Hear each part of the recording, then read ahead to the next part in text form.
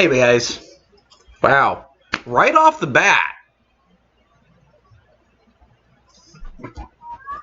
Bert. Boy. Right off the bat.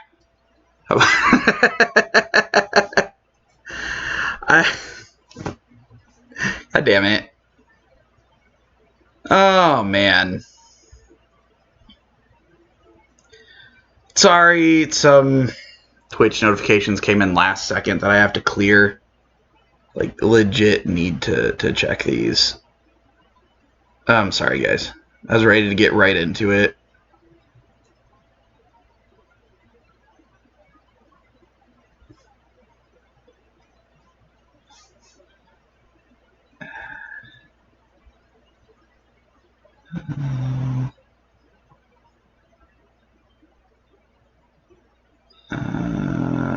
Okay. And, oh, that one last thing that I have not taken care of yet today. Son of a... I don't remember if I took my meds this morning, guys. I can at least take one of them now, just in case. 2 seconds.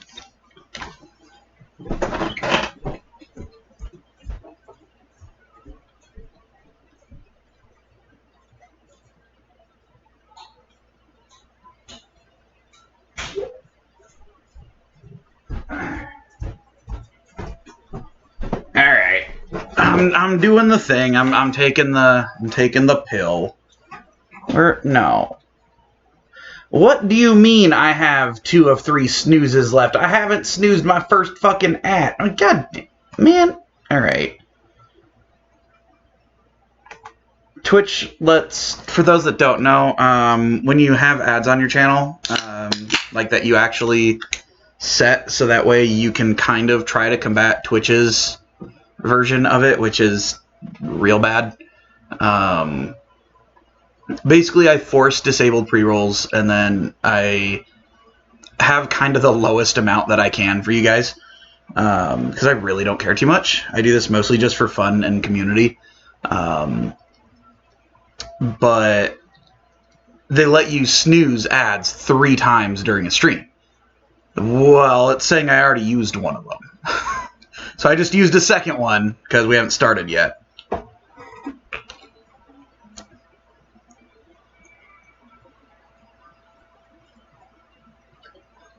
But oh, that's not bad.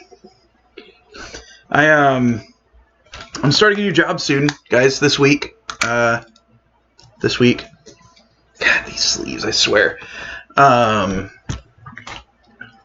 Yeah. I don't know that I'm excited for it. It's a type of work that I used to do before. It's janitorial. And it's not that I hate it. I don't mind janitorial work. I get to listen to my music whenever the hell I want. You know what I mean? Like, all day long.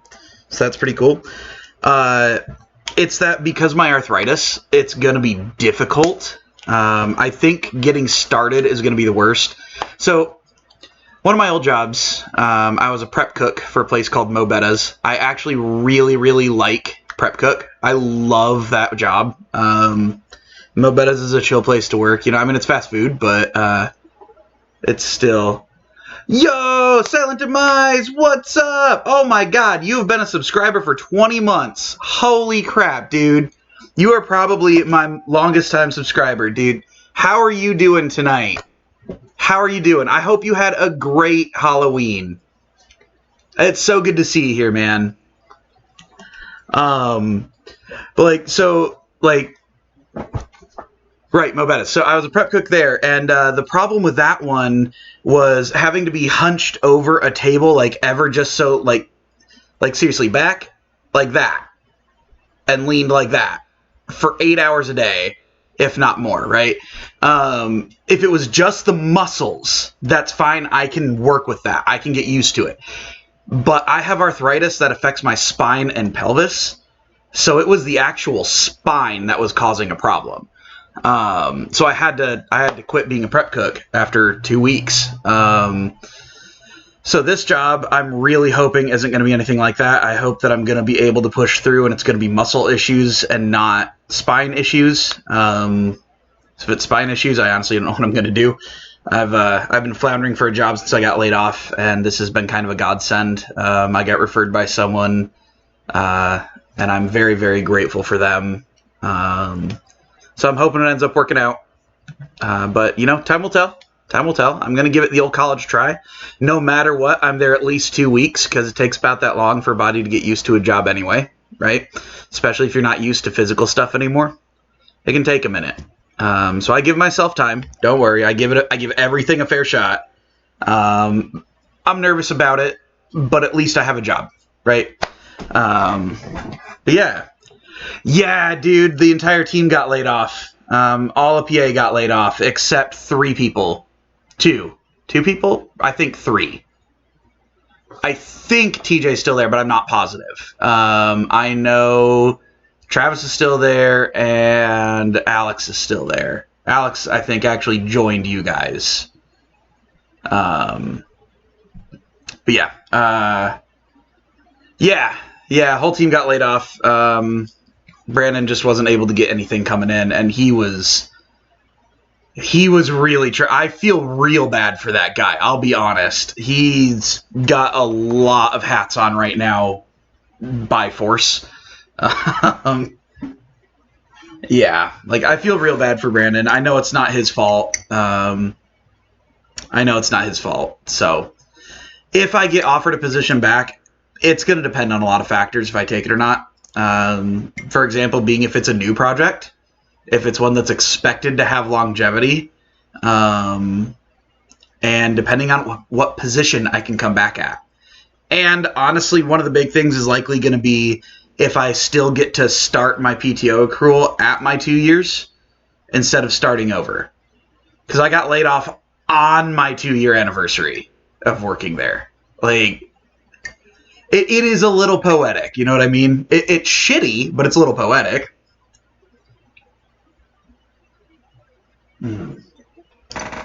I improved my pumpkin cider, by the way, because I inadvertently killed it the other day. I don't remember where we were. We escaped the darkness, but I don't think it didn't save the end of the chapter. All right. That's fine. We're right at the end of it anyway.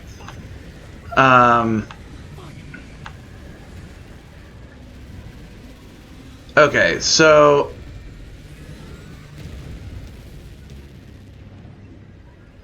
I forgot what words I was saying before this. You know, that's okay. Oh, my pumpkin cider, right. I accidentally killed it. I left it on keep warm, which is fine. But, the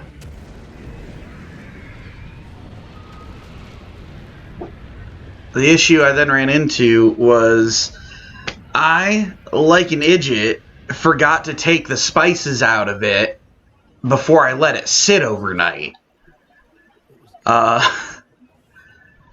So not only was it already really spicy, but then it was extra really spicy. You could not taste the cider. Definitely couldn't taste the pumpkin. So I added a second can of pumpkin. And honestly, that second can of pumpkin thickened it up so much, it was kind of gross. So I added some more cider, a little bit of water to thin it out. And it was good. It thinned it out really well. Great consistency. But the flavor was subpar. I really muted all the flavors. So what I ended up doing was I threw in just a little more powdered clove and cinnamon. Brought all of that flavor right back to where it's supposed to be. So I just needed a second can of pumpkin, a little extra cider and water, and then just a little more on the spice. It's pretty gosh darn tasty right now. All right. So for those of you that did you get all that? If not, I'll repeat it. For those of you that didn't see the end of the chapter last time, That's where we're at now. And last time it freaked out. It didn't let me do this investigation until I went, like, all the way down there, and then, like, all the way back, and then it let me do this. It finally triggered. It was so dumb. But here we are. So, Silent, you said you are surviving. Hopefully it's good surviving. Hopefully.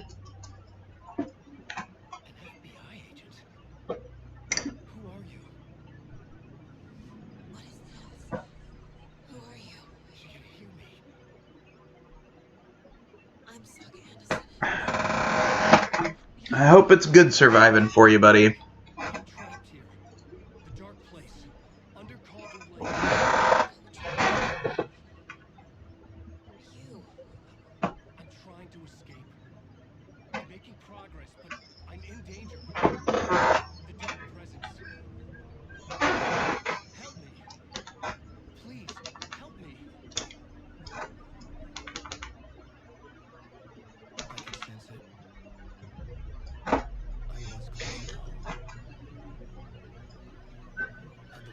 Oh, dude, I'm glad to hear that it's nothing major. My brother's actually going through some medical stuff right now, and it's moderate. Like, some of the things they thought were major are turning out to be minor. Some of the things that are moderate are staying moderate or increasing in severity. Right now, he's got a handle on it. He's gonna see another doctor here mid this month. And I'm just going to talk through this music a little bit, and then we'll continue and skip through if it hasn't ended by then. But yeah, he's got some stuff going on. I'm worried about him, but it sounds like he's getting things under control. I feel you on that, though, man. It's not been great. I've had some stuff going on, but I don't have insurance or the money to go get it checked out. You know what I mean? Like, it's writing itself. So whatever it is, there's something going on and my body's doing what it does. But yeah, dude, I'm sorry you're going through some medical stuff, but I'm really happy to hear that it's nothing major. I'm really happy to hear that. And Pion was saying yesterday that we all of us on the server, we need to do a Friendsgiving call. I'm not sure if you noticed that, but we definitely do. And you and I definitely need to hang out again. We got to do something and chill. Oh yeah, no, like honestly, dude, I'm dreading the fact that, like, because I was jobless, I qualify for Medicaid, but now that I have a job, I likely won't qualify for Medicaid. So I had like a 34-hour period with Medicaid, but no actual coverage because it hadn't started yet. Because they don't have the official you've been laid off paperwork from Lionbridge. So, like, you qualify, you have it. Oh, now you have a job, and we need that income to see if you actually get coverage. Like,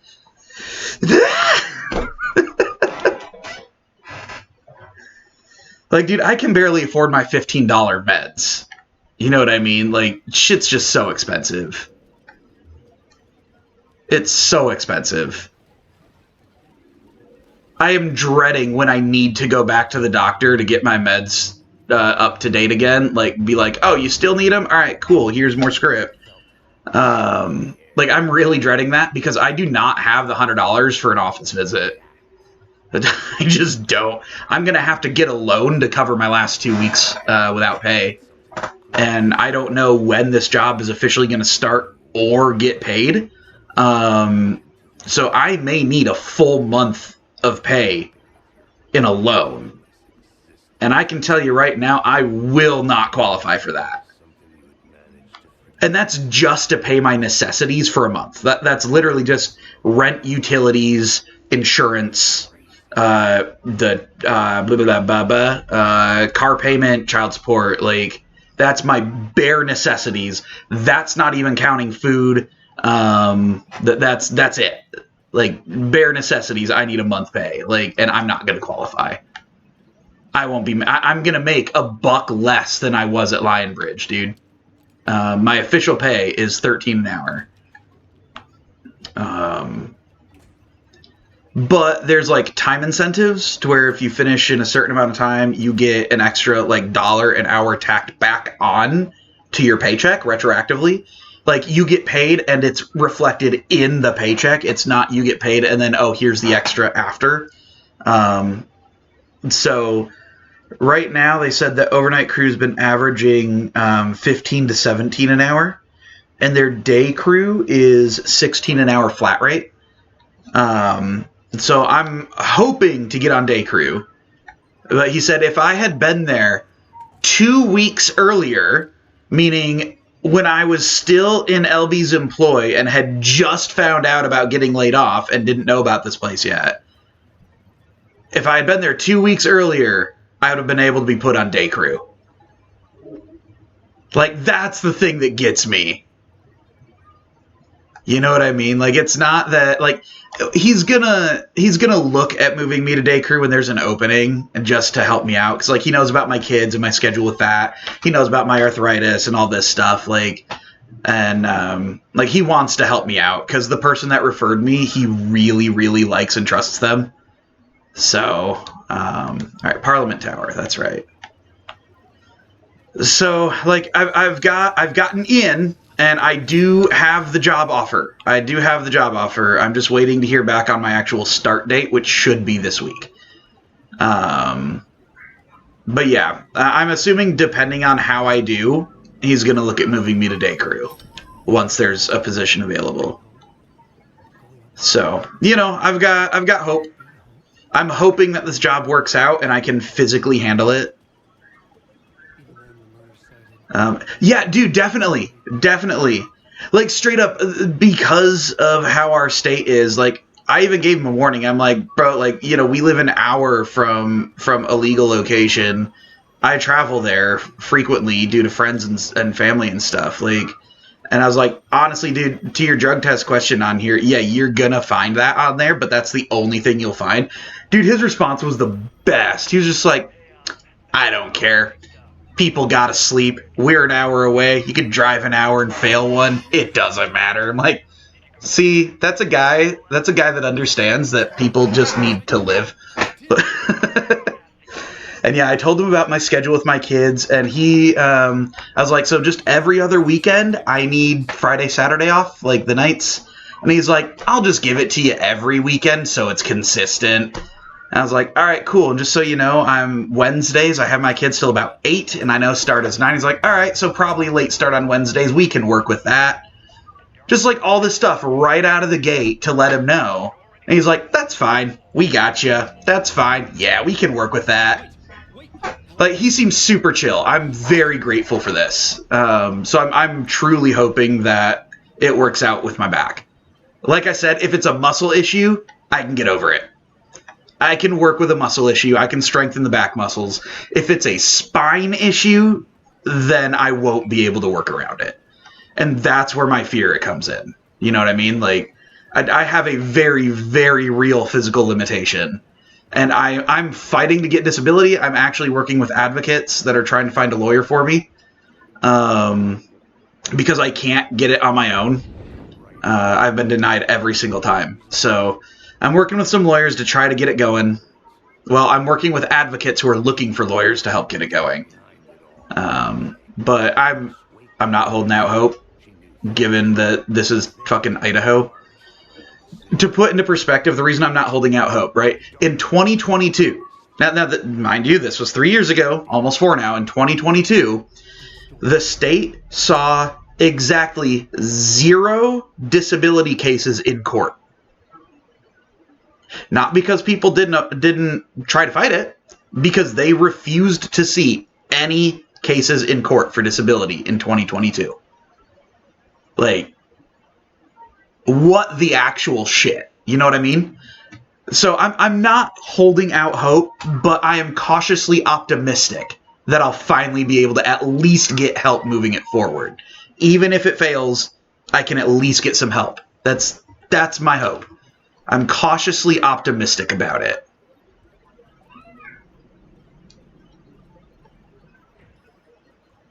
It's been a fucking time since July, let me tell you. Like, my roommate leaving, that piece of shit would... like, I try to stay completely, I try to be happier in here and try to keep it lighthearted, dude, but him bailing on me like that completely fucked everything over. It really did. But yeah, no shit, dude, those Christian values at play. That's why, like, when people understand the difference, this is not to get political, not getting political here. I keep politics out of the station, right? But there is a difference between being Christian values that are pro-life and Christian values that are pro-birth. If you care about giving people the tools to succeed and making sure that child has a healthy and loving home, that's pro-life. If you just want people to pump out babies because you're against it, you're against the other option, that's pro-birth. They are two separate things, and a lot of people don't realize that. Whatever side you fall on is whatever side you fall on. I'm not here to judge people about that. That's not what this channel is for. But those freaking Christian values, it's the same thing. You either have the people that are Bible beaters that don't actually listen to it, or you have the ones that actually follow it and aren't dicks. Right? Like, my mom is a Christian, like through and through Christian. I was raised in a very Christian household. She has never shoved it down my throat. She has never shoved it down anyone's throats. One of my best friends from high school, he is married. He is gay. He and his husband are wonderful people. They are doing well for themselves, and they are so happy. He is one of her absolute favorite people. 1000%. She talks to him almost every day. She loves him. Like, she is the Christian of, he didn't fucking stutter when he said, love thy neighbor. Just straight up. Like, that's her view on it. She is very open. She does not agree with it, but she supports it. That's his life, not hers. Like, that's what I mean. Like, they're two completely different things. And if it was that kind of values, all for it. But just fucking Bible-beating bullshit, dude. I ain't about that. And that is stuff that, like, when people try to push it like that, I actively kick them out of this shit. You know what I mean? Like, this is an inclusive place. And if people are from that side of things, just don't bring it in here. You're more than welcome here. Just don't bring that in here. Same with politics. I don't care what side of the line you fall on when it comes to this stream. When it comes to the stream, that stays out.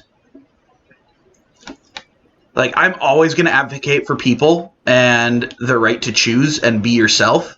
For example, I have my very second tag on here after this being an English-speaking stream, LGBTQIA-friendly space. That is how I run this thing. And if people don't like it, guess what? They can get the fuck out. There's the door. It's how I run my community. I give a shit about people. And honestly, that all started a lot younger, back in high school. There was a guy who started a group in the 360 era called BABG for Call of Duty, Be a Better Gamer.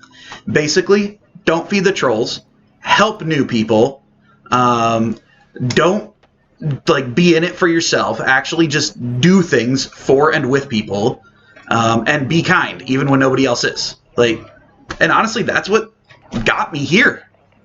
To have this kind of safe space set up.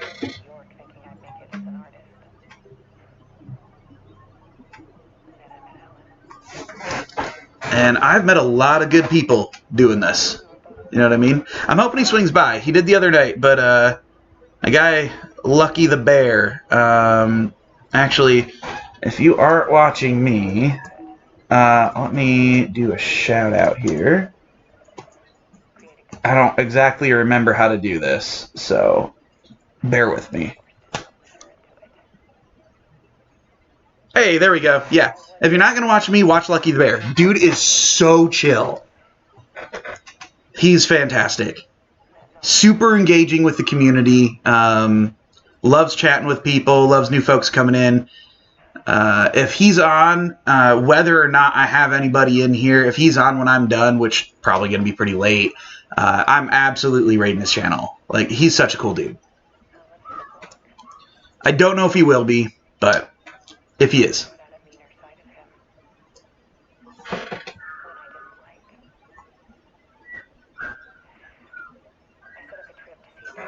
I know I've been talking over like all the important plot points, and I do my best not to do that.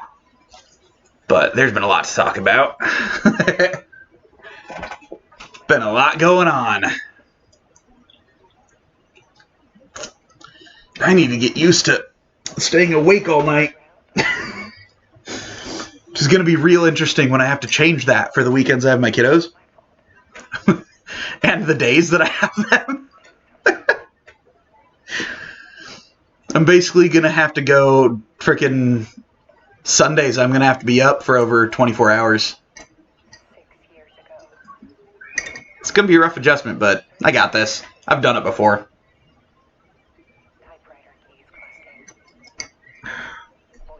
Ah! It's okay, we didn't spill anything.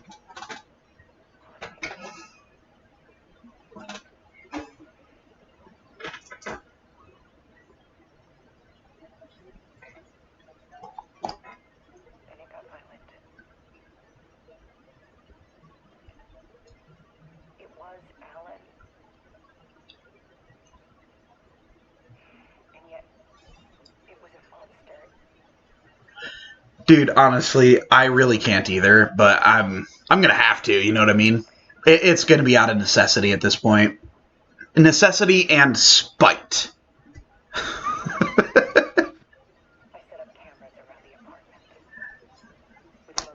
So I'm gonna explain this here in a minute, once the scene's actually over.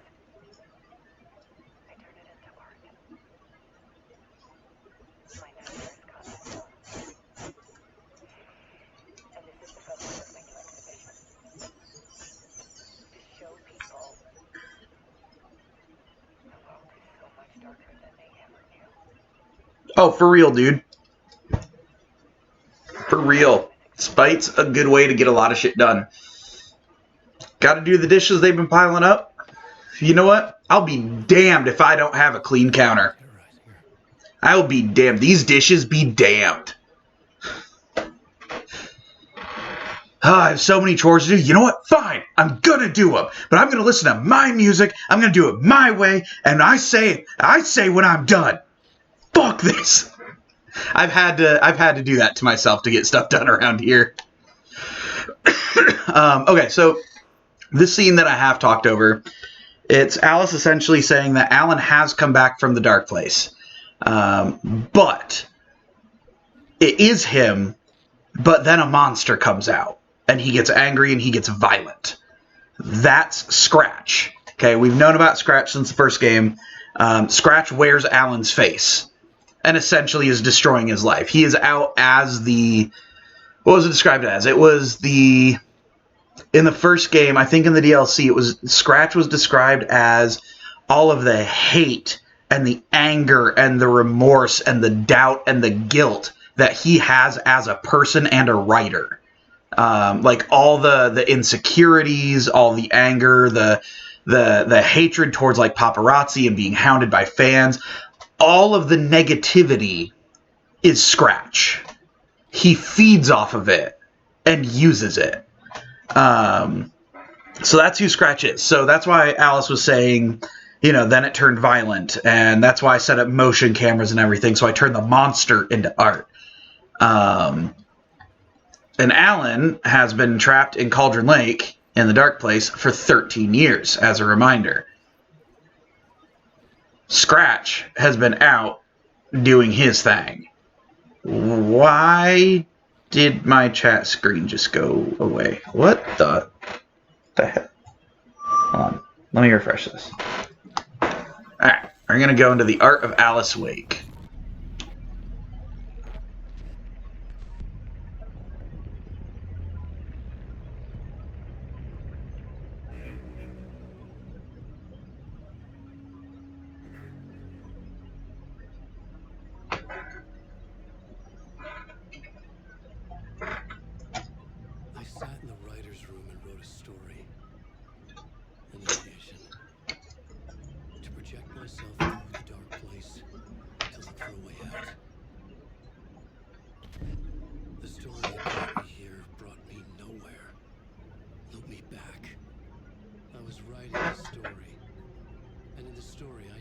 Into the writer's room. There we go.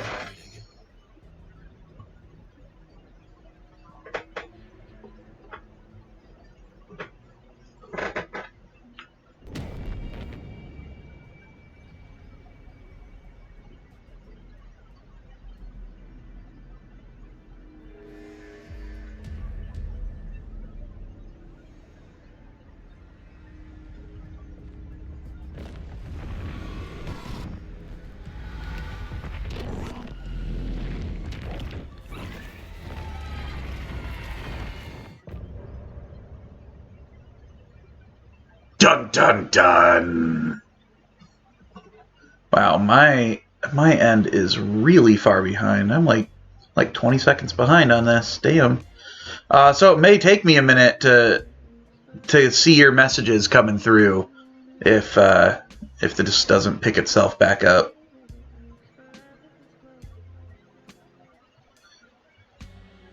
And one thing I'm trying to do with this game, guys, is I'm trying to end it at the end of a chapter so I can kind of do my outro on this. I've been doing pretty well with that so far. We're not done by any means. We're not done. But that's what I'm trying to do. Make it kind of a nice outro. It fits perfect, you know? Yeah. Just a little behind-the-scenes mindset, I guess. Oh, I got some new shirts. I kind of showed them off a little bit yesterday, I think. But they're night shirts, so they're, like, super long. And, dude, when I say they're stretchy, I mean, like, dude, like, super stretchy. You know what I mean? And I'm wearing this one right now. Mostly, it's the largest one that I got. And mostly just because I can do this with the sleeves. Like, because, you know, I'm a child at heart. I'm just a child. So... So I get to do the flippity-flip with the sleeves. And the best part about these shirts, are you ready for this? I don't know if you are. These nice long-ass shirts are soft as hell, and they have pockets. Dude, they've got pockets. They've got snack holes. Just straight up. All three of them do. So I got the Stranger Things one, right? I finally have a Hellfire Club shirt, and it happens to be a night shirt, right? Like... Hellfire Club. Hell yeah. Dude, these are $7 at Walmart right now. $7 at Walmart. Because, you know, selling all the Halloween stuff. And then this one that I know if she ever swings by, Phantom is going to love. You guys may or may not remember Phantom Wolf. She's one of my mods. Also happens to be partner. But she also loves Nightmare Before Christmas. So I got that one too. I love them, dude. They are so soft. Yeah, dude, a shirt with pockets. All three of them have pockets. All of them. And I love it so much. They are the softest things I've ever worn. And yeah, like all of them, dude, all of them have pockets. They've got the snack holes. And you better believe that I have utilized those snack holes for their intended purpose.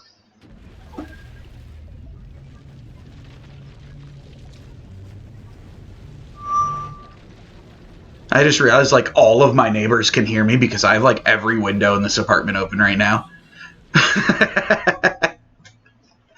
Everyone out there just hearing the word snack holes over and over.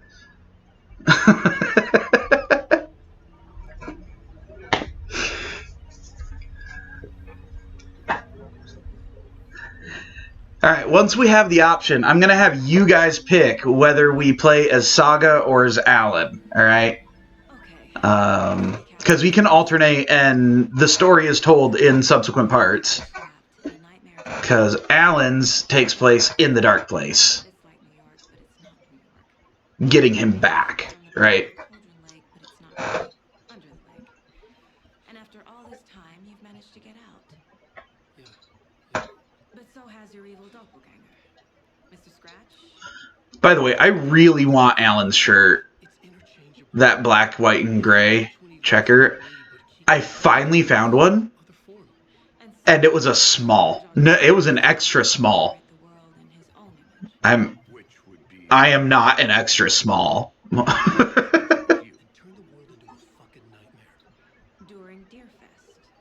scheduled to take place in a couple of days. You got out of the dark place by writing a novel, the pages we've been finding, but your double edited it into Oh, God, dude, hell yeah. I want Battlefield 6 so bad. It looks a lot of fun. Way better than 2042. I hope you have fun, man. I appreciate you swinging by. I appreciate the resub. And I appreciate the lurk in the background, man. I really do. And thank you for the well wishes for the job, buddy. You have a great night if I don't see you again tonight. I love you, man. Have fun. You lucky bastard. And that dark presence was still bound to the lake. I stopped it before it got the ending it wanted. Before it broke free. Based on that, there's still time. Which brings us to your magical light switch. The clicker. Magical doesn't quite cover it. Scratch wants it to bring about his ending. That can't happen. Absolutely, dude. And same. I'm really bad about actually reaching out when I mean to, because I'm always in the middle of something, like, oh, I should reach out to them, and then it's just gone. Like, I've been meaning to message someone for the last 6 months. So please hit me up, too, if I have not hit you up in a bit, all right? It's like a half-forgotten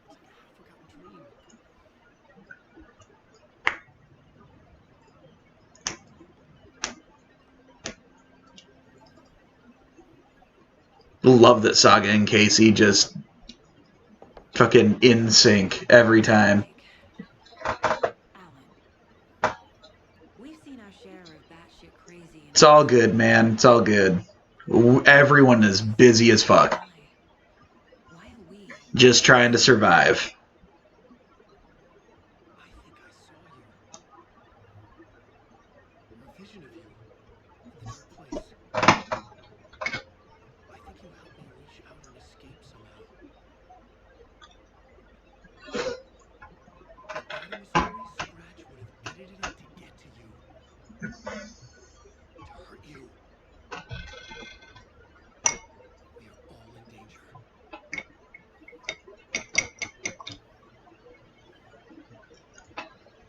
I forgot my spoon.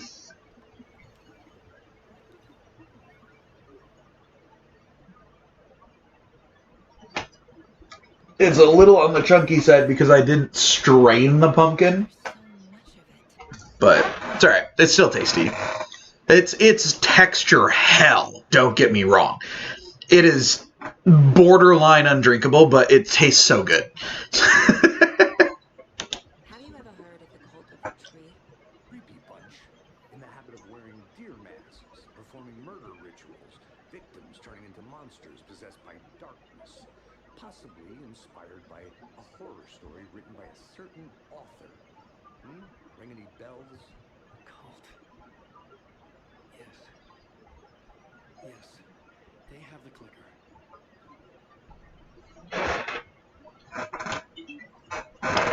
If the cult has the clicker, does that make them Scratch's followers? How are you so certain they even have the clicker? They could be working for Scratch. I don't remember. It's all confused. Alan, if I'm gonna act on this information, you need to be honest with me. Of course. Is he confused? Or is he hiding something? Alright, let's see. Before we go into the mine place. I feel bad for these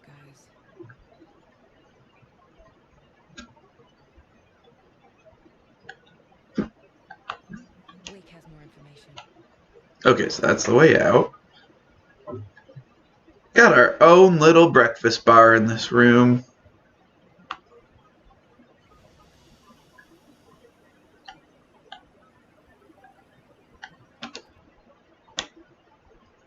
Quickly save. I don't trust quick saves. I've been burned by them one too many times. Twice.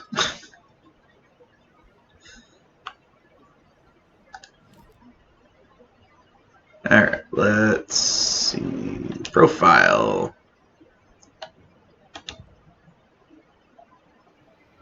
Wake has a double. Mr.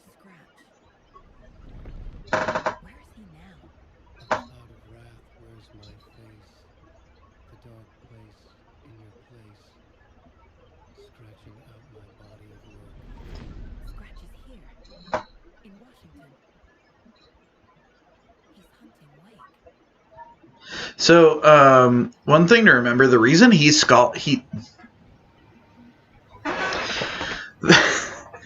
reason he is called Scratch is because anytime you try to say his name, it comes out like a record scratch. So think of it like in Metal Gear Solid 2, the explanation of why the Patriots are called the Lalilulelo is because anyone that tries to say the name of them, it comes out as gibberish. Same kind of concept here. Except it's not nanomachines. How does he know? The writer is the reader. The next chapter. The next chapter. The pages safe, the dark shining of the words. Wake is hiding pages. That's how he knows the cult has the clicker.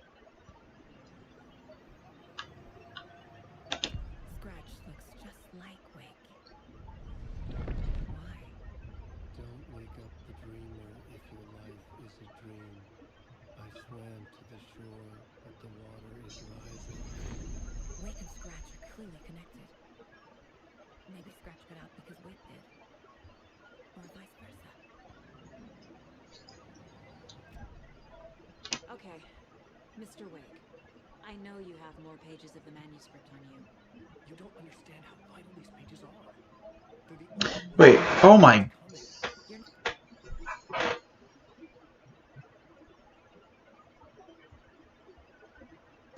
I'm staring at my chat and how dumb I am. I mean that in a brain fart way. Because I did not, in fact, yawn. I wordsed, which I need to double check if my other one, if I wordsed it right, honestly. Like, because I know I had one at the very beginning. Yeah, okay, I got it right there.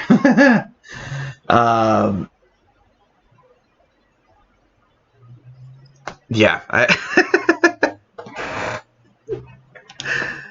that was super special. This is our job. Okay. Here. This is all I have. Be careful with them.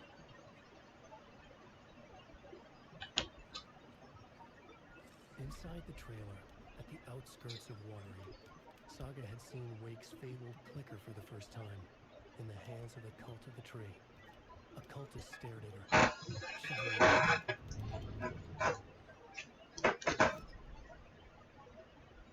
Standing inside the trailer, at the outskirts of Watery, Saga had seen Wake's fabled clicker for the first time, in the hands of the cult of the tree. Her mind reeled from what the horror story was now claiming about her. Her life, her past. She didn't accept it. She stepped out of the trailer. She needed air. But she wasn't alone. A cultist stared at her from behind a deer mask. She drew a weapon, shouted, ran after him. Sorry, 1 second, guys. I was hoping to get this out before that ended. Oh, we got title page of return too. Look at that.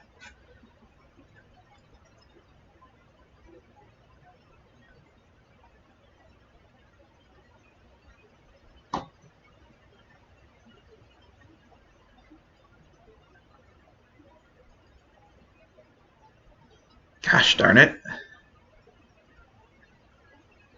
Sorry, important message that I need to send out.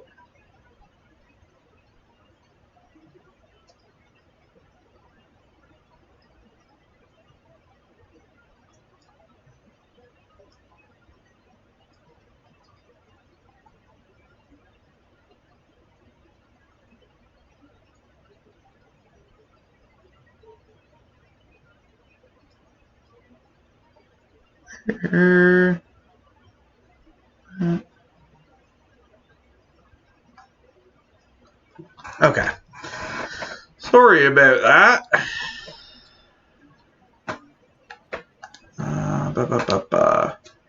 Learn more about the clicker. Do we have anything in the case board right now? We do!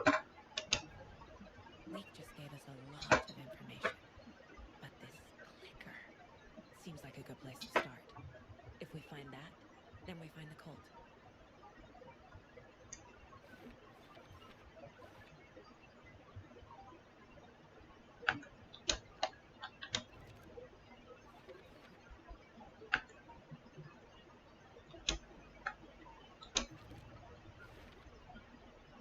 The cult of the tree has the clicker Wake told me about.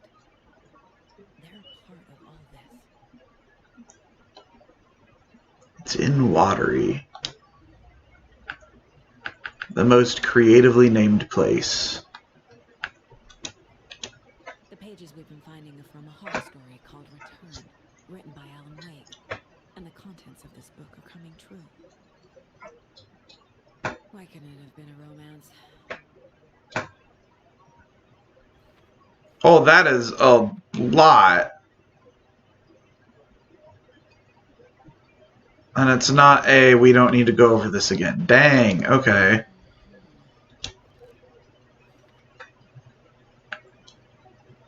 Story changes our reality bit by bit. The process is gradual.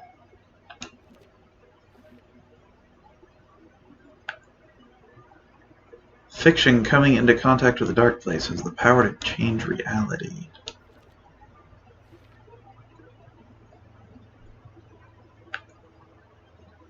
If we don't stop it, Scratch will use the story to permanently change reality at the start of Deerfest.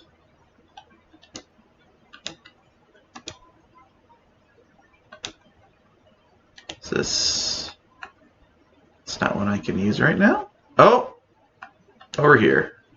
I didn't see that bit.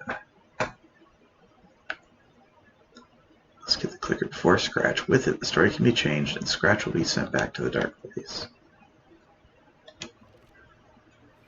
The clicker? Wake was trapped in the dark place for 13 years.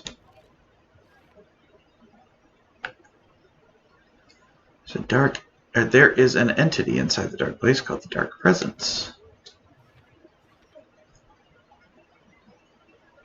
God dang, dude. Scratch and the Dark Presence are interchangeable.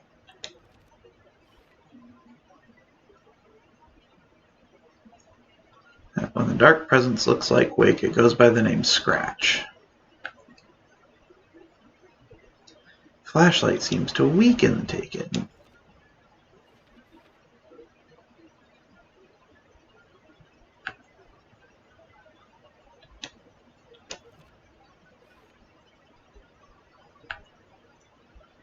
In the form of Scratch, the Dark Presence is editing Wake's story. It wants to turn the world into a fucking nightmare.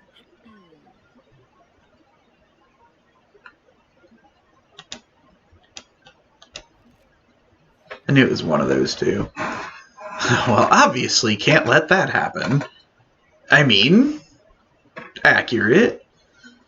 Alright, dark place merged with ours. This place in the dark place, called an area of the overlap. That is that. The dark place. A dimension that's home to monsters. Wild stuff. The overlap. I entered the Cauldron Lake overlap by reciting the poem. Okay. The poem was about a local legend, a witch's lost heart, about terror. Sorry, that was bad. About terror. Nah, that was still bad. I'm sorry. I don't have it tonight, I guess. Alright. An overlap needed a push from both directions to manifest itself. Reality eroded by repeated dark lore and a center point. Crafted in depths of the dark place, connecting the story on either side. So, be the overlap? Yeah. For the overlap to form, it can't just be an urban legend. It must be supported by an accompanying narrative in the dark place. Still can't use that one. Okay. Cult stashes. Cauldron Lake area. Look at that. No, not what I meant to do. The clicker, the cult. Okay, I'll head to Watery and find this trailer.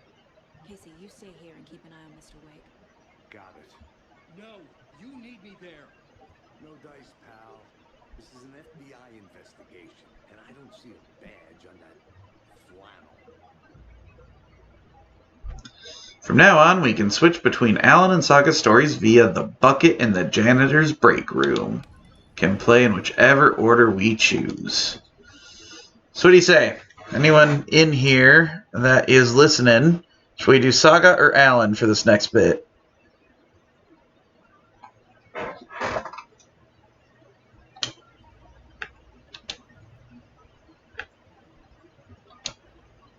Creepy dolls, mysterious rhymes. No weirder than anything else going on, I guess. If no one picks, I will be picking Alan.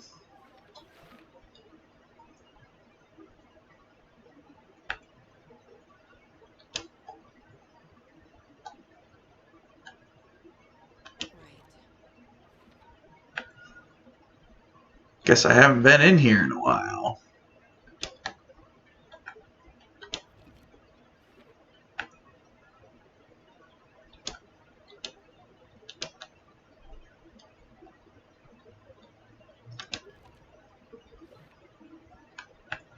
Ah!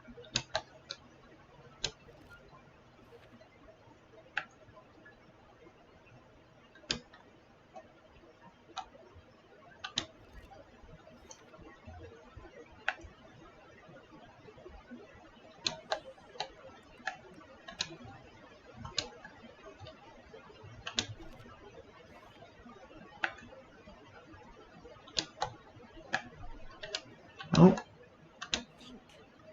Think. What? Wouldn't that be right? Okay.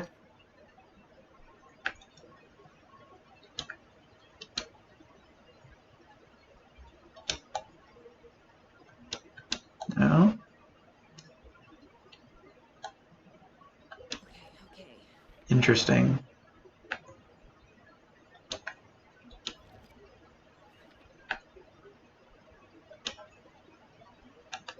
That'll be down here. Wolf doll. I like these nursery rhyme puzzles. I always thought they were fun. Is that going to go here? No, that's going to go at the bottom. These ones, I don't know. They're 50-50 on those ones. FBC is definitely playing with things they don't fully understand. FBC created the rhymes. Research to see if nursery rhymes have power to affect future. Weird.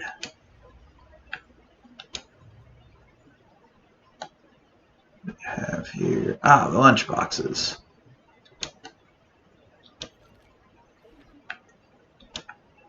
That's it. Hey! Oh, we're still missing two. I don't think we've been to those top cabins yet. That's probably where they are. Probably up in that area. Alright.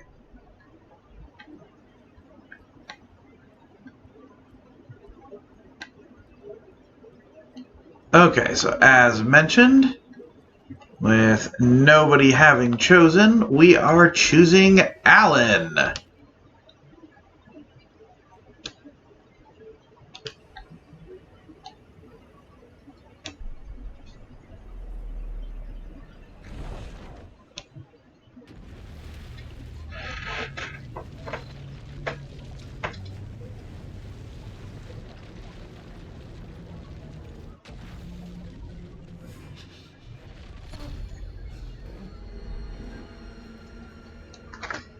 was back.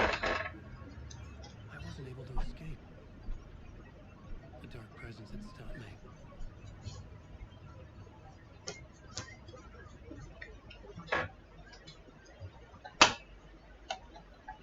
I had seen the title page of another manuscript. Return. I didn't remember writing it, but it felt familiar. Important. I had to find it.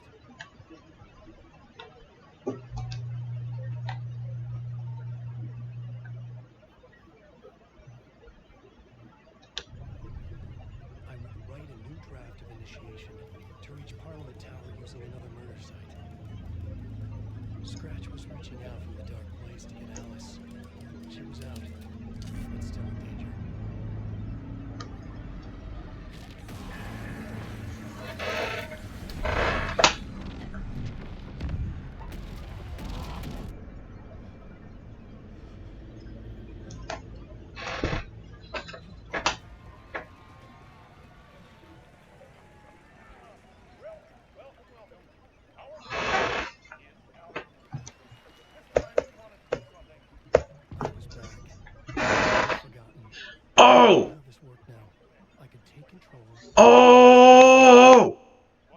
This is the good one! Oh my god, this is the good one!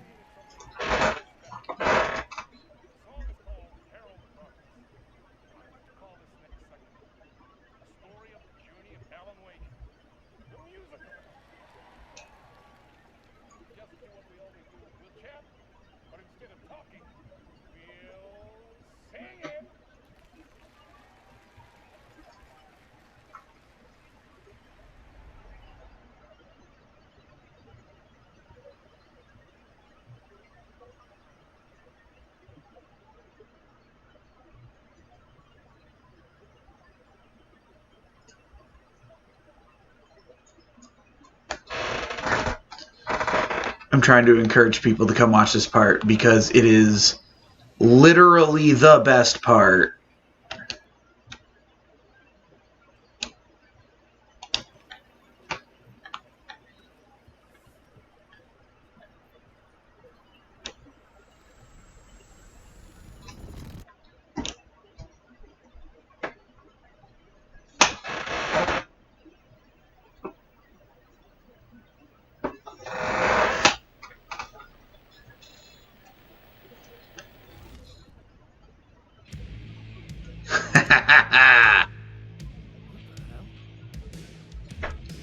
From what I've gathered, you grew up nice and sheltered.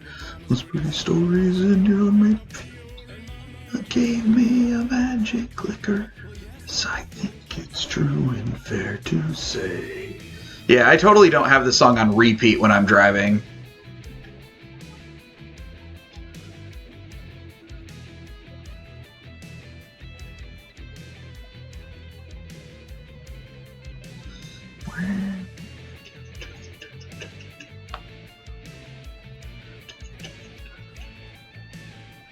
Good old Poets of the Fall.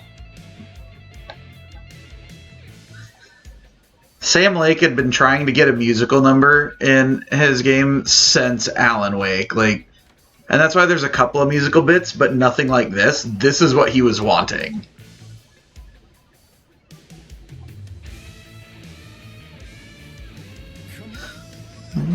Missing lost words and missing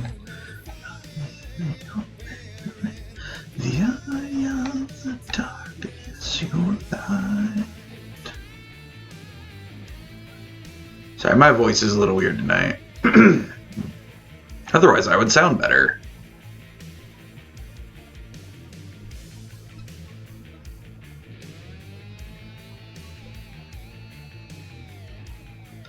The fact that they have this music set so they can time it to any part of it as you progress, phenomenal. We're drawn to stories early on my dreams and my imagination. Your nightmares night and day. Yeah, but with the clicker, I chase those frights away.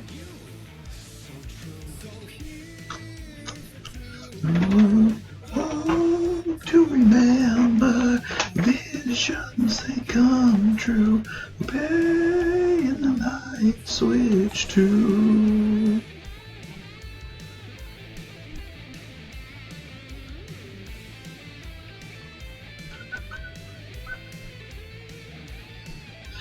You may or may not remember, they performed this live at the Game Awards.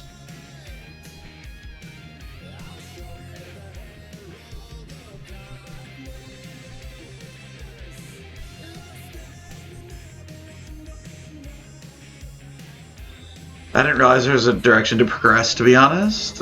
I was just so engrossed in this.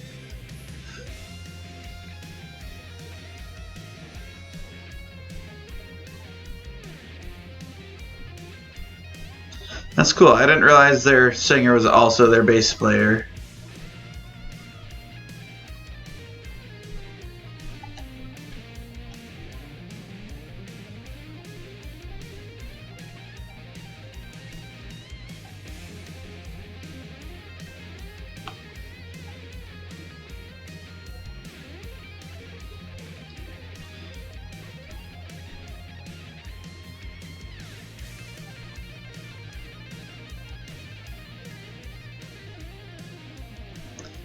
And dude, like 30 minutes of solos is insane.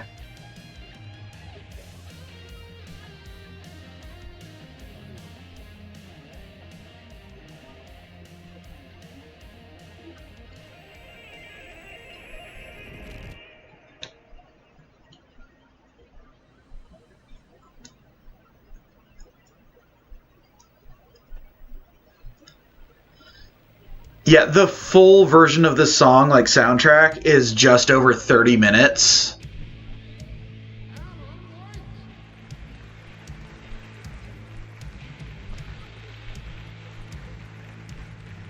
The edited version, that's like the one that most people would play, is 15 minutes, because it cuts out most of the solos.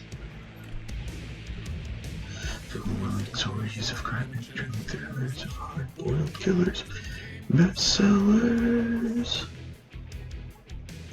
It's all too much, I had to get away.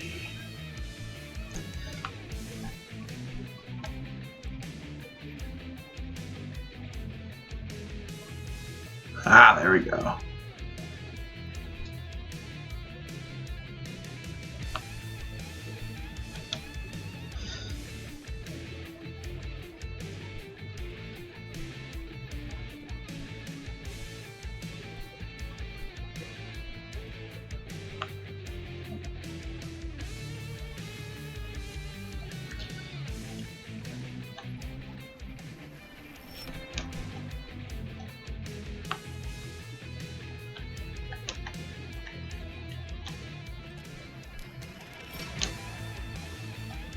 No? Okay.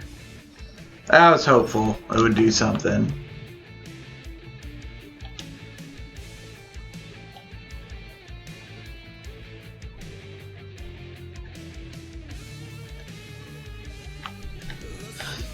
It's the end of peace of true fiction. See the face of creation.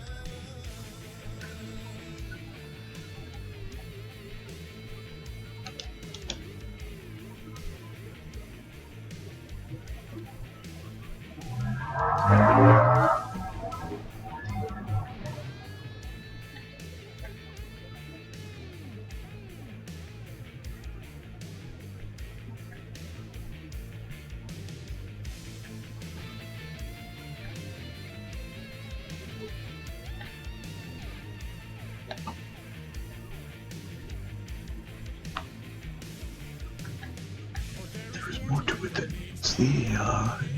Never meant for it to ruin my life that way. The jaded life, dark shades can never save the day. The truth.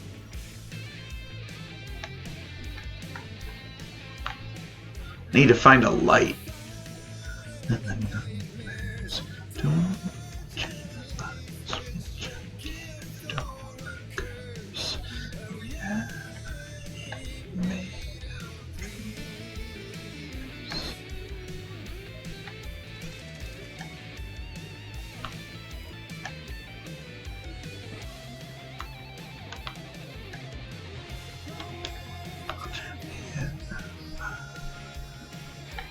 Okay,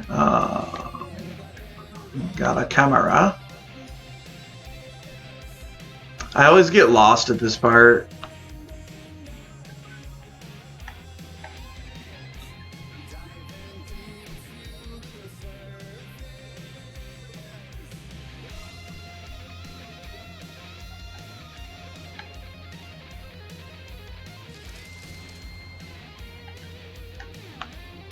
I need to follow the Getaway Club signs.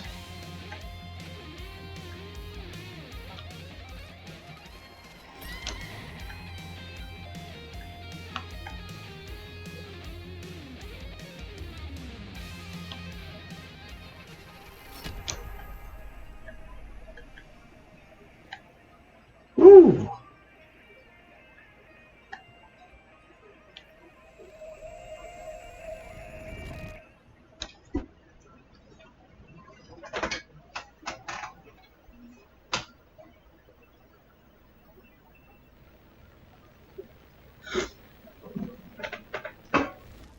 not over yet.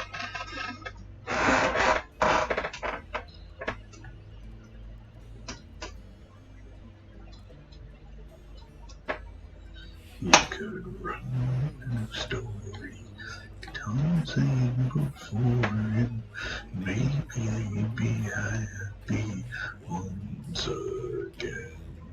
Just one shot, one more chance for him to save their marriage. A road from the city, a romantic getaway.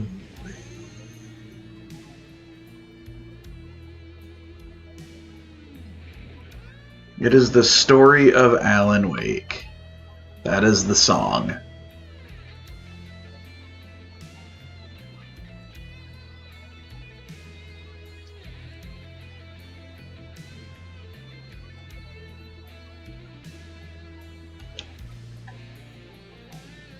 God, I am not used to the long version. Like, I've got the 15-minute version on repeat in my car, you know what I mean?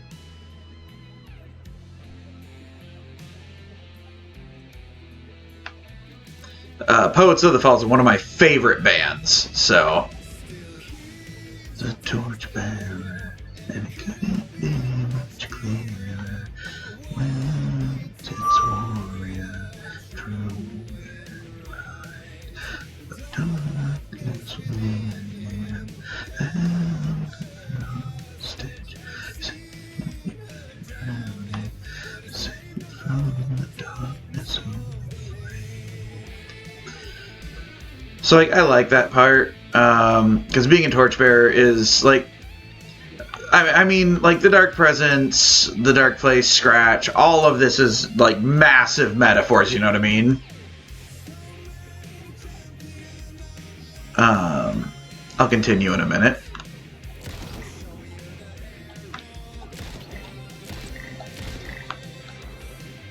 Uh-oh. Oh my god, I'm using the wrong setup, that's why.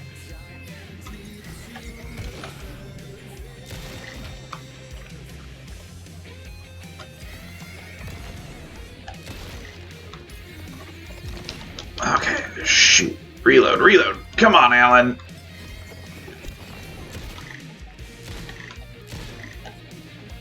One more. Oh no.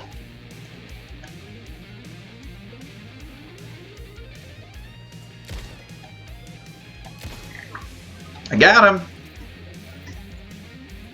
Okay, so he's a torchbearer. Like, so I see all of this as a massive metaphor. You know what I mean? Like, I'm someone that has significant depression. I'm fine admitting that. Anyone that knows me, it's painfully obvious, right? So I see it as a metaphor, and to the point where my Alan Wake tattoo, I keep showing it off, is the torchbearer symbol. So, like, I take a lot of this kind of to heart. Not in a, oh my god, the video game is my life way, just in a, I can relate, for better or worse, to Alan. Especially using metaphors. So it's... There's a reason that this is my all-time favorite game series.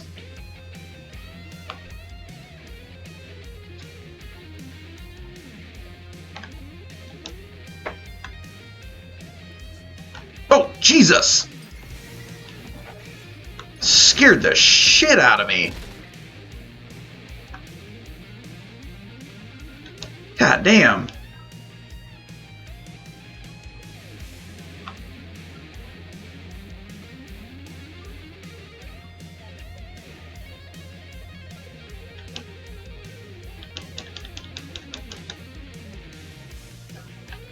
You know what?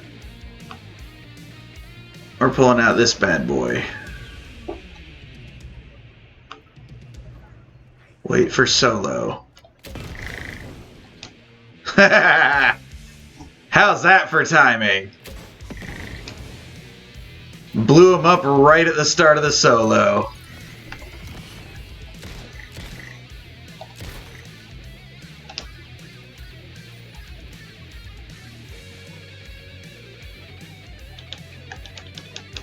Come on, come on. No, that was the wrong button. I meant to do that. Whatever, same effect.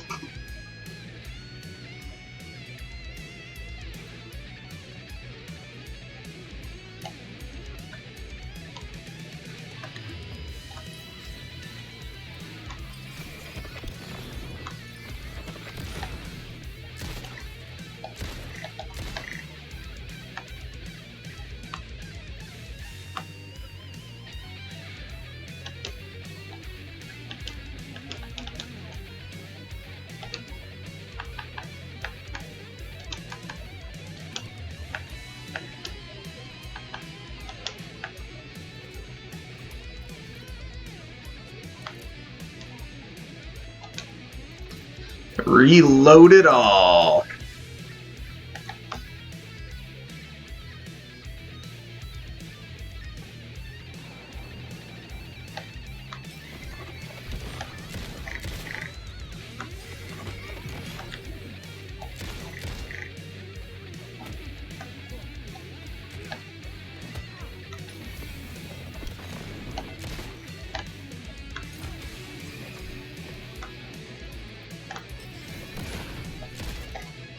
Oh, crap, crap, crap!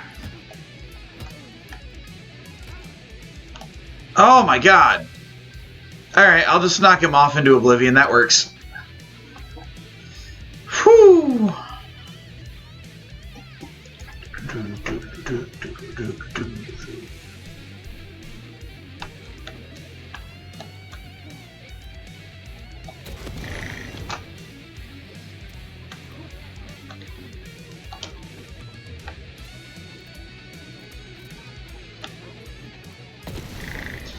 Ah! Frickin' auto lock.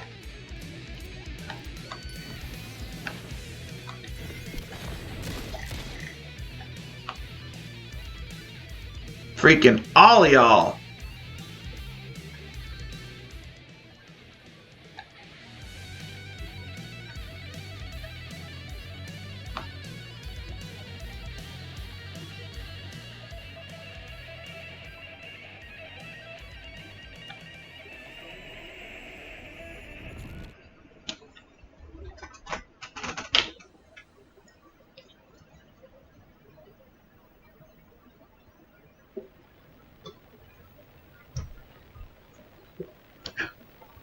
Seriously, Initiation 4 is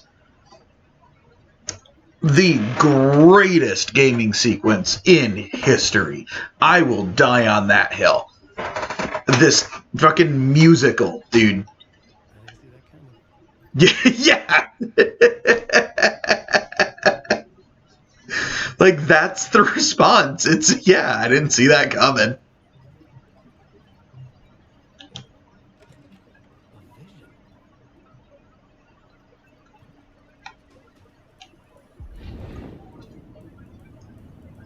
Oh. Place it body trapped in here. Is this real? I cannot remember. A manuscript that held a key. A vicious cycle I must not surrender to. Echo seems to seek out again and again until I figure it out to bring this song to an end.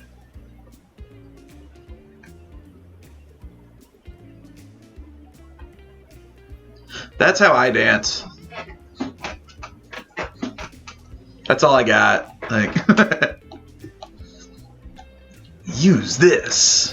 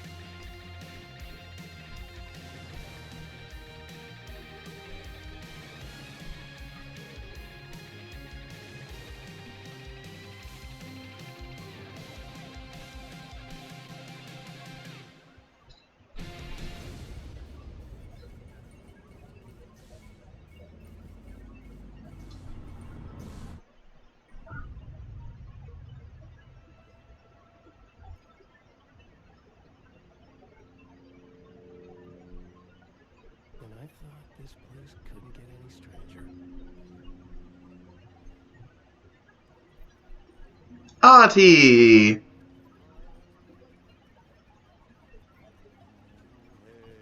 of darkness, lost in the doom. Alright.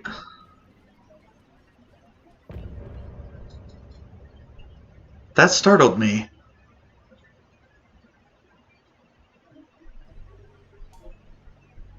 Alright, with this song playing, I'll be right back.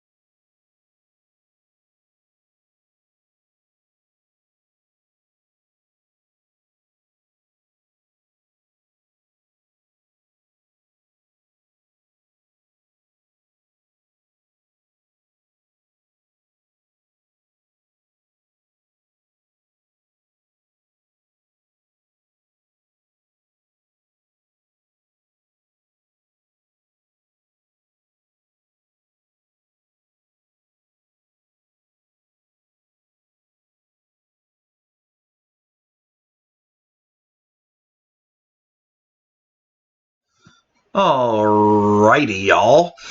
Sorry about that.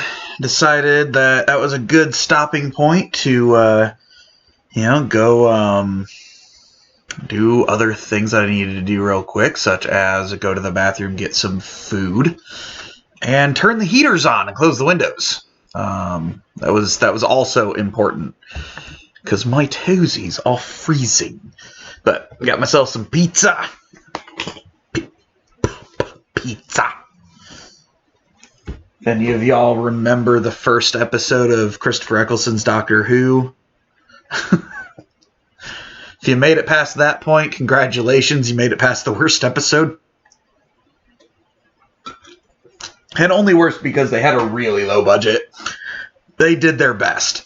It's just the Rose not very clearly not seeing that he was not Ricky.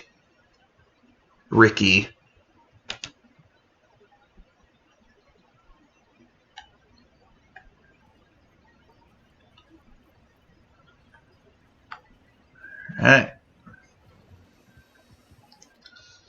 So we're gonna do the thing. We're gonna hop back and forth.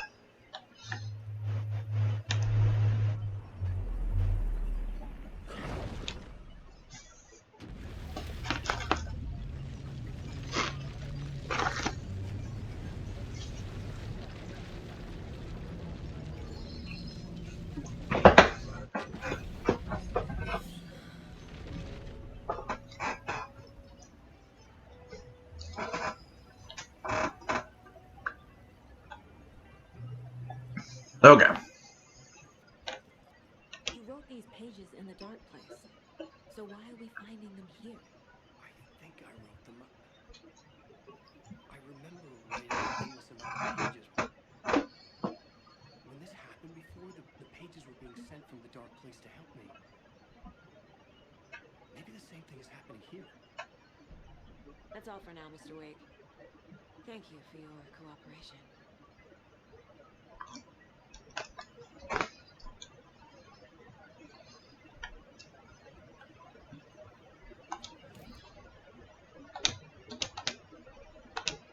I knew it.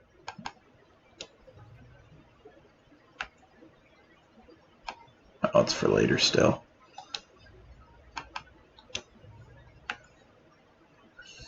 He remembers writing many pages while in the dark place.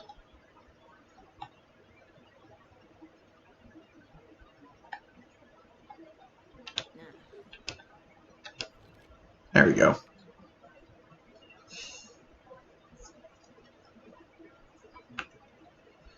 Cult could be followers of Scratch. They have the clicker after all. Really?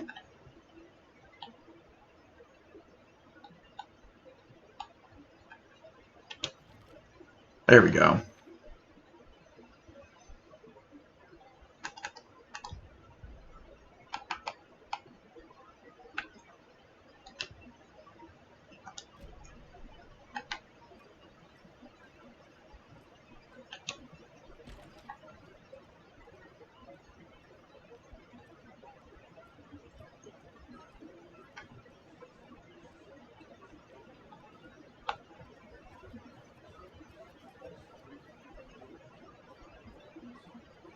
Want to know what they're saying.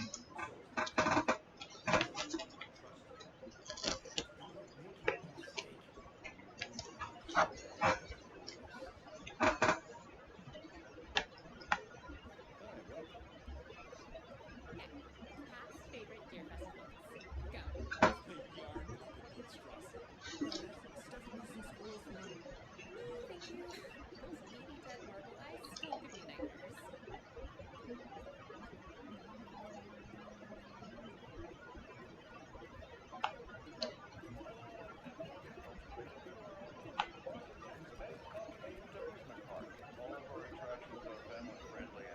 Love these guys. So,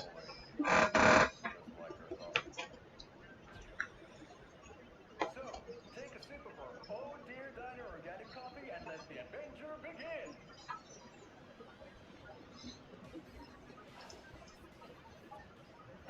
Hold on for dear life on the Espresso Express!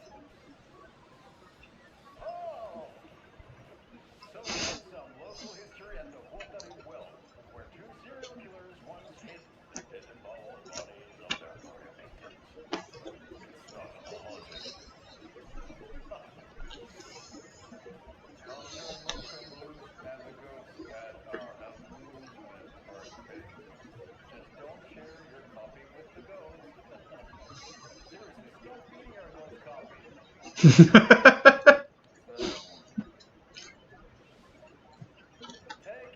amazing views from the slow roaster Ferris wheel.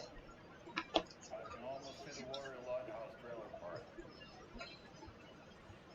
This is so much fun. And finish off at our beautiful gift shop where seniors and children under 10 receive a 9% discount on keychains and propane tanks. Welcome to Comfort World. We guarantee you'll have a great time. This is the third time I've witnessed a zombie gun in a TV in my room. Love those dudes. Awake all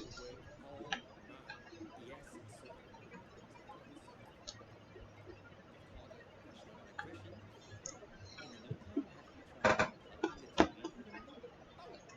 Yes, sir. Things like that, sir. I've called a professional electrician. In the meantime, have you tried unplugging the TV for the night? Oh, there's an idea, Einstein. Why don't I just get rid of everything I'm paying for in that room while I'm in it? Just get rid of the floor. What about toilet and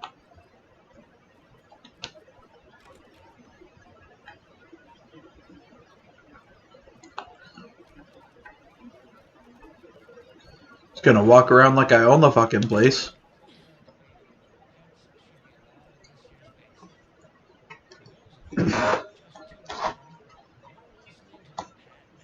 Pat Maine, hell yeah. By now, we've all seen the FBI setting up shop in town, and I'm sure you're all asking the same question I am. Did they bring all this terrain with them? Deer Fest is right around the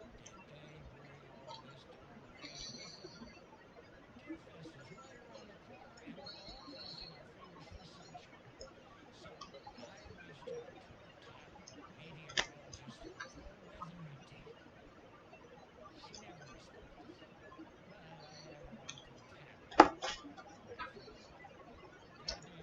there? Yes.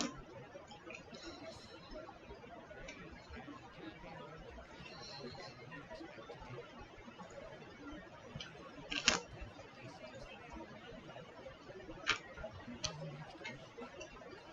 seems to be on the mend here. And what was the next week? Storm. Yes. Terrible weather. Any chance the sun will poke out in time for Deer Fest?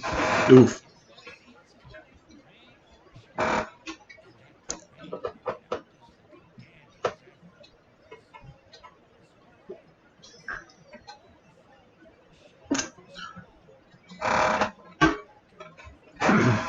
as ever. That's right. Looking forward to all the fall gear showing up this fall. Can't wait for that. So, so you're a fan of Spoops? Sensation, magic, nightmare. That was good. That was good. I like that.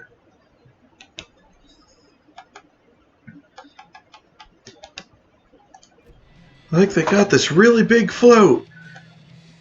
It's like a swan. Long neck and everything. Like a really big swan.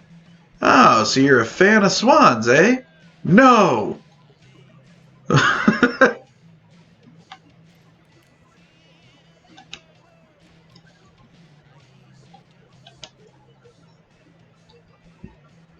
Look into news and rumors. Focus on 2010. Cross-reference with old case files from New York City cult. Similarities, commonalities, and methodology. Part of series. Find out name of good coffee from diner.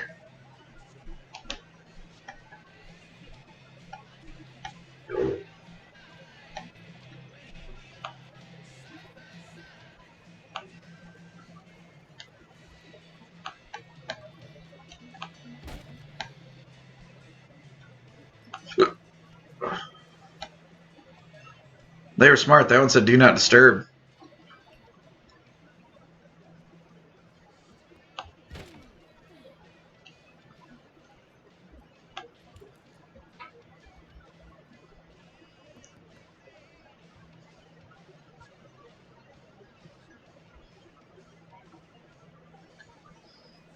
Okay.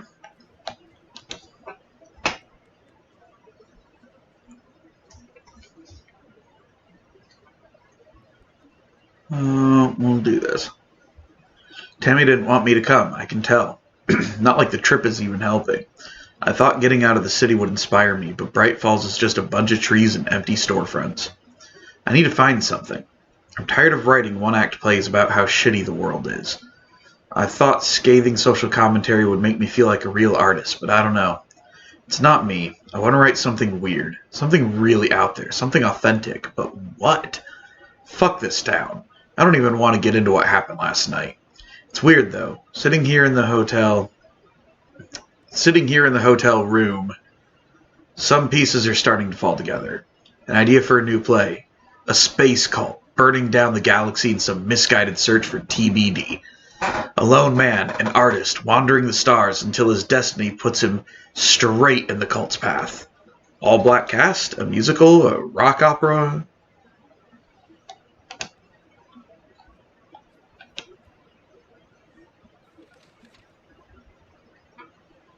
Manuscript.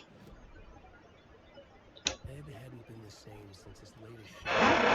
This wasn't the first time one of his productions had shuttered early. Scathing social commentary in a one-act play wasn't exactly filling seats. When Tammy told him she was taking a research trip to Bright Falls, he decided to tag along.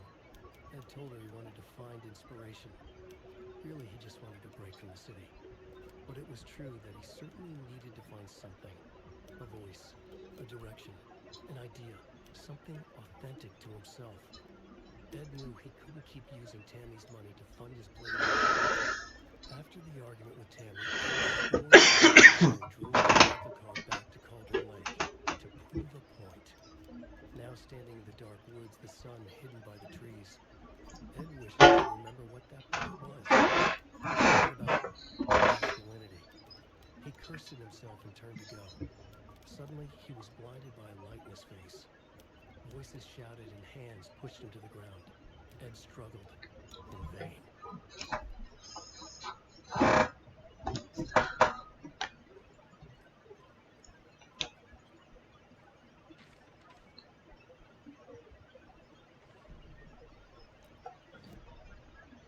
Tammy tapped her pen on her notebook. Alan Wake had ridden the same ferry into town when he arrived. This was his entry into Bright Falls. His first steps across the threshold. She wrote that down. She always found it helpful to walk in the victim's shoes, do what they did, see what they saw. It added great color to the book. Tammy felt raindrops on her face. God, again? She pulled up her hood. The rain just kept coming. She missed New York. So far, this hadn't been the simple research trip she pictured. First, the incident at the lake, and the fight with Ed. Not surprising, tempers got hot. They were both on edge after what had happened. Tammy had said some things, things she regretted. She looked out over the harbor. A chill passed through her. She hoped Ed wouldn't do anything stupid.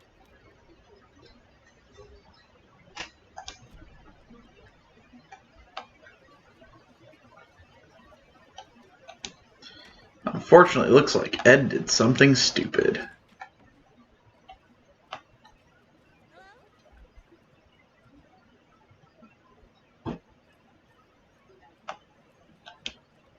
It doesn't budge.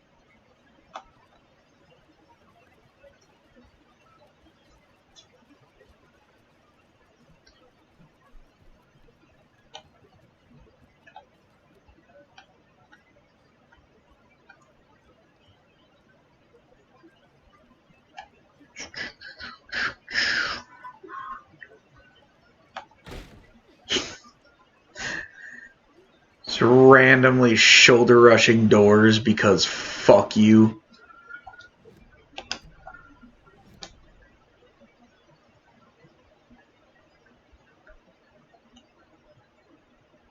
My car.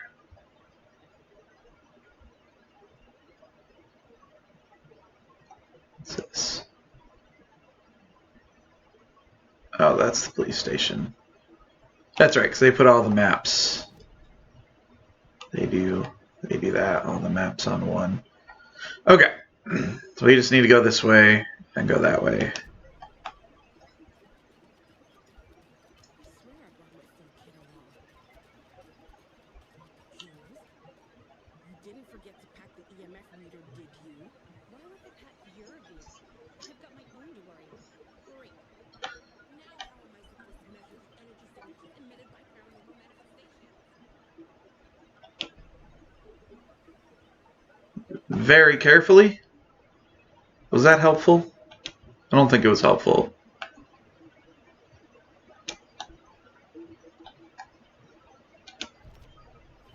Look at that. I don't think I ever found that before.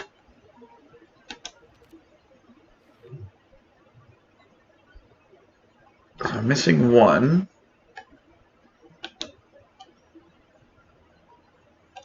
Alright. Neat. Oh, I can get some upgrades. We have no upgrades. No upgrades. Wait a minute. We had her other weapons.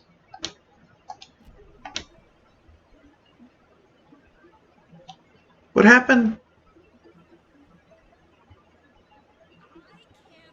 We had the rifle and crossbow. I remember that. Yeah, go back to that shoebox.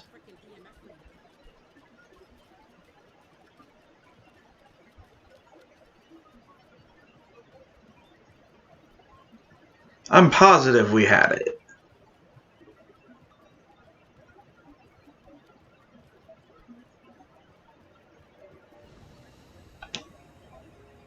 What?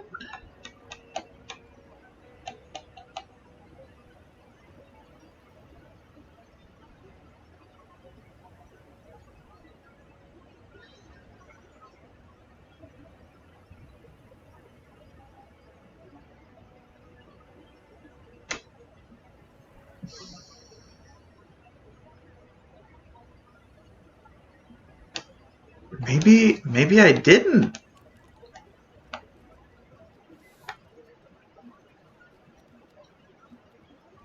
Maybe I'm thinking of my other, of my main game, since I'm on final draft on that one. Maybe I'm thinking of that. I probably am. That's okay. We'll unlock that stuff. I need bolt cutters. Oh, I have to drive to Watery. I thought I had to go there. Okay. Once I get bolt cutters, no, a screwdriver and bolt cutters? And bolt cutters, I think. I can go clear out by the lake. I may have just clicked the wrong one. I expected I would have to click it and then it would just be Watery, but it gave me the two options. Yeah. I went to Cauldron Lake.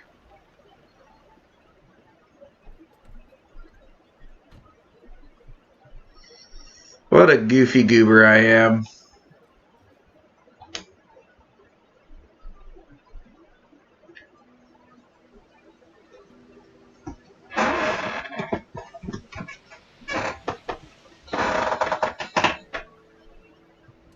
Yeah, Anderson, I didn't want to say this in front of Wake, but are you sure this is a good idea? Going on your own? Assuming we believe the page, I need to check this out.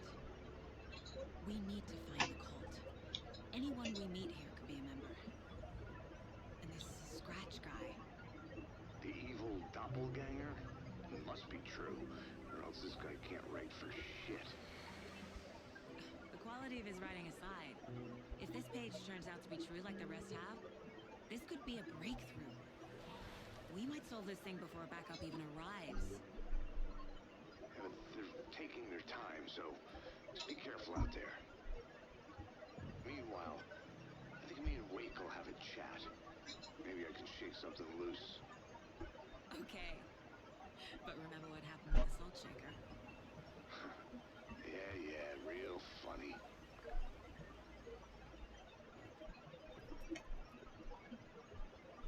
The page placed me in a trailer, somewhere in Watery. I should ask around.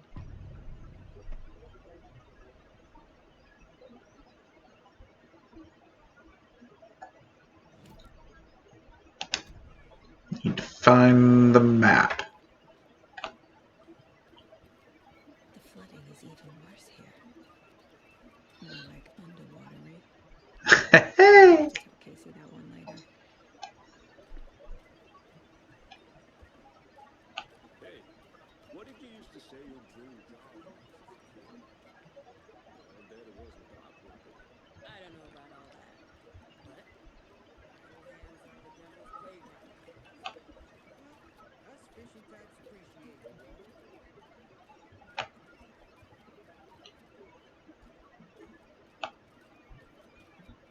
Apparently I'm hungrier than I thought. That piece of pizza just made me even hungrier. Where's the time gone?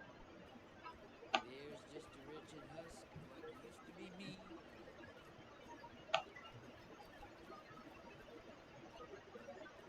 Watery's definitely quaint.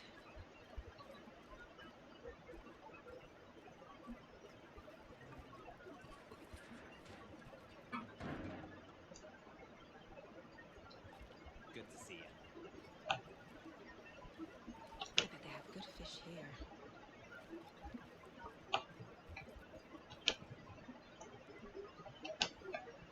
Well, I don't have a key for that. Oh,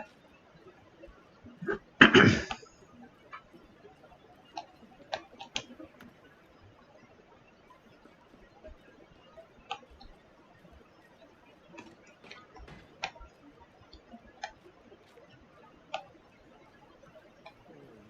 ask. What have you been up to this time around? There's only so many times I can keep fixing the same hole. Phrasing.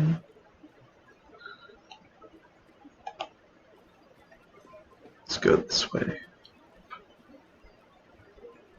Woo, woo, woo. Woo.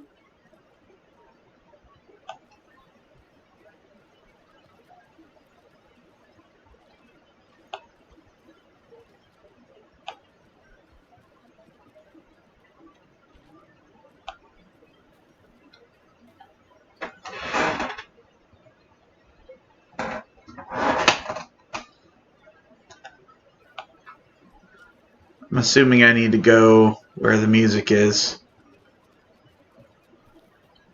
Enjoy your day.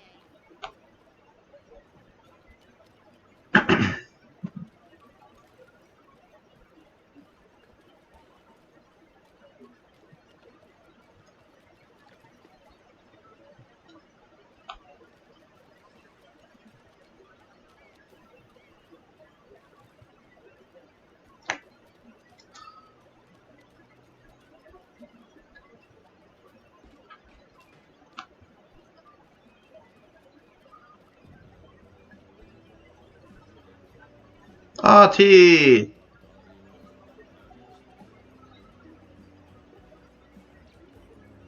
Okay then. Catchy tune.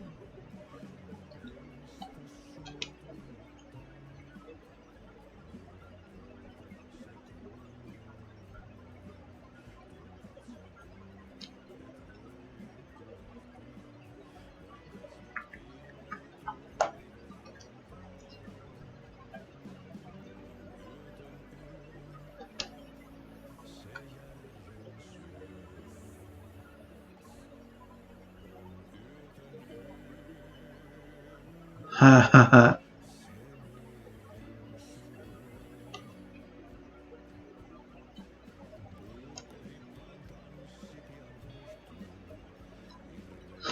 So in this, Tom the Poet is a character, and Thomas Zane, Tom, who was Tom the Diver, is now a filmmaker, and you even see Thomas Zane as the diver. So the poet is the diver. Barbara Jagger is the Dark Presence. That's who she is. But like that's who the Dark Presence is until becomes Scratch. Cynthia Weaver is Lady of the Light, literally from the first game. She's the one that gives Alan the key to defeating the Dark Presence. Emil Hartman is the assistant. Yeah, he was the doctor at the mental health clinic, basically. in the first game. And he was also a boss in Control's AWE expansion, based on the novel by Alan Wake. So Ati calls Alan Tom. Tom is a filmmaker. Alan has been speaking to Tom, but Tom has been the diver. So this is a different Tom, but the same Tom. So this goes into the branching timelines that were being talked about. Not timelines, the alternate stories, essentially, where some branch and end and some keep going. That's basically what this is. They're twisting and turning and... Excuse me? Do you know where Ati's in the middle of the show? I wonder if I'm the first FBI agent to ever get shushed.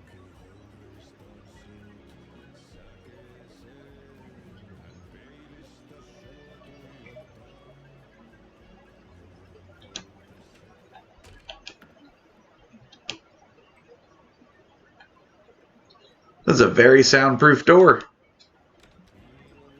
Damn.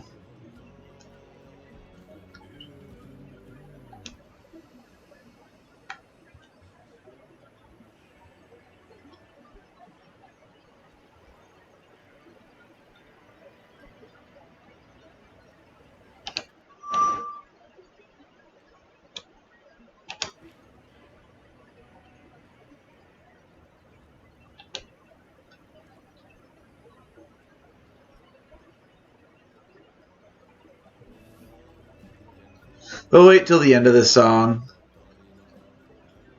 See if anything happens.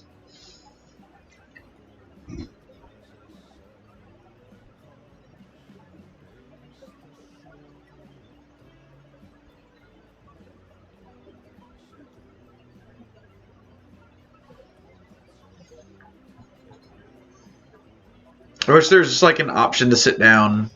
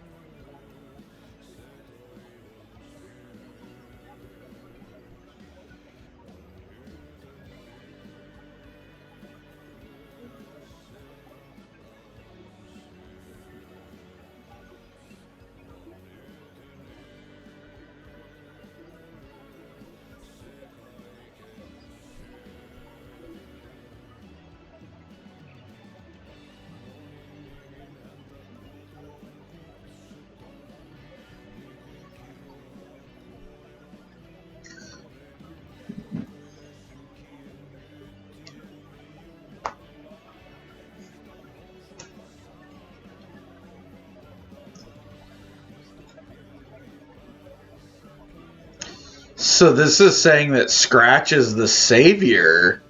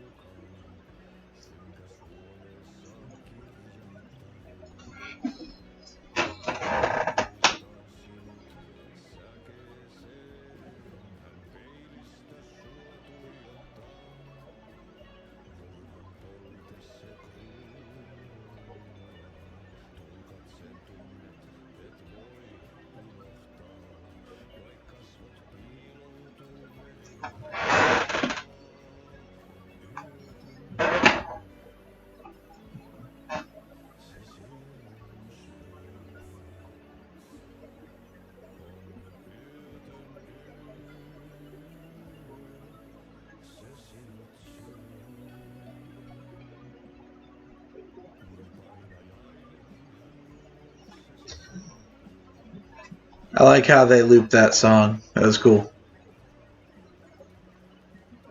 Map. So, like, this is just more evidence in favor of Ati being an elder being of some kind.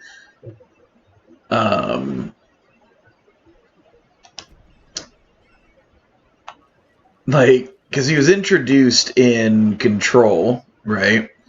And he's just kind of everywhere in the oldest house and knows how to navigate it despite it constantly changing.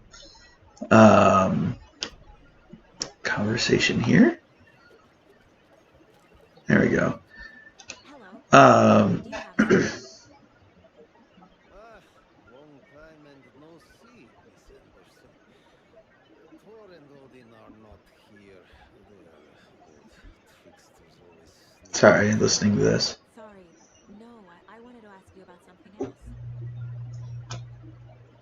Do you live around here? I live in Bright Falls. You've seen me around. I am Mr. Blum. You call me Vladimir. I work at the nursing home. They take care of your old people. We are on day trip, music, sauna, the good times. I bring them here in the bus. The elderly are very important. And it's a very nice bus. Thanks. Can you point me to any trailers around here? Sure. Watery Lighthouse Trailer Park. Ilmo Koskela owns it. He owns many things in town. And where is Ilmo? I saw Ilmo and his brother at the bridge. Well, what used to be the bridge.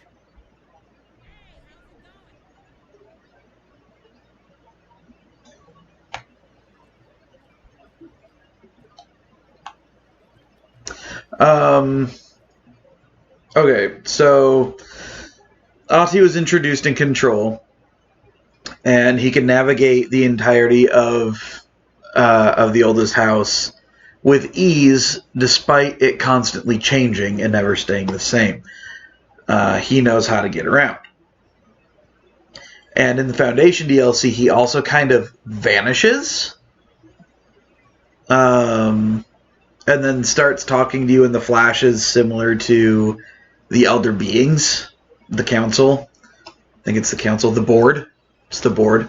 And then the other creature, the Outsider, I think it was, that's against the Board, and so they were kicked out of it.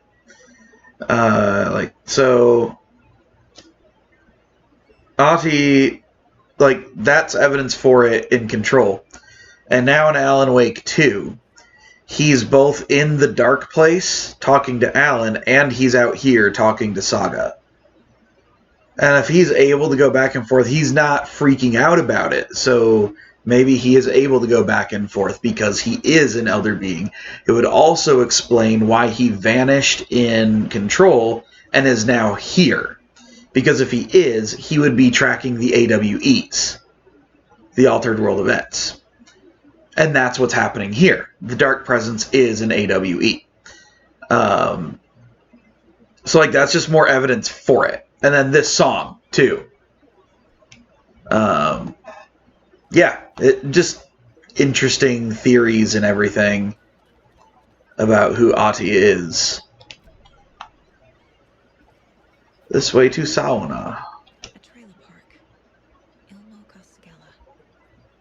He's that tour guide we met at Cauldron. Mom's family was from Sweden. I've always imagined it kind of like this. Payan! Hi! I have the lighting creepy on purpose, because Spoopy game.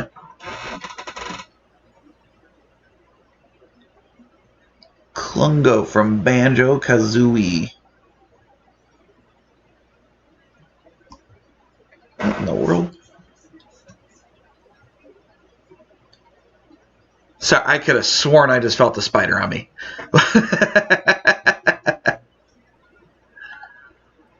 Ah, my goodness. Hi, friend. How are you doing? How is everyone doing? Wait. I'm sorry. My chat computer is acting up tonight. It has been weird. I think it might be Twitch's end, but it has been being really weird. Like, everything's freezing on me.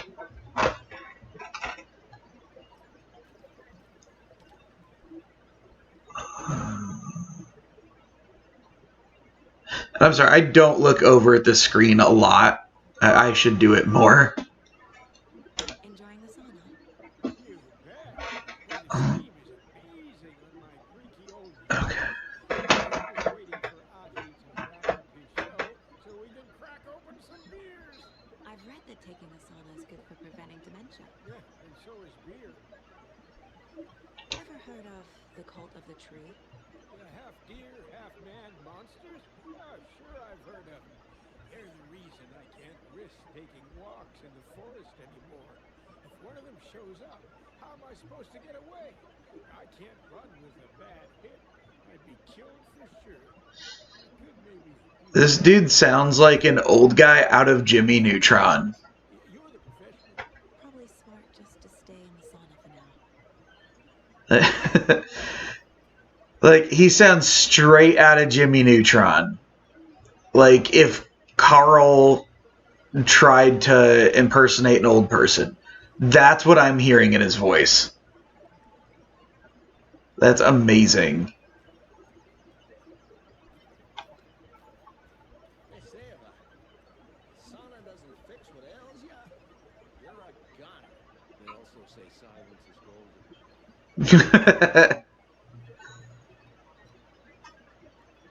What a nice way to say shut it.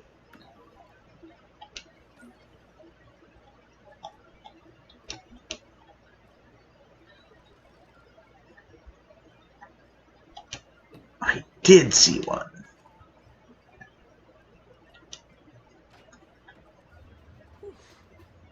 Hot. It's a sauna. It's supposed to be hot. That's like the point of them. I imagine it would be freezing out here now. Okay, I need to go over the bridge. Probably gonna lead us this way.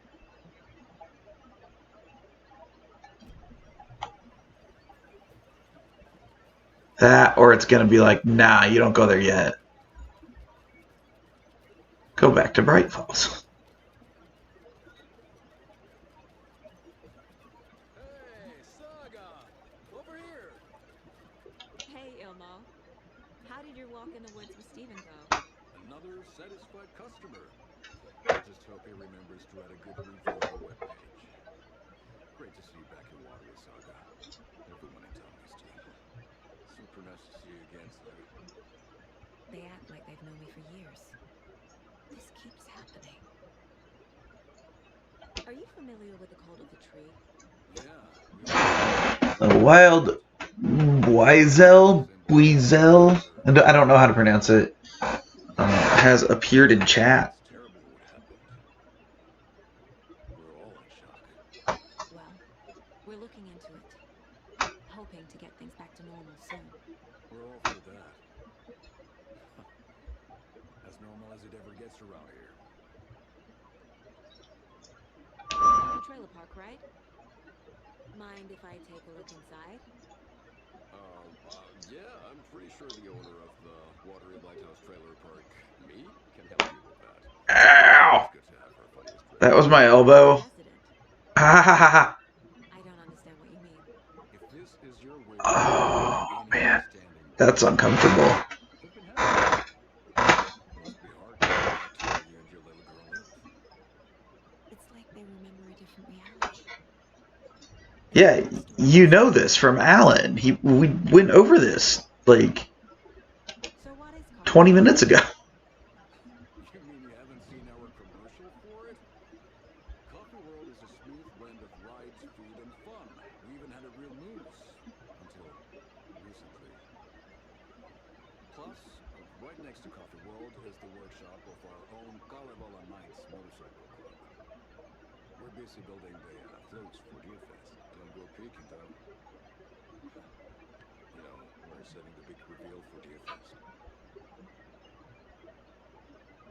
So, your commercials.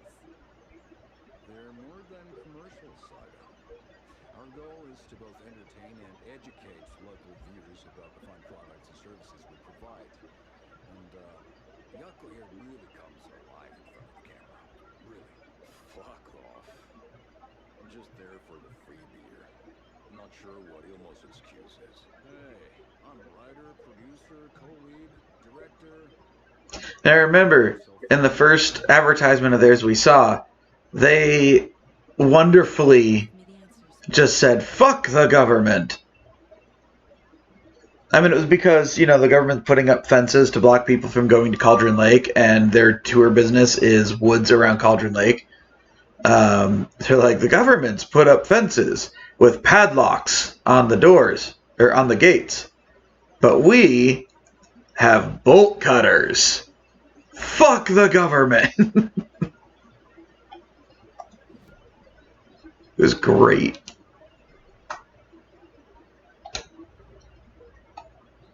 Oh, we got a lot. Can we do the story yet?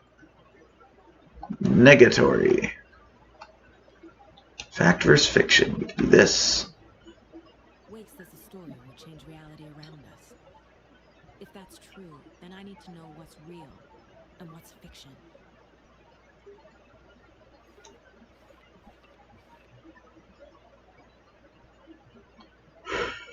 Oh no!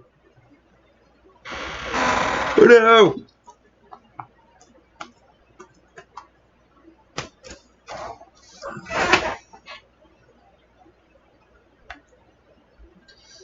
Ilmo owned the trailer park where I supposedly lived, called me his funniest resident.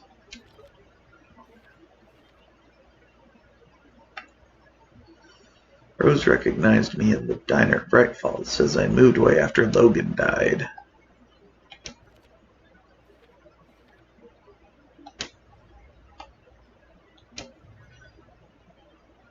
As a reminder, our Logan isn't dead.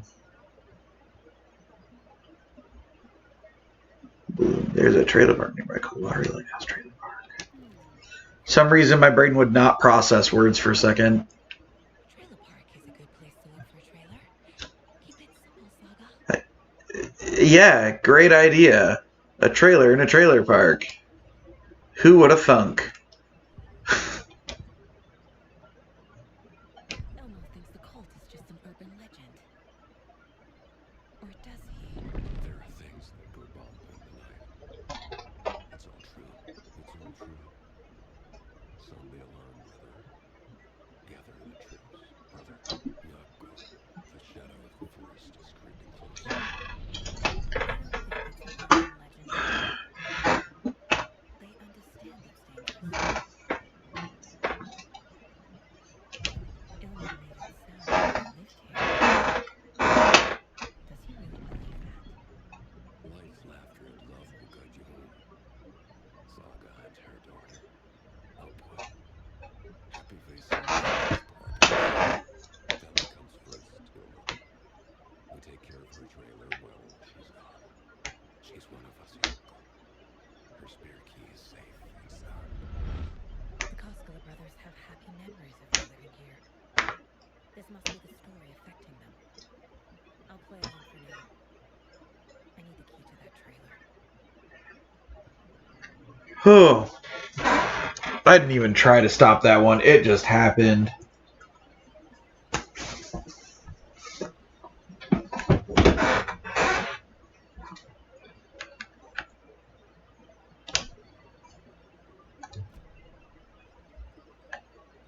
All jokes aside, yes, I would like to see my trailer. Oh boy. Do you have a spare set of keys? That's what I get for yawning.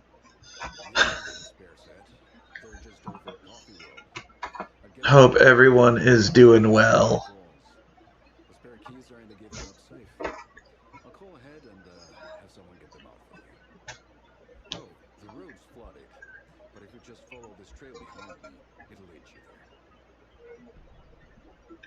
call the gift shop so they can get Saga a hand. Yep. Just like my marriage.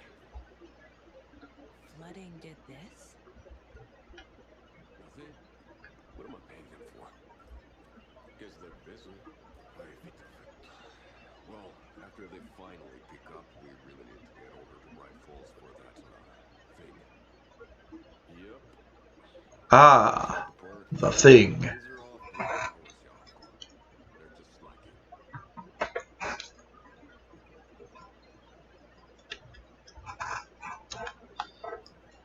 That doesn't sound like foreshadowing. Not at all. Across the river. I guess the rides are moving, so...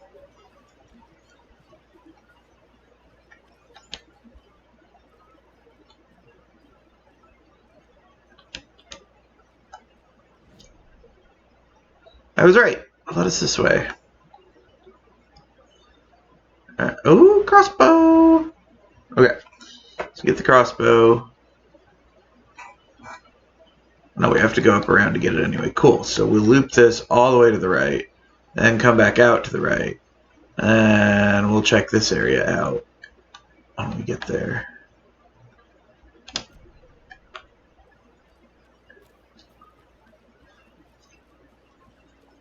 God. What was that? Oh no, but that wind kicked up. FBI,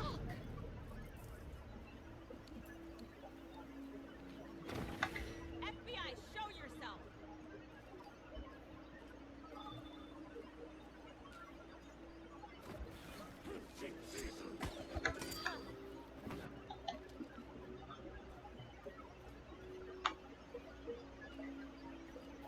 Dick!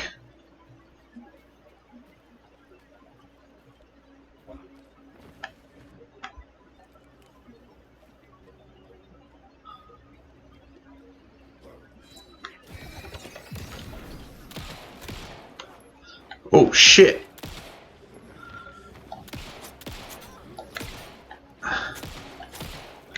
Damn, dude! Oh my god!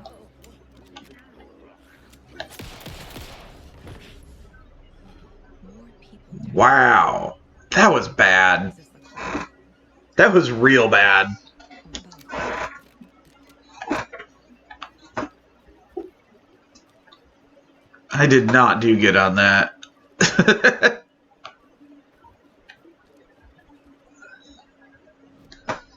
Alright. Yes, around to the right. This is the part.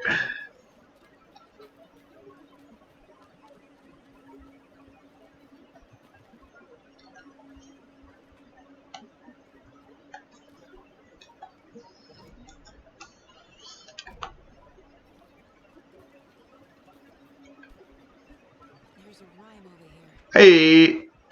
Ooh. A deer.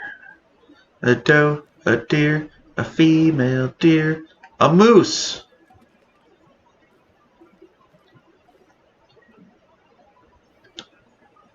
Deer and a moose walk into a bar. There is no punchline. The gentle beast with a beautiful crown runs through the woods.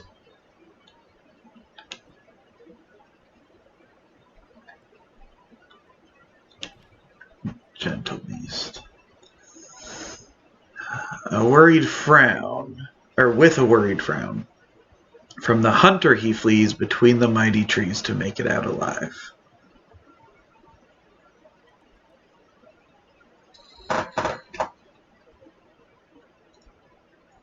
The hunter he flees between mighty trees. So I feel like moose. Maybe if I put moose here. Oh, it was literally just putting moose. Okay. Oh shit.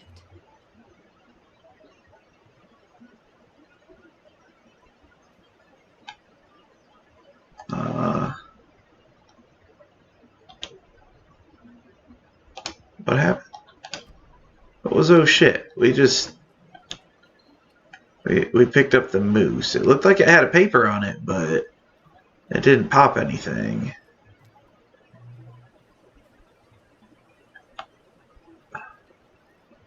One.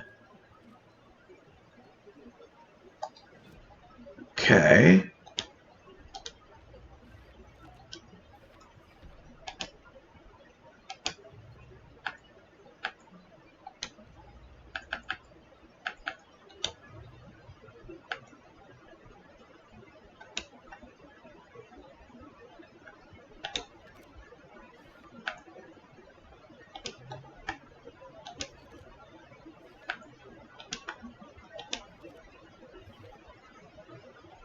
We did not use the deer. I don't think I can use this yet. Oh, I have a second one. Okay. Is this the story is affecting people's memories? Okay. There you go.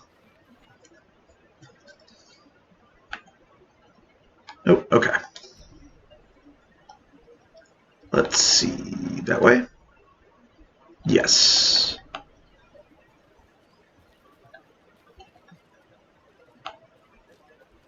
Alright, I can just drop down. Add on Z. Was that there before? No, it wasn't. This is from the... Okay. Another charm. Yeah. Good thing Logan made me this bracelet. So all of them are coffee mug charm. So far, every single one that we've gotten from those has been a coffee mug charm. Which is wonderful when playing on harder difficulties. Because one charm saves you from death. One time. Okay, so that's going to be a way down. So we circle around.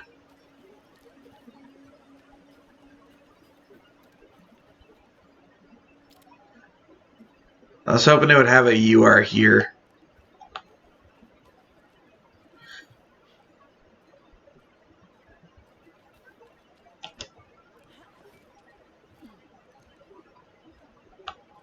Another locked box.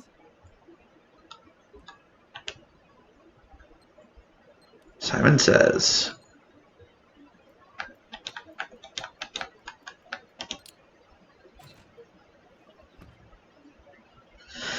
Found another dead taken over by the radio tower. It looked like it was bashed to death. There was a lunchbox and some weird knitting by the corpse, too. I took care of the body, but that's the third one this month. Everyone keep your eyes peeled. We need to find this guy and let him know the cult of the tree means busyness. Splody and ammunition. You know what? I can afford a painkiller. I can afford to max pain it up. Oh! Look at that. I missed that.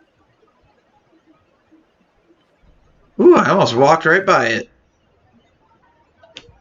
What had kept Watery afloat all these years? A century, if not more. The locals knew the answer. Earth, or as they put it in the language of their Finnish forefathers, Sisu. These days, Sisu was needed more than ever. The town was fading. It never quite recovered from the lumber mill shutting its doors.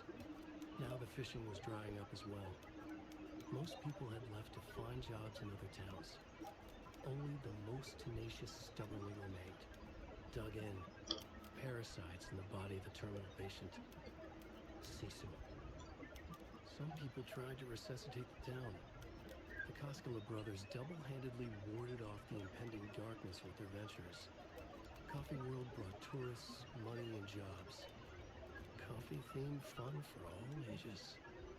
The Kalevala Knights Motorcycle Club built parade floats. The bikers repaired vehicles and volunteered locally. But it wouldn't be enough. Watery needed a miracle. The end of the road was in sight. It was coming fast.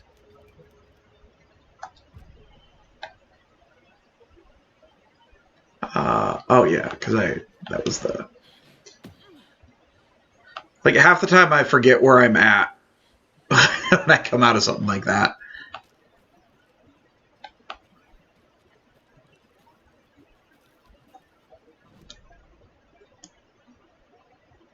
So we'll head this way. Then we'll cut straight up. Then we'll come over this way.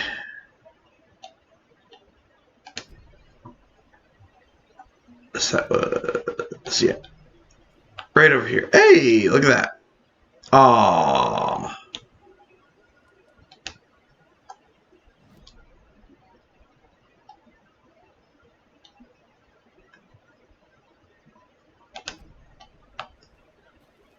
Yeah, it's just going to be an outlook. I don't think there's actually, or an outcropping. Yeah, I can't even get up there. Alright, and this way.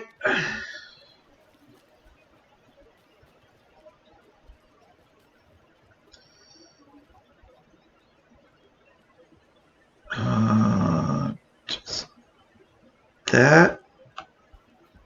And creepy noises. Got it.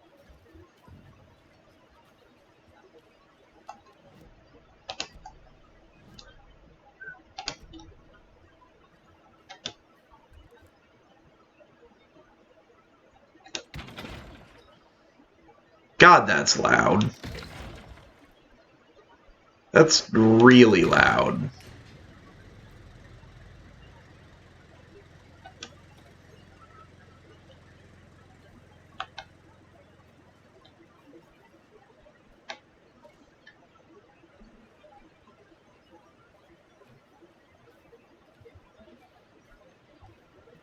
There's another cult stash.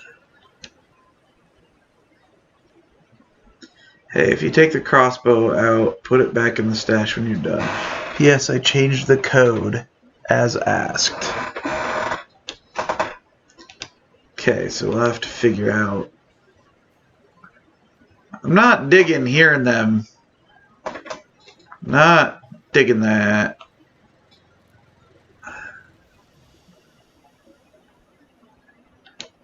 It's so quiet.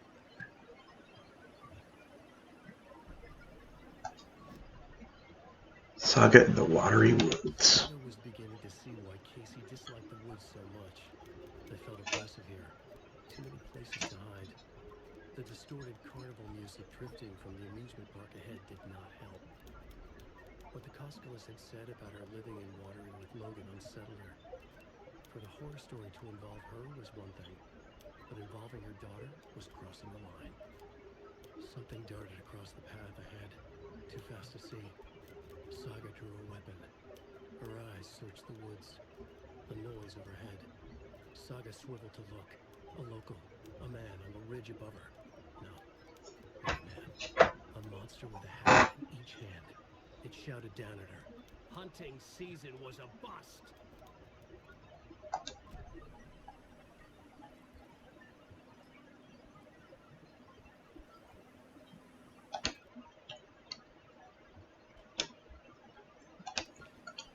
Let's see. Oh. There. Oh, right. I need to put my charm away.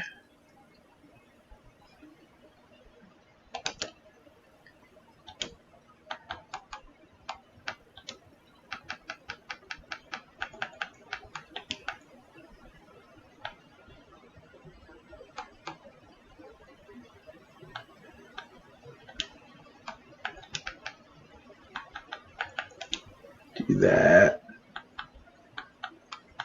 Can move those. Actually, let's move these guys down here. Move you as well.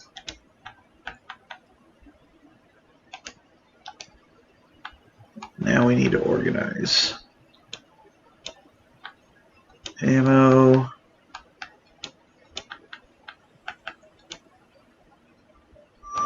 Active healing. No! No! Damn it. And to move it down there. Explosives over here. Can it only stack 2? Yeah. Batteries over there works. Nope. That's twice now. God dang it. Move down there. Okay.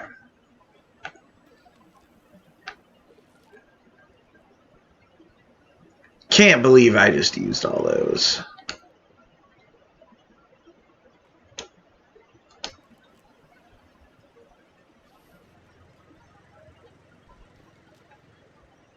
Alright.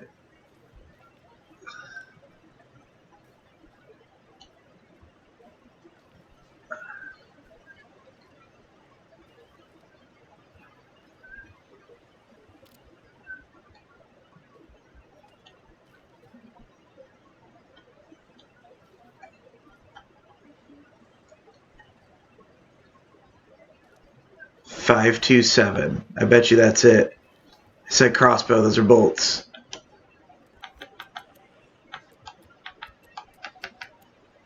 Hell yeah. If you aren't wearing the mask, this does not belong to you. Tough kumquats. Belongs to me now. I'm sorry for how squeaky this chair is, guys. It's an old chair. And it's not it's like, it sits like that. Not that extreme, but it sits like that.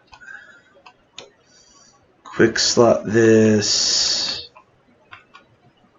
There. Quick slot that there.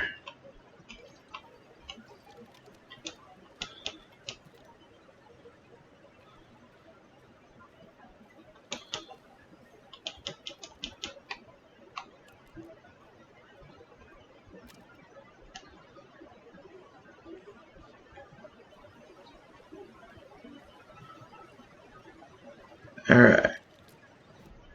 Oh, that's the Ferris wheel.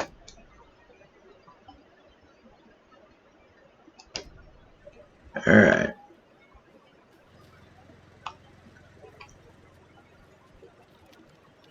You know what? I'm going to save it now that I have the crossbow.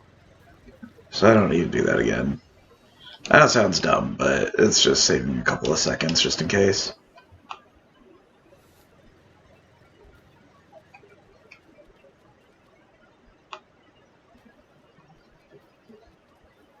Alright. So we're going to go upwards first.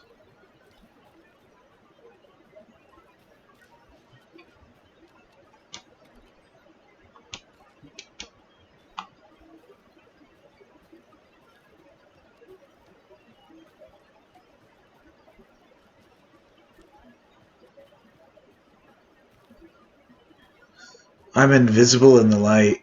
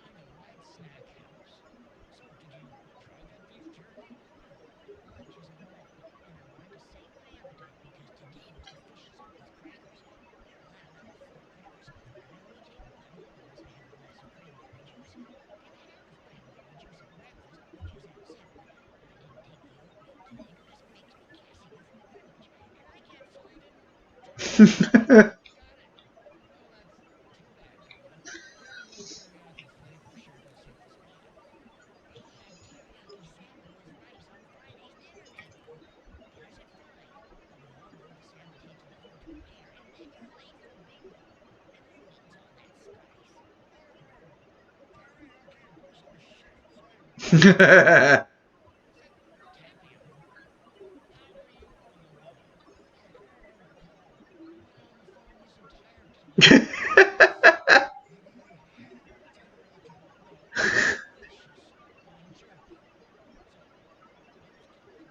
Queenie Davis, for these samples. That can't be right. Amanda went missing in 2010. I heard she's dead. No, I'm referring to Winnie Davis from our sponsor, Davis Family Beef Jerky. Wendy Davis. That's the dead one. She's dead. Right. Well, that's our time. Remember to keep your coffee warm and your chin up because that sunshine's right around the corner.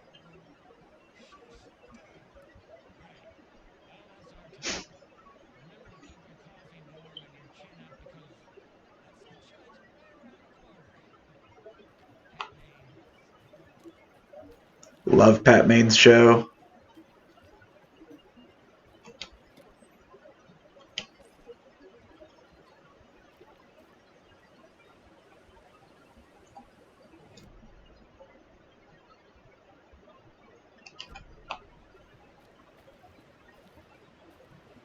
More of those kids' lunchboxes. My theory was right. Those things hanging in the trees lead to these. I lowered my rifle, standing on the car's roof. I looked out at the carnage. The zombies had almost won, but luckily I was here. Heroes are sometimes the people we least expect them to be. Now my town was finally safe, thanks to me. I slung the hot piece of iron over my shoulder one more time, hopefully for the last time. The townspeople, cautiously emerging from their hiding places, surveyed the same carnage I saw and cheered my name, and I waved and they cheered again. Now I could finally get back to my quiet, unassuming life, reading books and gardening and fibercrafts and being the world's top mycology expert. Suddenly, a hand seized my wrist. I looked into the eyes of the sweet, sensitive writer I had known since childhood. A smile spread across his beautiful, kind face, and I felt at peace for the first time since the zombies had first emerged. You did it. I knew you could. Now we can live in peace together for the rest of our days. Aww.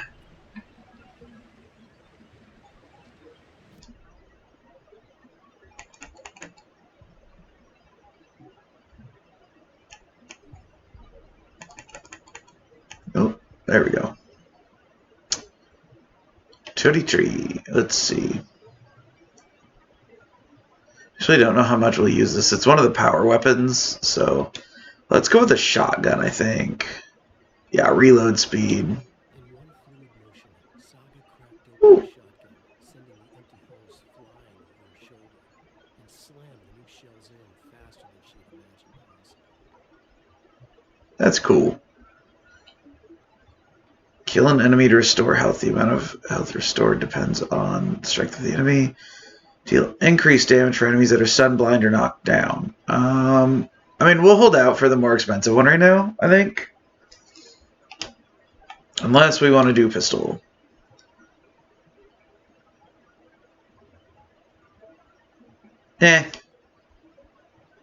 We can stick with the shotgun. Oh my goodness. Oh, wait. I'm going to have anything on the case board.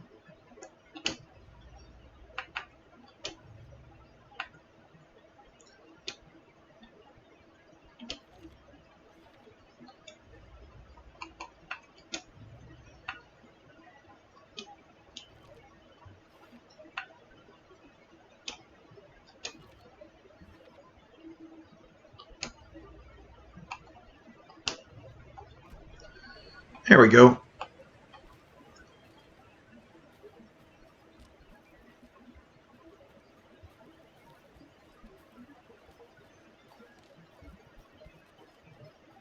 Is it this way, or is it down?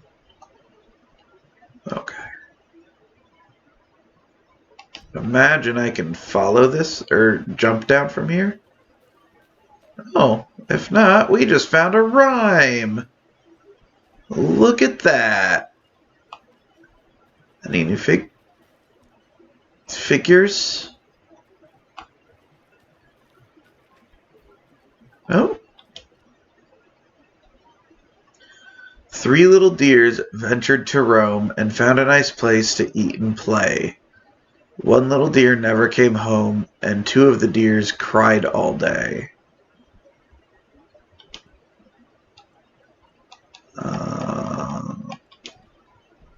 Hey, look at that. I got it right. Neat.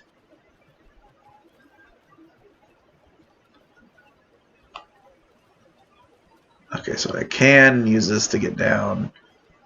But where did that... Oh, I hear them.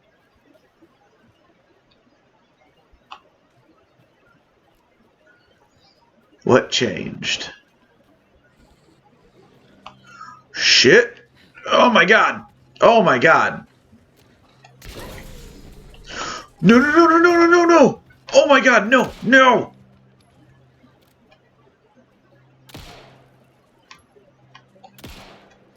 Come on, come on.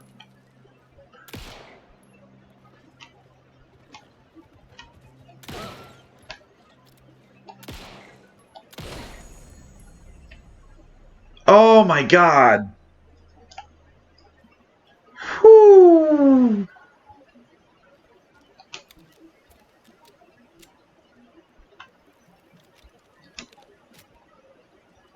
Got it. Killing an enemy. Oh, oh. Oh, my inventory is like full. Okay. Increase resilience against being staggered or interrupted. Oh. Hmm. Interesting. If anything, I'll get rid of the propane tank. I don't really use those, so it won't be that big of a loss. It's hard to use them when enemies just swarm, you know? Like, if they're coming at you, you don't really have much time to throw it, aim, and shoot. They're clunky. They work great, but damn it, they are clunky.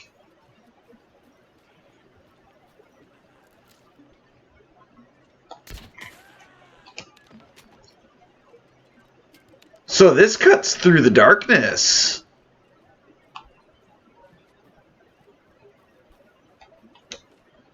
Oh.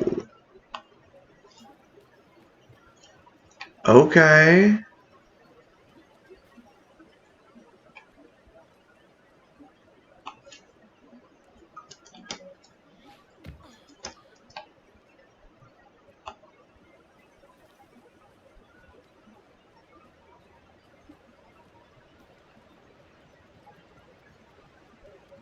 See if I've missed anything. That would be a negatory.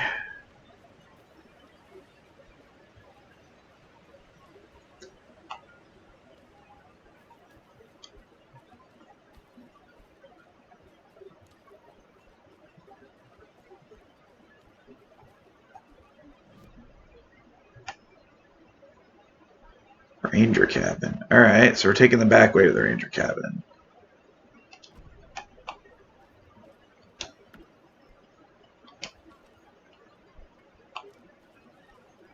Actually, I can be okay with only 5 total bolts.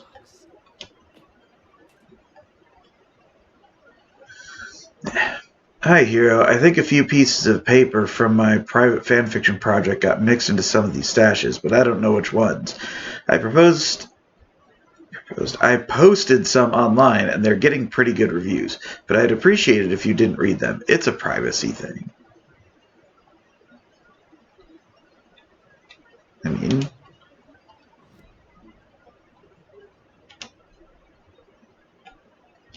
Alright, here we go. The report of the shotgun rang in the air. The enemy fell. Saga felt a surge of new energy. She'd been dead tired before, but was ready for more. She would get through this. She continued on. Alright, I only need 10 more for that.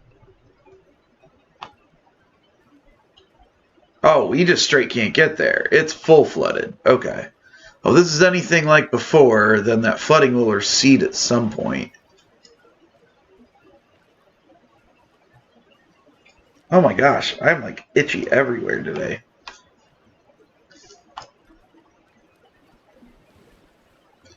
Yarp.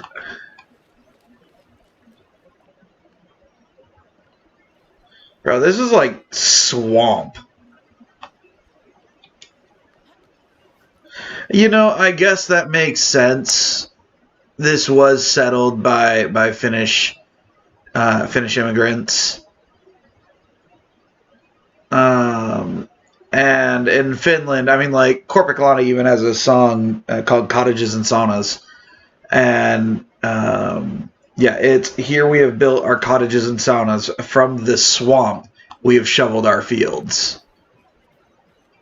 It's like, this is normal.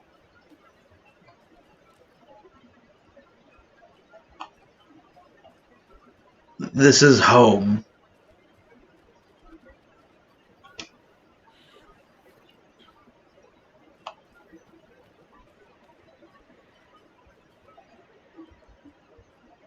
That sounds good.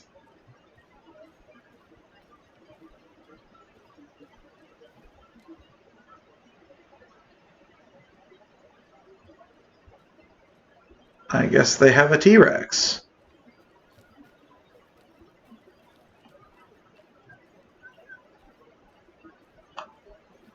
Nothing back there. Okay.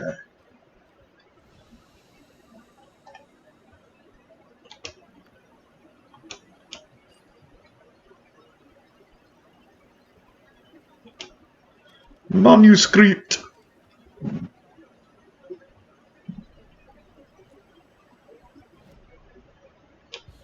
stalked through the forest, a terrifying dark presence in the night, more sense than seen. Darkness boiled in his skull, like a storm cloud crammed into a bottle. The woods were alive with those he had taken. They were coming with him, directed by him, his army of darkness. His singular purpose was a sharp, pulsing black hole in his head, waves roaring out of it to whip his flock into a frenzy, filling them with his purpose. The clicker. He wanted it, to make his horrific ending to the story come true. The art was there. The clicker would push it across the final threshold, a detonator to send out a tidal wave that would spread to overtake reality. He was so close to claiming it. The Taken gibbered and shouted, straining against their invisible leashes, filled with bloodlust. Scratch let them go. They launched themselves into the night with violent glee. He ripped a signpost from the ground, swung it in his hands as if it was made of air. Ahead, the music started. It called him on.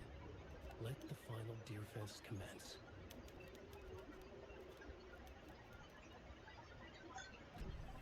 That's not ominous.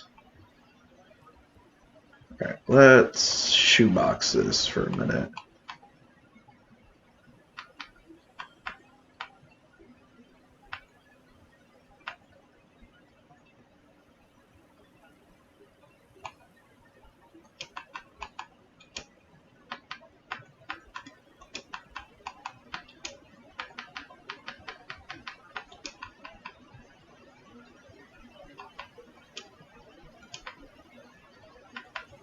I can hear her drinking coffee.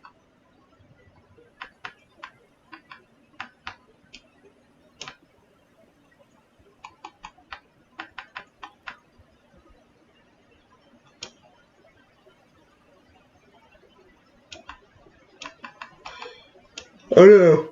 Shoot. Ah, darn it.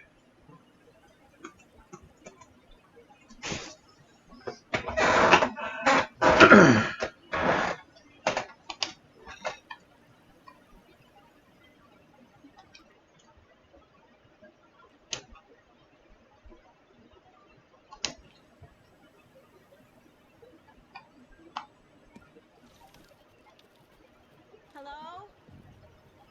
Anyone here? No. Did they get out? Did the Taken get them? Or were they turned into Taken? I'll need to get the key to the trailer park myself. Elmo said the key is kept in the gift shop safe. Locked. Need something to jimmy it open with. A list of maintenance work. A screwdriver. Huh.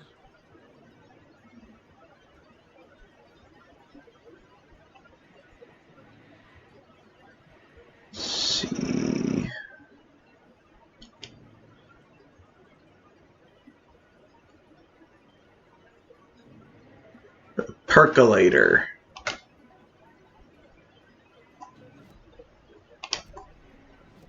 There we go. All right. So we'll check here. We'll go this way.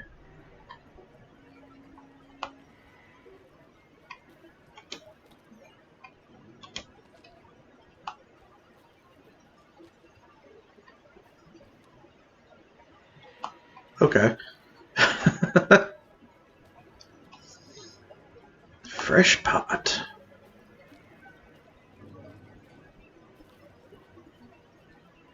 Well, I wanna ride the fish.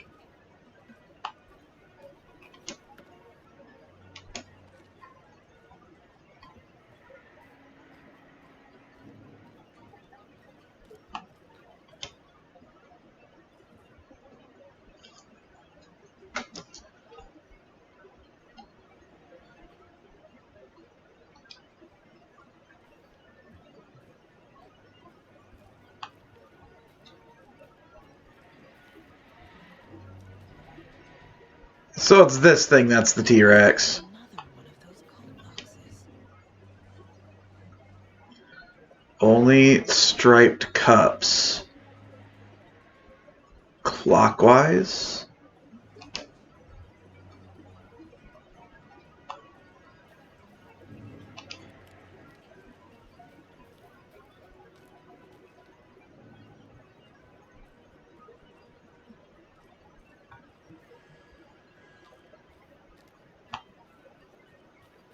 There's striped cups out here. Be there and there. These? Oh, there we go. One.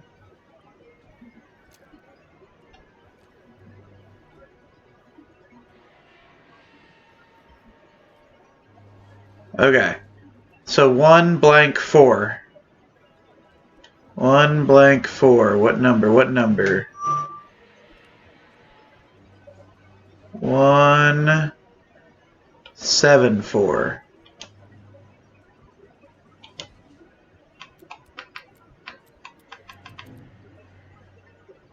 No? 1-4-7. Huh, okay. Maybe I counted the stripes wrong. Do not take what is not yours. It's mine because I figured it out. Hello. Okay. Dude, Coffee World turned me around so bad the first time I played through this. This toilet is temporarily out of order. Why did it give me that angle?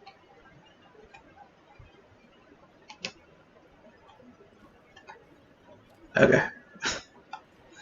Alright, let's go. Yeah. Caseboard.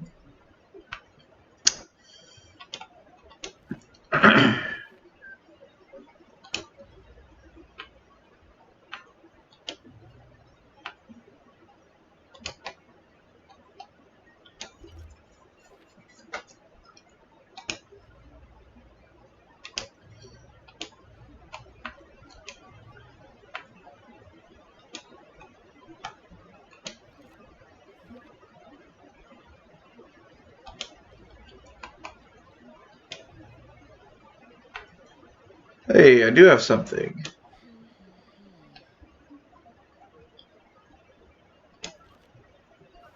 There we go.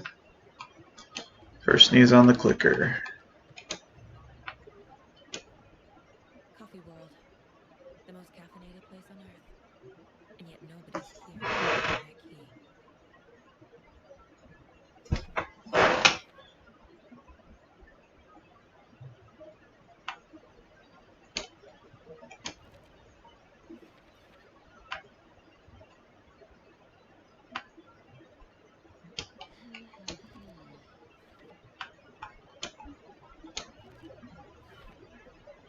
Using screwdrivers to break into gift shops isn't exactly standard procedure.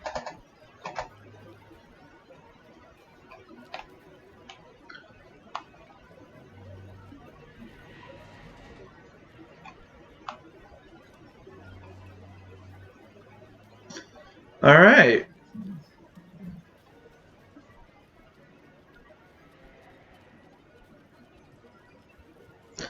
Percolator, Espresso Express. Where are we going here?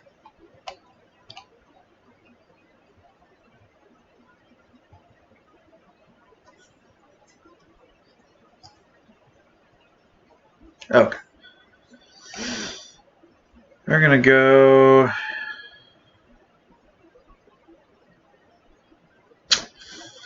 We're gonna go to the right, and then we're gonna use a slow roaster here as our landmark.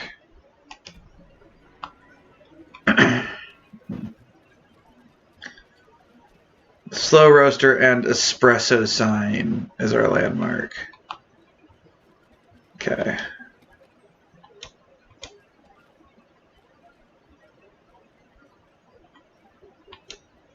When you ask, Nurse said I will speak.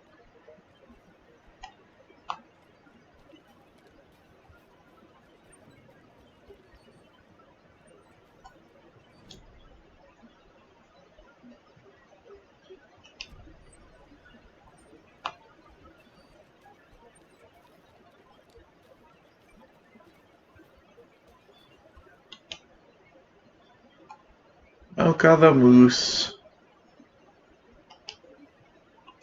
Let's check the Mocha facts. Mocha's around 6 years old. Mocha weighs 820 pounds. Mocha loves to swim. Mocha's favorite drink is coffee.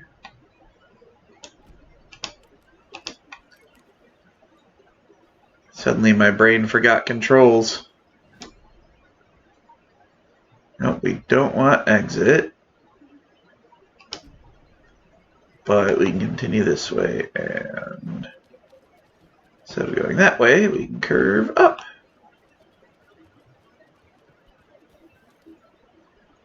What do we have?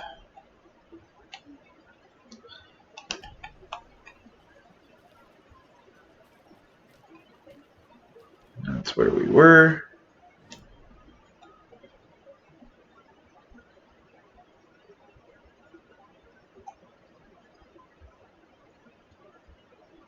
Alright, we'll check up here, swing down and over.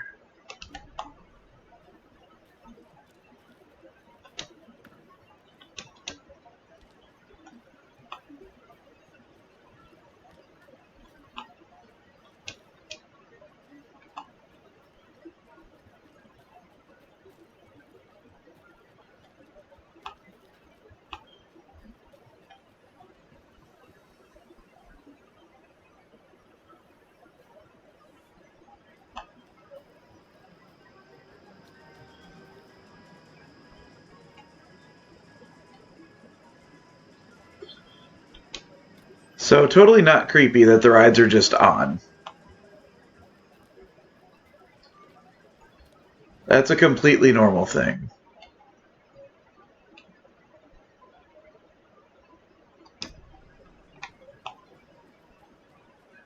Is it POI? Yo, what?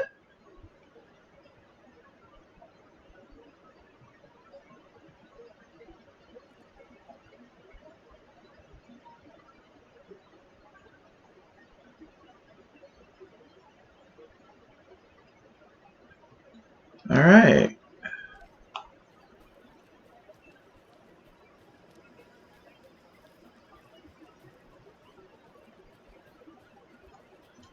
Okay, that is... nothing with Moosey the Moose there. Mocha the Moose. Alright, just this whole area. Alright. We'll go to the percolator, then we'll come back.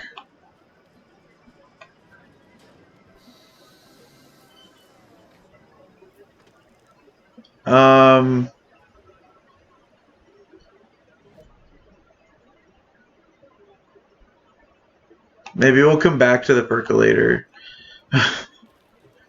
We'll explore this spot first.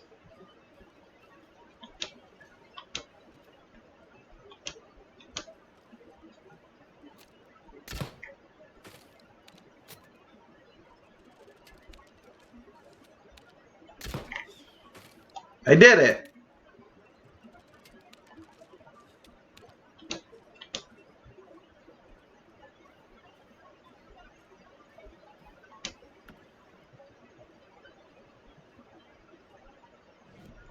I hear footsteps. Those better be mine.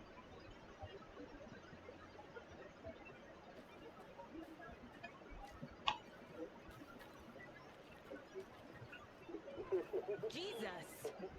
Fuck, dude. Calm down, Saga. It's just a pot of coffee.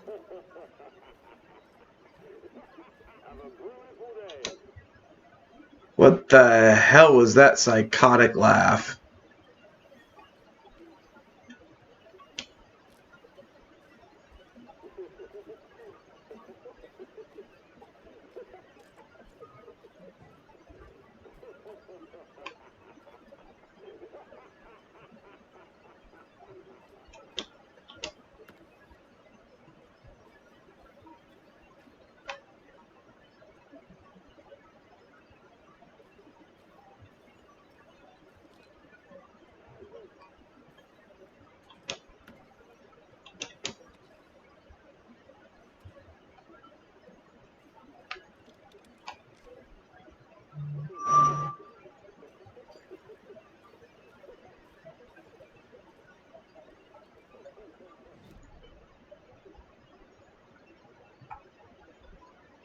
Cassette tape, but it wouldn't let me grab it.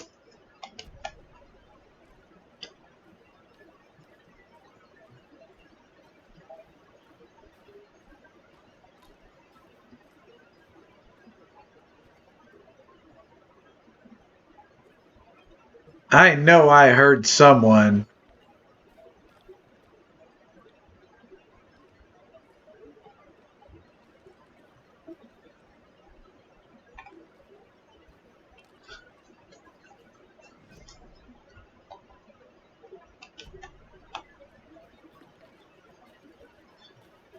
Keeping this damn flare handy.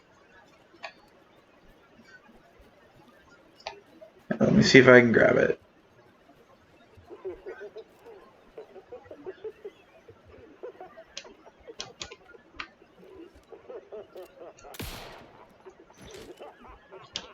Nope.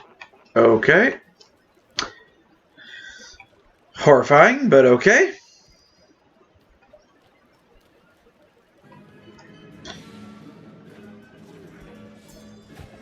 Oh, shit.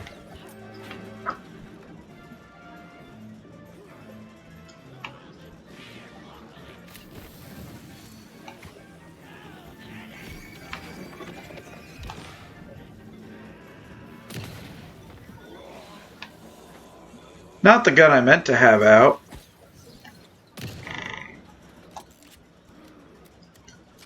Right. This guarantees shooting through.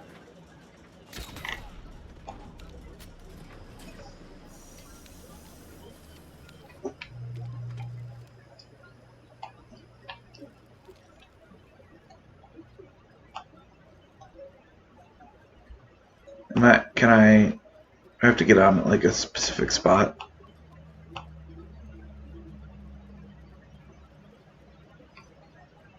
Can I get on it?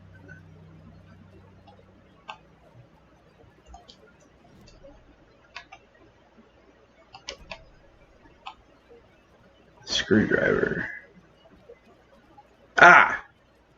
Hey, this should get that gift shop open.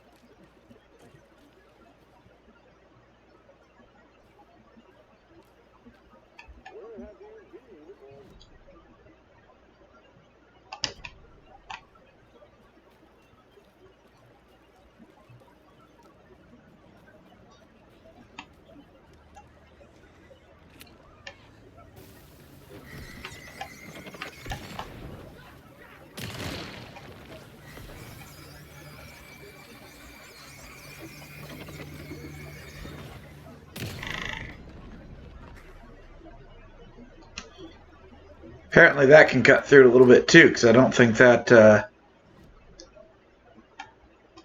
don't think they were fully broken. I may be wrong.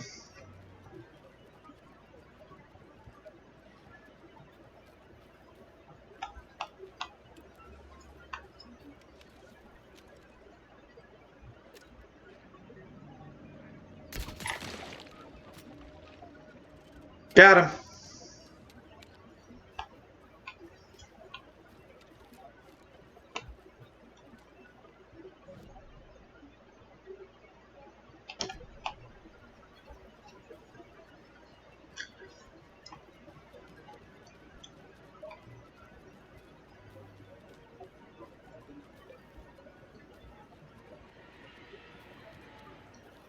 God, dude, that fucking sound.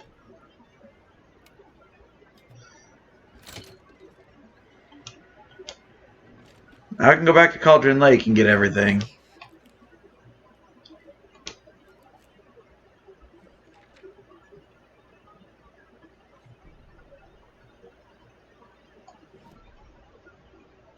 Sorry, we're at Burnfield's Blend. Anna apologized to the customers. I'll just grab some from the back. More coffee cups? She suggested they ride the percolator while they waited. She passed around the Espresso Express. Big smile, Anna. Coffee world is all smiles. I'm gonna get up and stretch for a second. My knees are killing me. She smiled until her face hurt. Anna stopped. Oh, boy. Realized she was standing next to the laboratory well. Must have zoned out, she thought. She was about to go, but something in the well caught her eye. A shadow shifting in the dark. Anna was overcome by vertigo. The world tilted, and then she was falling down, down, down into the shaft. The darkness opened up to swallow her.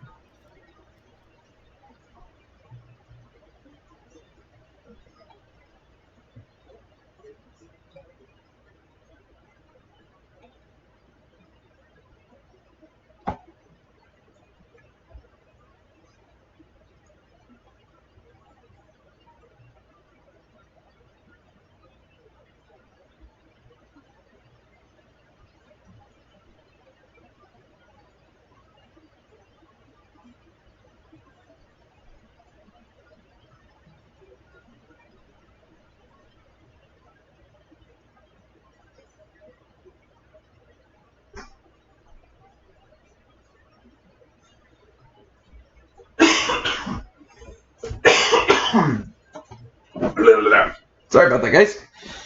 I decided to go stretch my legs via walking around for a minute. If you can even hear me very well. Got myself another beverage. Probably going to have to energy drink it up here because I am needing to get used to a night shift schedule, meaning like 7 p.m. to 7 a.m. And I have been on day shift schedule for the last 20 years.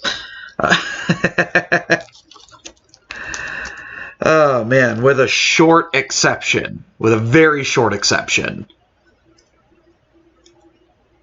8 months-ish when I did freight. And that was just early morning. That was 4 a.m., you know. Starting at 4, going until whenever we were done.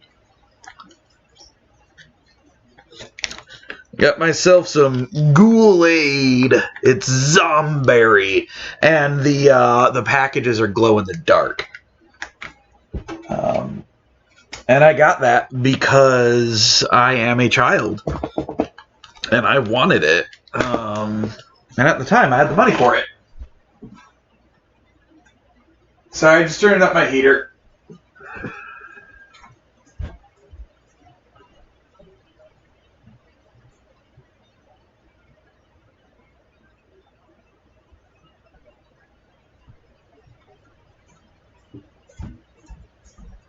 All right. Oh, boy. Okay.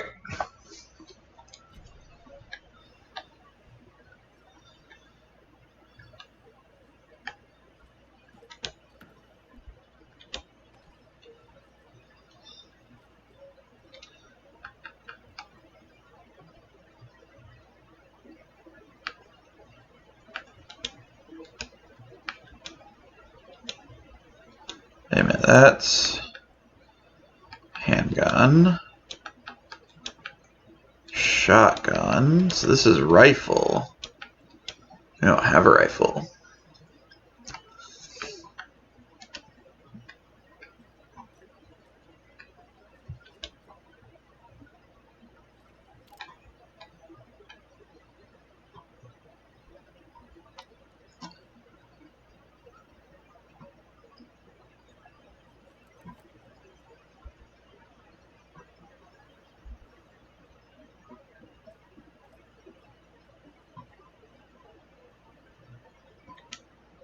Locked.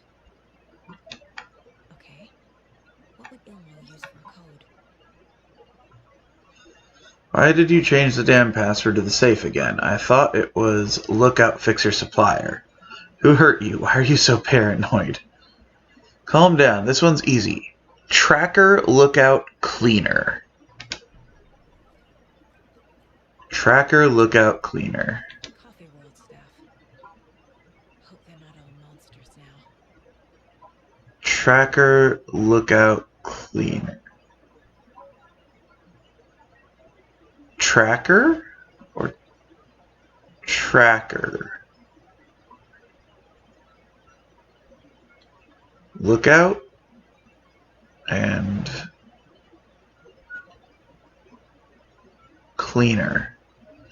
So Susan Jonas Victor? The photos have stickers on them. Oh! Okay, so 1, 2, 6. Let's try 1, 2, 6.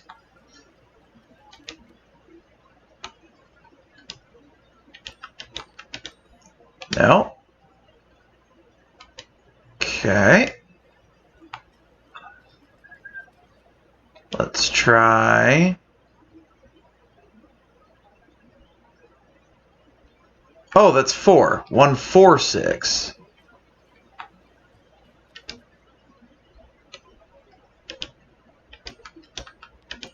Hey! Keys to my trailer.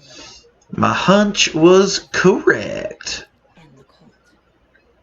My hunch, my lovely Casey hunch. What you gonna do with all that hunch inside your brain? We're gonna solve this case right in your face. That's from Brooklyn Nine-Nine. I'm honestly shocked that I remember that whole thing. Hey Ilmo, heads up. Got another angry voicemail from a parent about her kid poking herself in the eye with one of the souvenir pucos. Whose grand idea was it to sell kids plastic knives in a coffee-themed amusement park anyway? Oh right, it was yours. Jeff, I need another moose favor. Mocha was doing just fine. He even got a glowing vet report, and then BAM! They said it was a heart attack. I'm not blaming you. Maybe he just had a bad ticker. No tolerance for stimulants either. We're telling the kids that Mocha's taking a little vacation, but I could really use your help ASAP to maintain continuity. Do you have any more in stock? Thanks in advance, Ilmo. I already took care of all this. See, I love that. I already went through it, so I don't need to review it. I love it.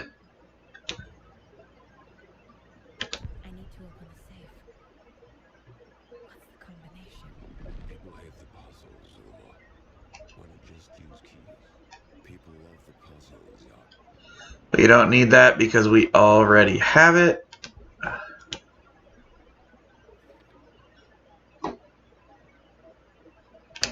Done.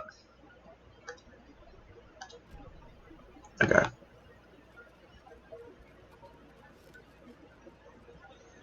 And we need to go to this exit over here.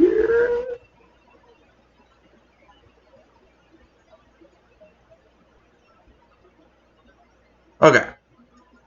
So we'll come this way, we'll go straight, and then we'll follow it right.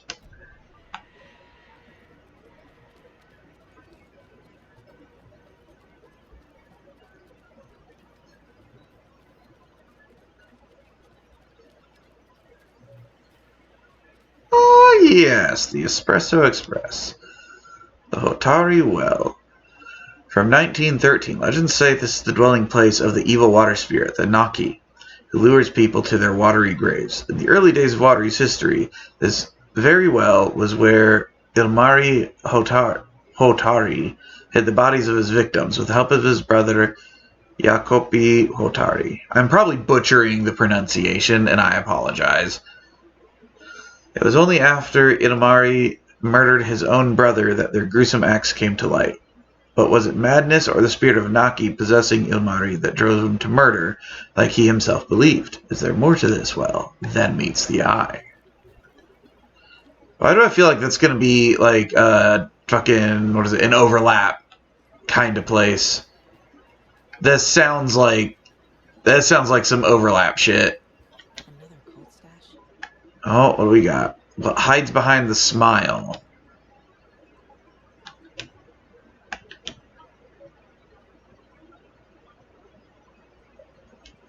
That's what hides behind the smile. That's going to be the tape recorder, right?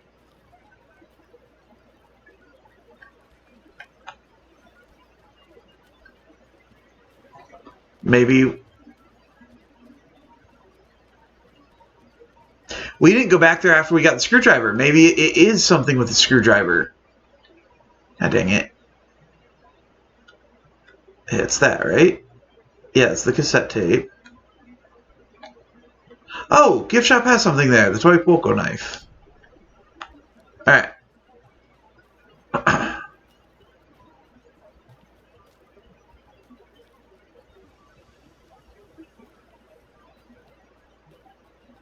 No, not that way.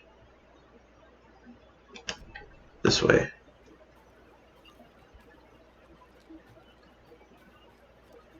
Alright, let's see if I can get you, you laughing little shit. Come on. No?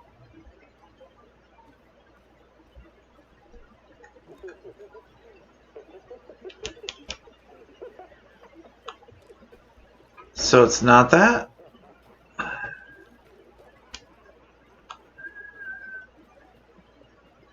What lies behind the smile?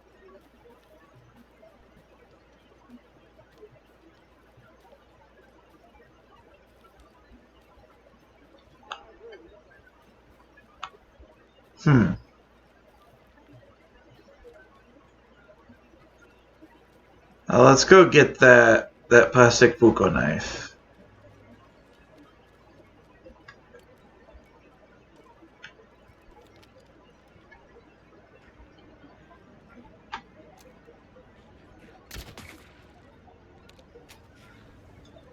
Come on, reload.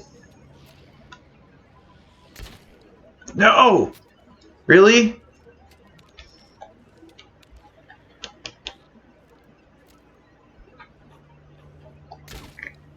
Crap. Yeah, I can't hit him from here.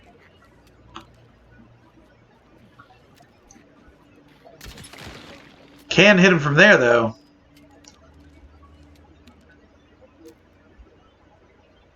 If I can run myself out of ammo doing it.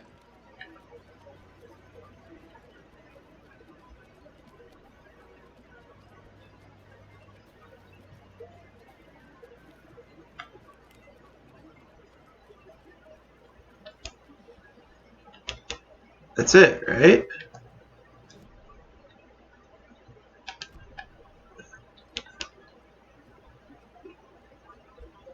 Yeah?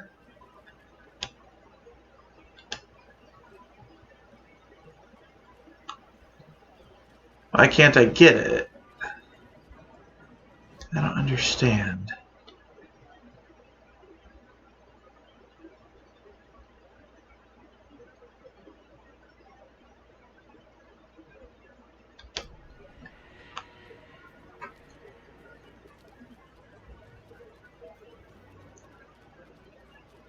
I don't understand.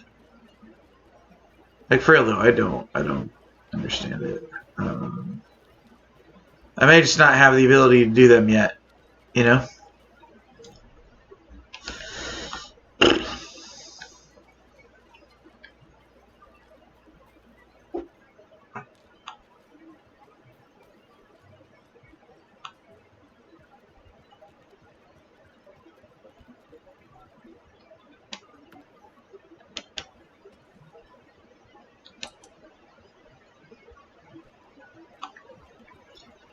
Okay. Wonder if there's a generator. I saw cables.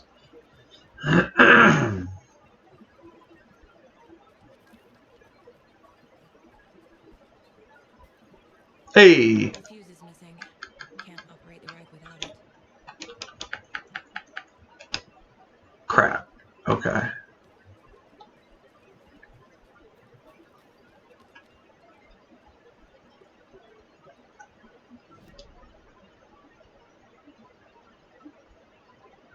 Where would I get a fuse?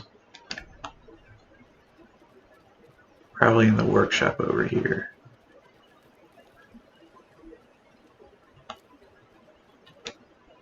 Must be locked from the other side.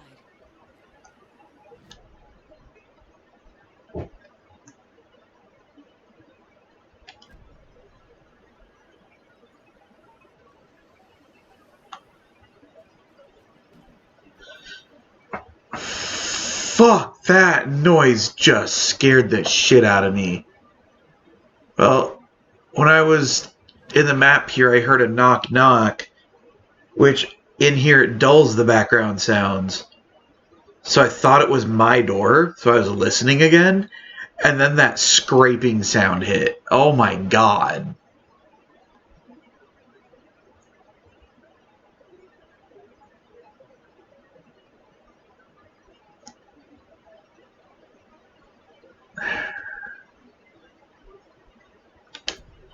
I don't know, man.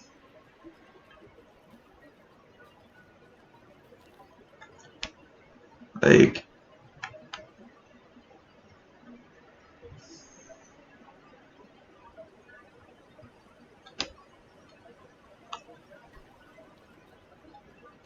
I'm assuming that's a specific one.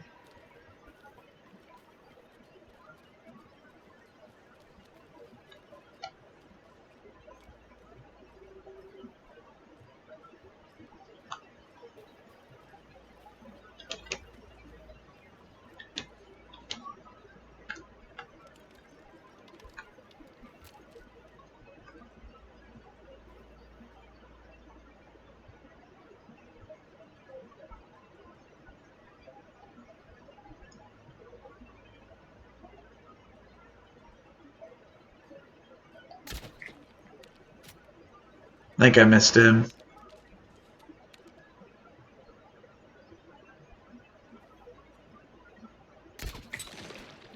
Got him that time.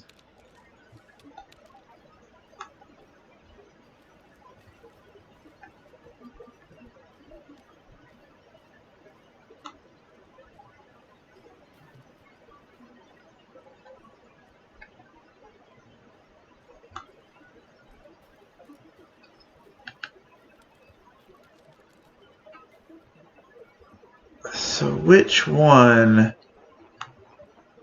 Was there way over here? I don't remember. Yes. What is that? It's not going to be there. So let's try to find that Mr. Drippy. I think that was his name.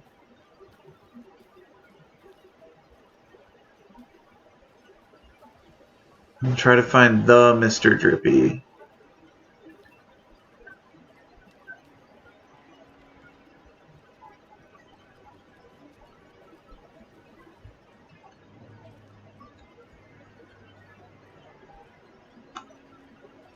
That sound is so unsettling.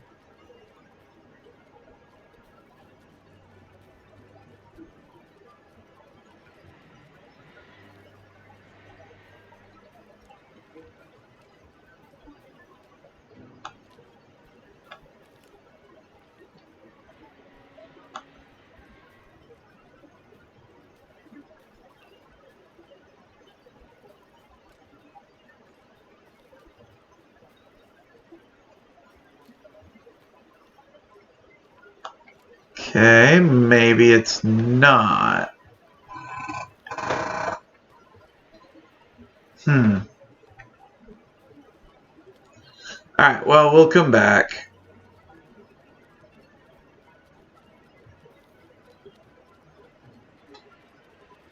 There's an exit at the Espresso Express.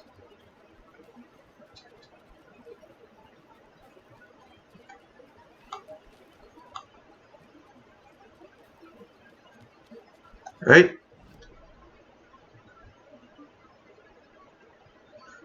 No.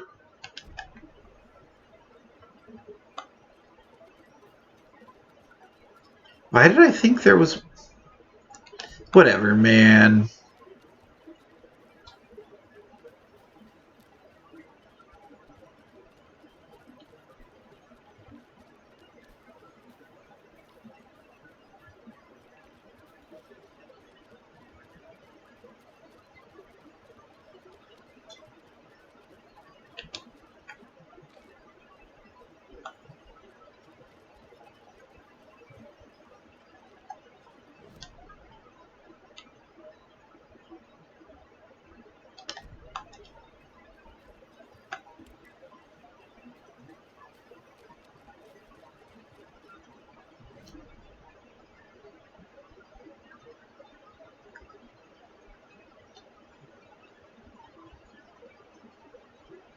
Set up the lighthouse, if it'll let us.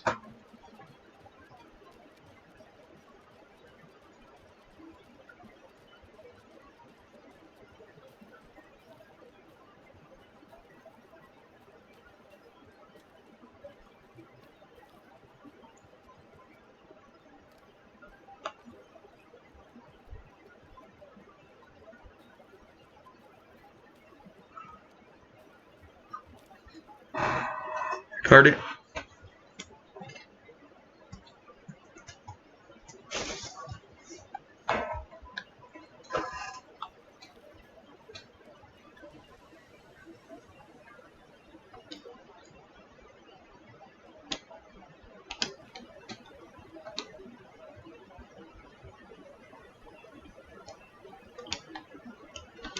Yeah, we can put the rifle ammo away for now.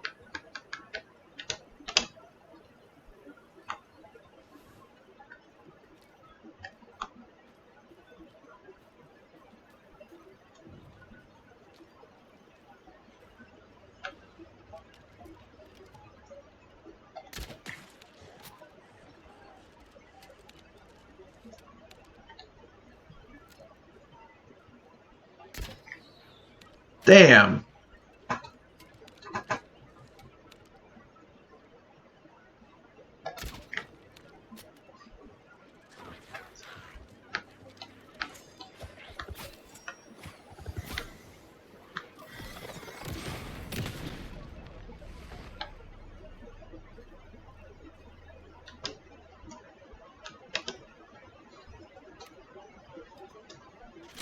Hell yeah.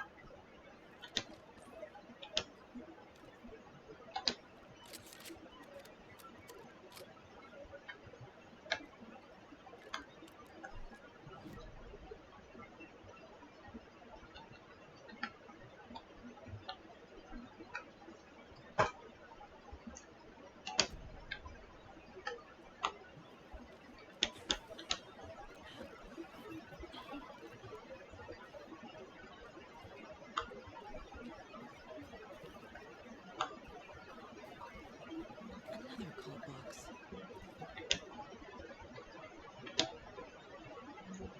Symbols. Okay.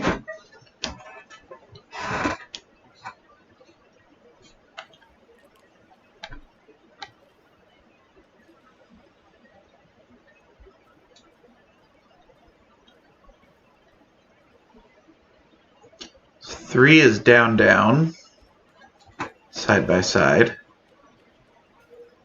Two is up, up on top of each other.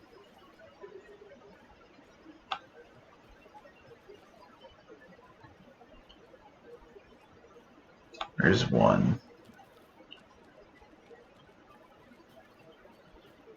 Let's get these ones real quick.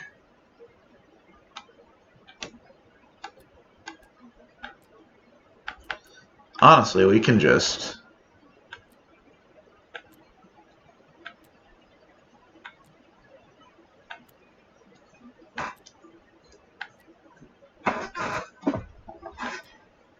Unless we got these wrong.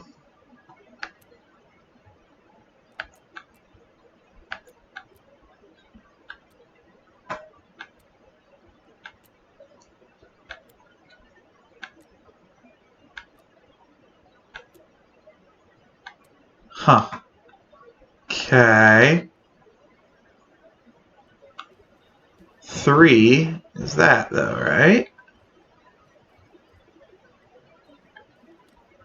Because I did up, up, not down, down.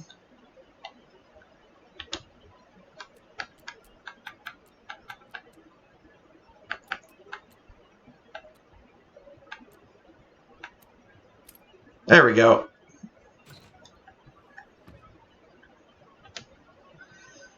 Getting the Anderson brothers on board would be a big win for us, so I'm offering you a $100 Superstore gift card plus a year's worth of free coffee at the Oh Dear Diner to whoever gets those two to join. Let's get recruiting.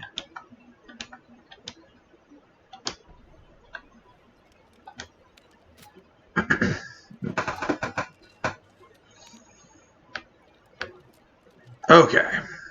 Ooh. Go back this way, get up to the lighthouse. And we'll cut back.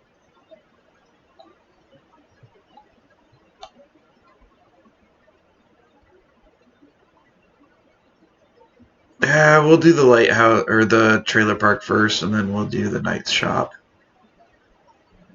I feel like maybe those things are for the Knight's shop, so we'll see.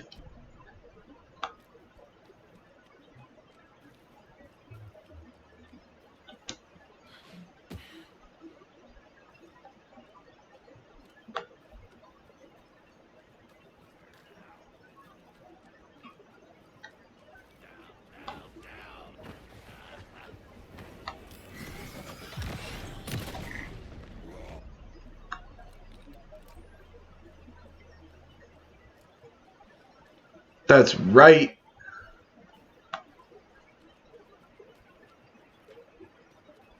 More of those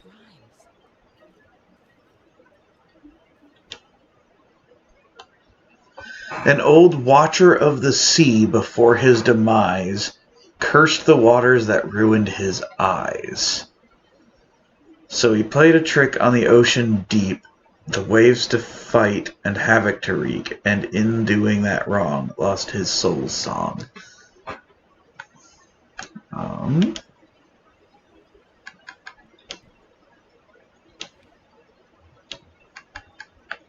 probably missing the doll.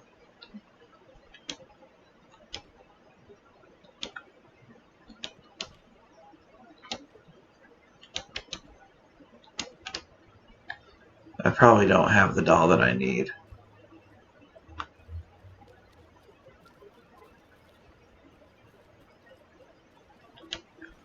Look at that. Need to find the key.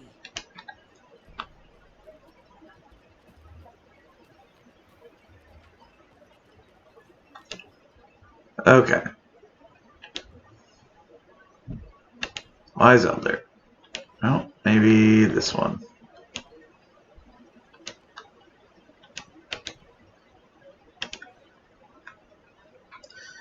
An old watcher of the sea cursed the water before it ruined his eyes.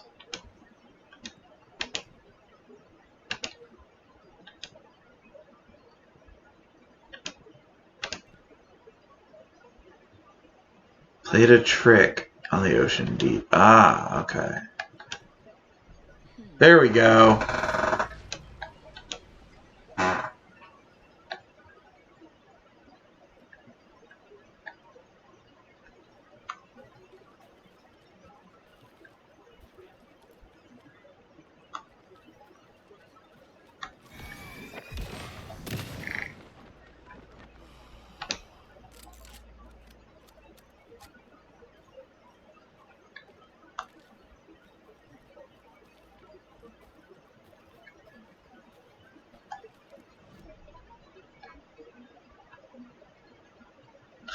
It unblocked that area.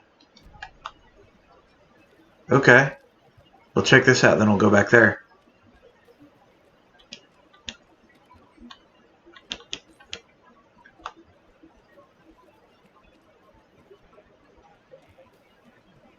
Hell yeah.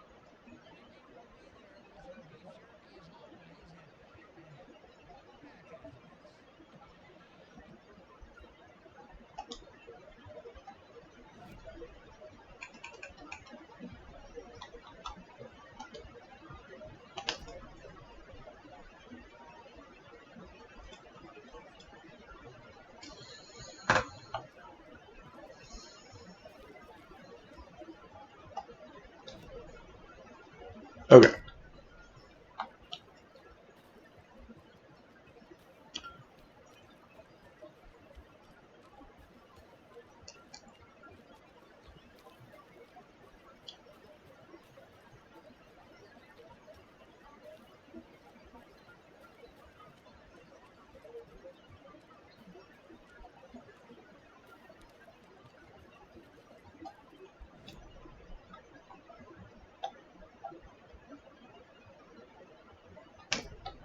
Okay.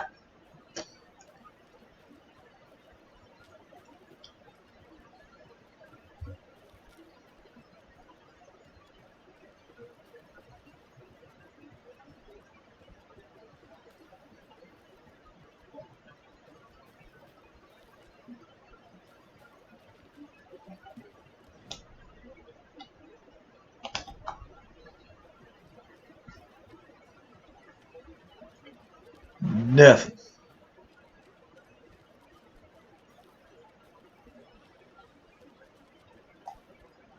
It's that way, right? Yeah.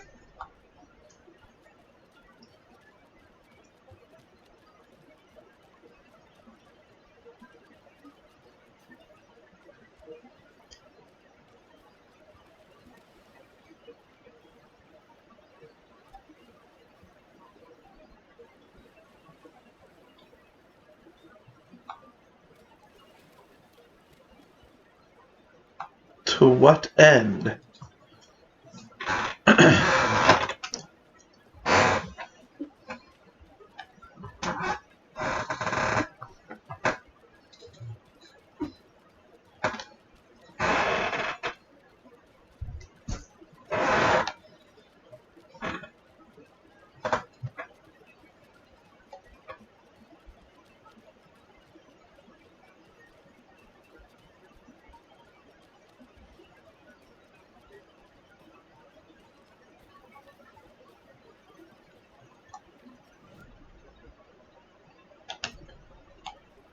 The page said I'd run into a cultist here. On your toes, Saga.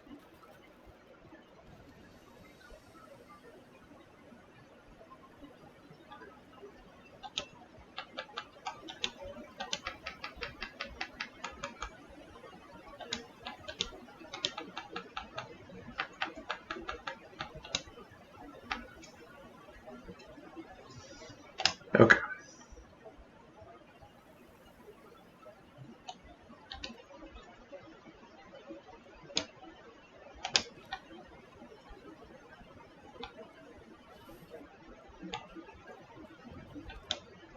Marcetto is not afraid of the rough questions.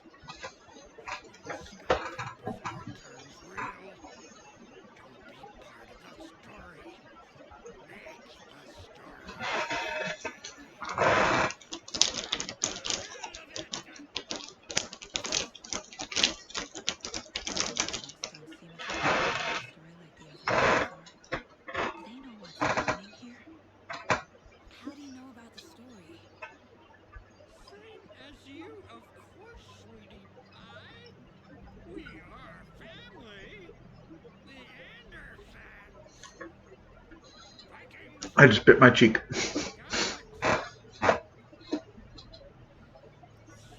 good to finally see you, Saga.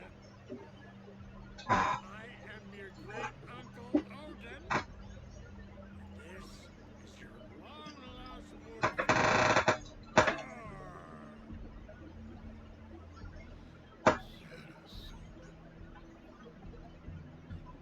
He is your grandfather. I am the All Father.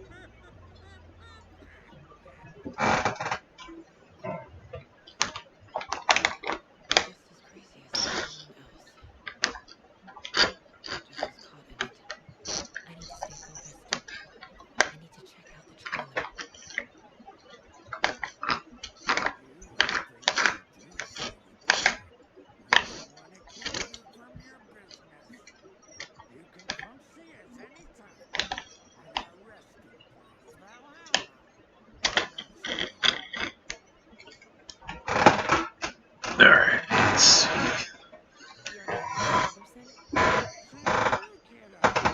Thor Anderson, Odin Anderson, the old gods of Asgard.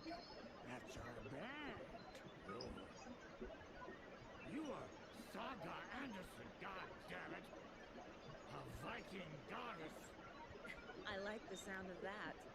Thor, Odin, Saga. All Norse inspired. Plus the same last name. A coincidence? Did the horror story change their names to match mine? So, do you know where the Anderson trailer is? Right behind us. We've been looking after it since you left. Uh-huh. Thanks for your help. Anytime, kiddo. Looks like you two have had a bit too much fun. She sees right through us, bro. She has the power. This calls for a fucking celebration. Our little Saga all grown up and finally home. Sure, we've had a few sips. Just a taste. The famous Anderson moonshine. Oh, nectar of the gods. You want some? No thanks.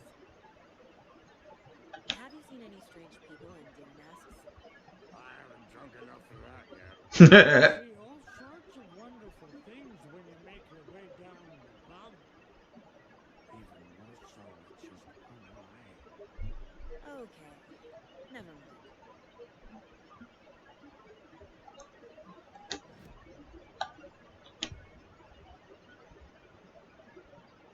Thought it said I had something for them. That's positive it did.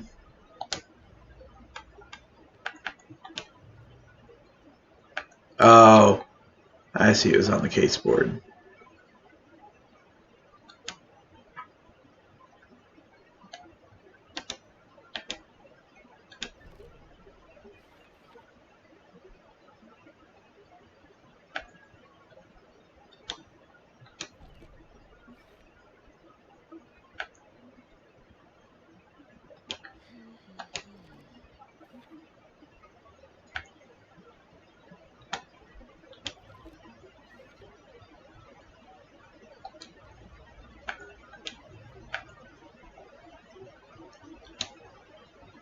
Let's see.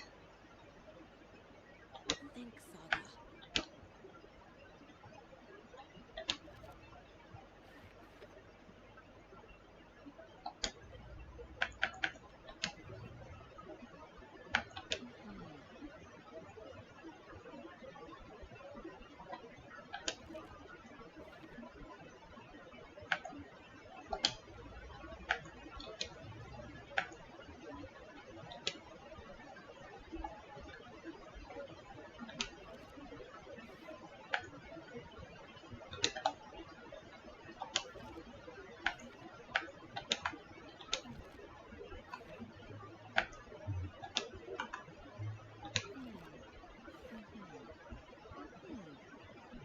Hmm.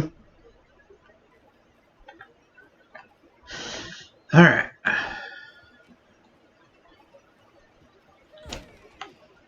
Hello,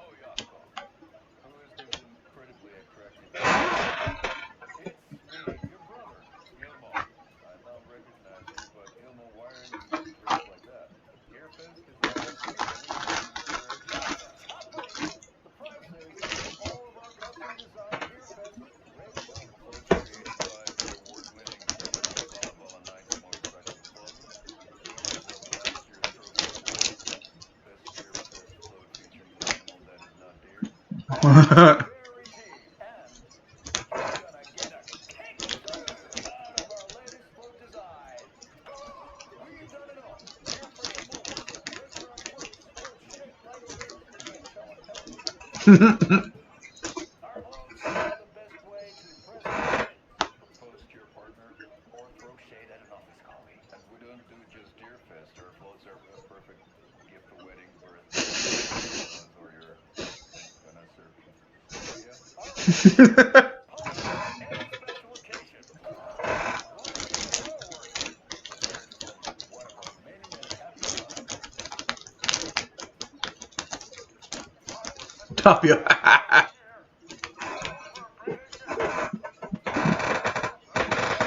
that was because people liked it. And there you have it. Award-winning floats now at reduced prices that will knock you off your feet. Order yours today.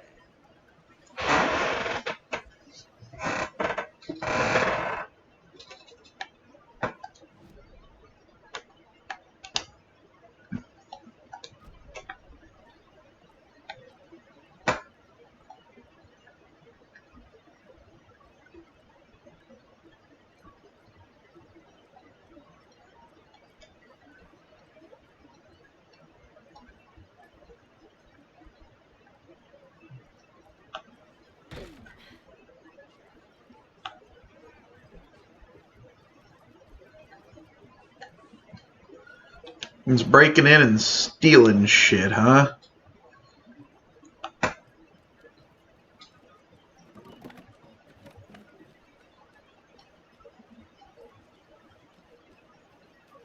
Ooh. And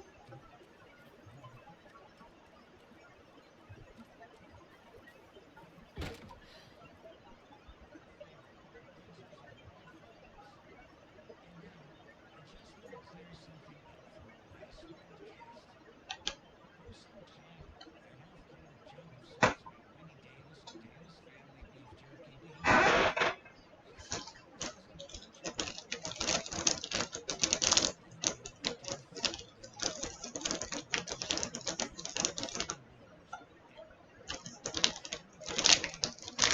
civil wars with their owner. And with that in mind, hi there. Is this not Wendy? No, this is Jennifer. Remember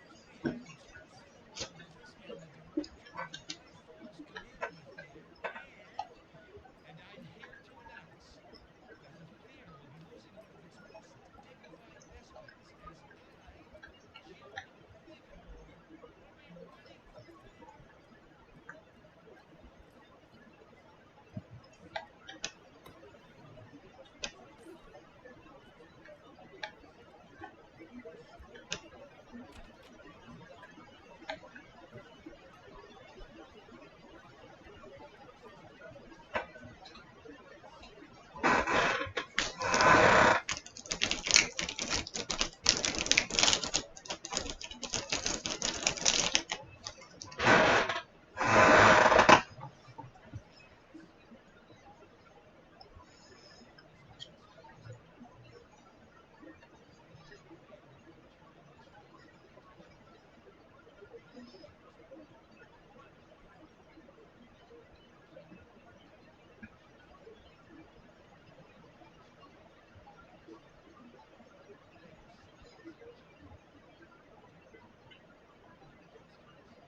the theater.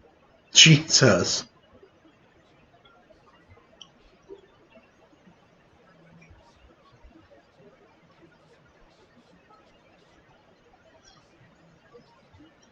Davis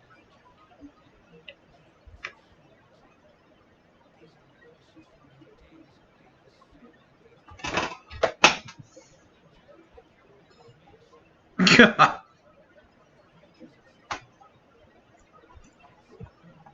Jesus Christ.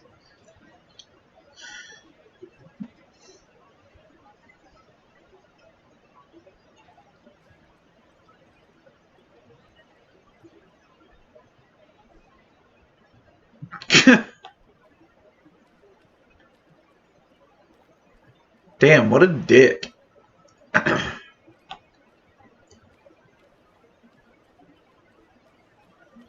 Just some scenery back here.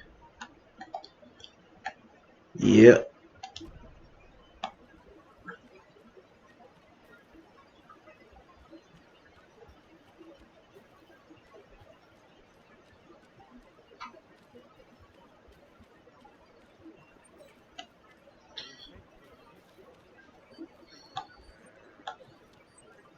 That depressing tango shit is bad for your head, bro.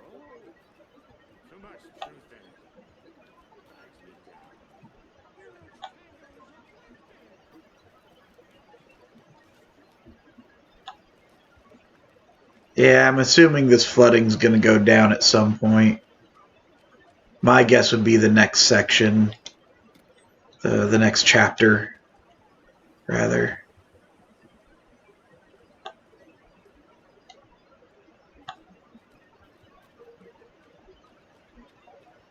Alright, into our home we go. Reeks of booze. I mean, nothing but bottles everywhere. Murder at the Manor House. Did I leave the bureau in this fictional reality? Our deepest condolences for your loss. The Bureau knows it's an incredibly hard time for you. Personally can assure you we are committed to your well-being and allow the time needed for your recovery from this tragedy. The FBI is here for you. We'll be ready to welcome you back to work as soon as you're ready. We could really use that insightful mind of yours, so we hope to see you back in our ranks soon. Oops. Okay.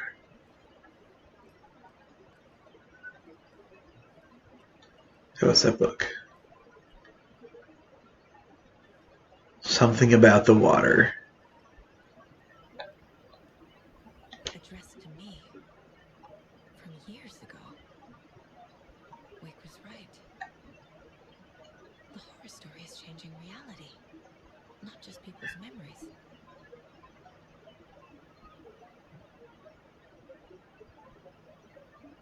This card has Mom's handwriting.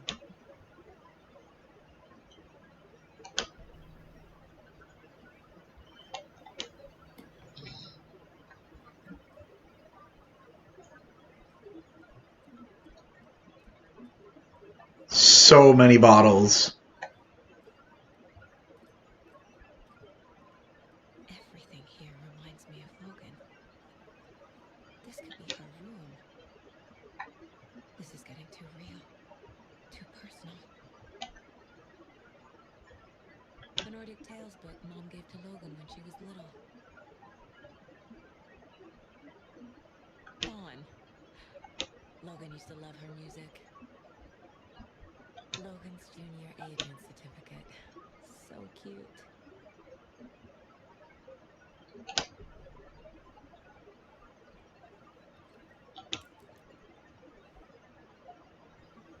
My newfound relatives. Cozy with the cult of the tree.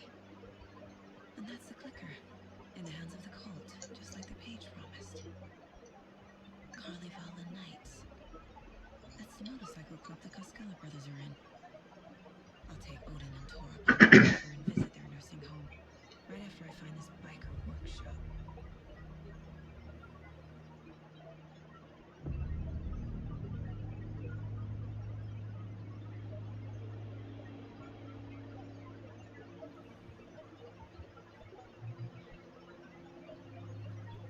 No.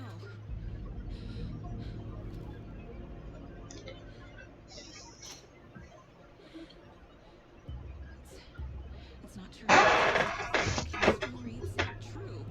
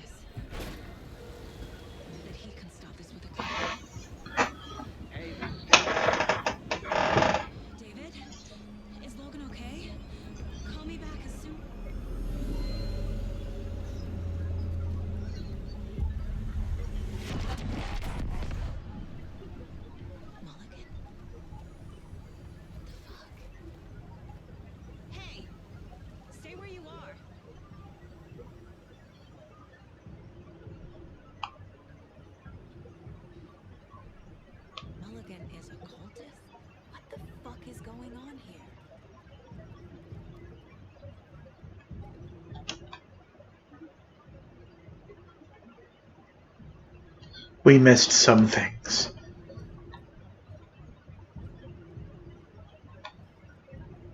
And it was absolutely nothing important. Oh, here we go. Maybe these. Nope. Okay.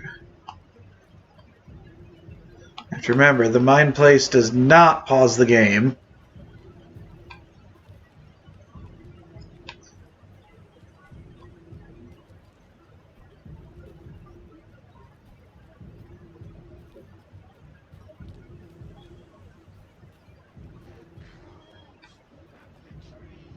You want me to? God damn it. And now they're all taken. Oh, God! Oh! Oh my God.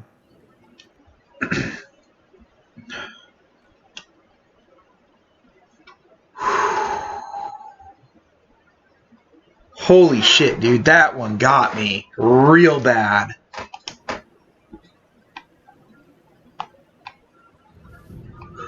Oh, shit.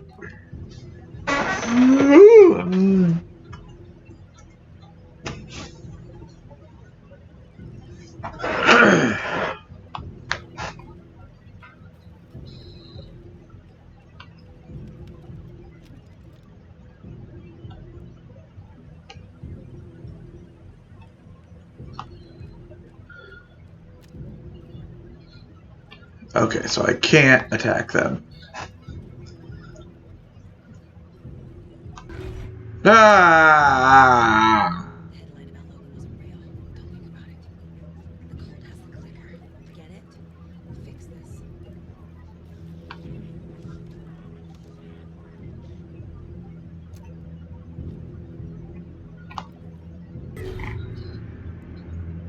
Fucking hell!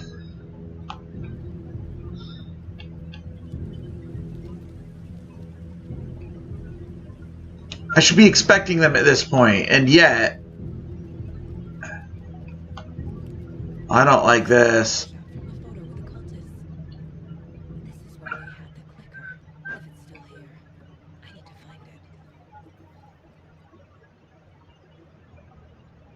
it. Alright, we're gonna... It seems relatively safe right now.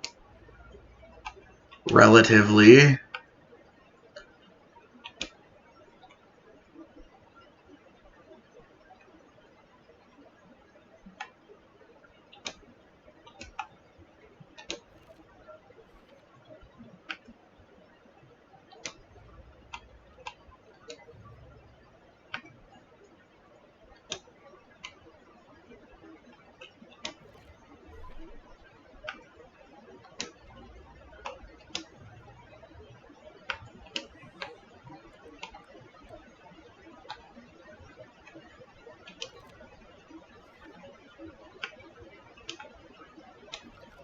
No.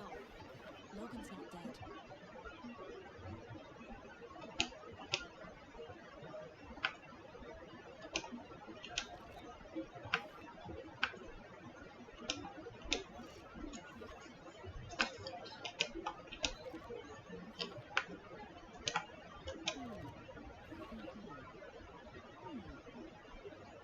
Some real things are mixed in with the fiction. Doesn't matter. It's not real. It's not.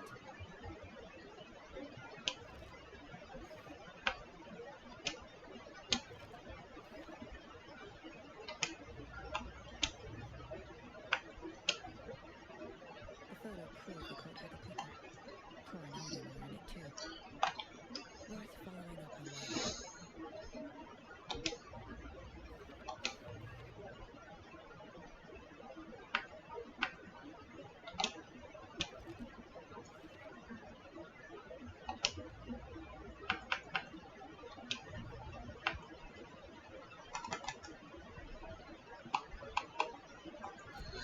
Okay.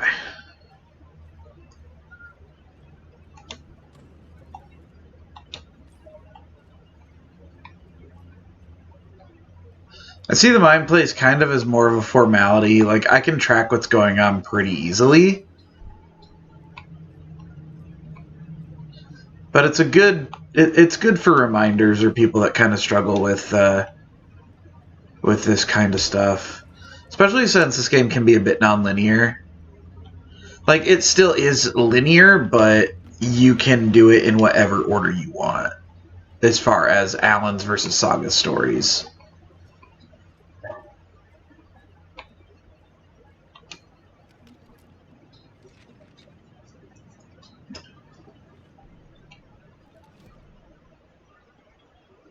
Hey, stop right there.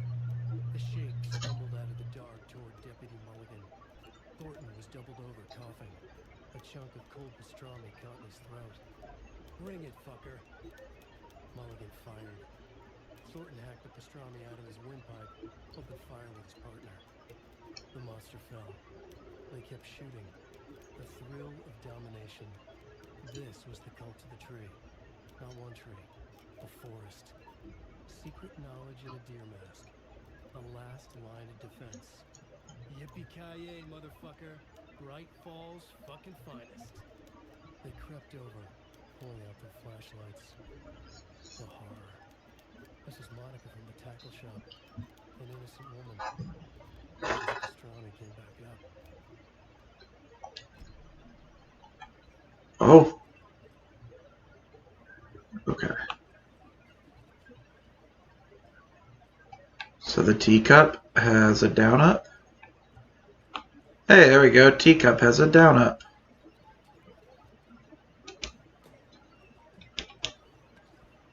I don't know. It looks like it's going to be something. You were a handsome deer.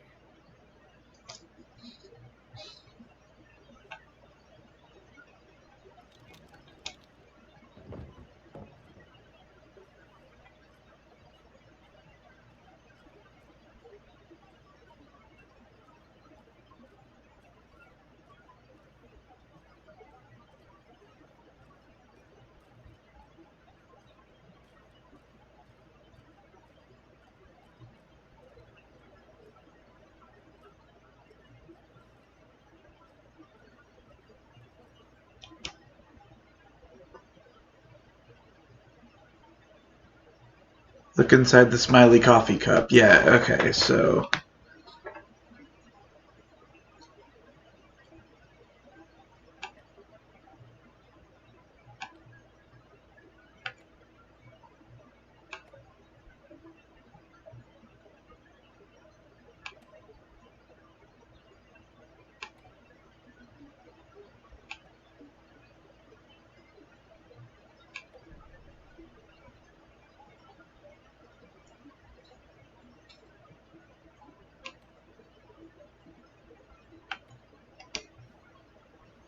Why do I feel like that door is going to be another, like the wall at the general store at the beginning?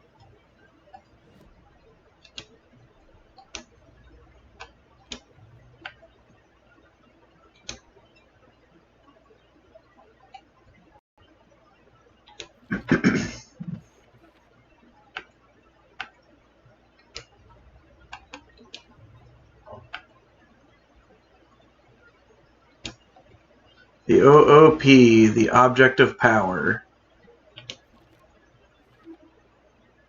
The clicker.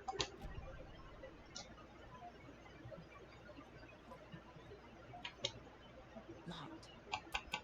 Okay. So, There has to be a way to get this lock open. alright, so inside the coffee cup. So we know the coffee cup has the down up. Right? But clearly there's two more. I need to figure out what those are.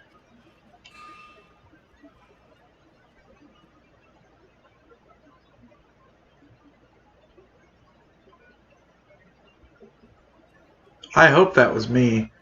Alright, the question is which order? I'd imagine like this. Up, down, angled hourglass, normal hourglass.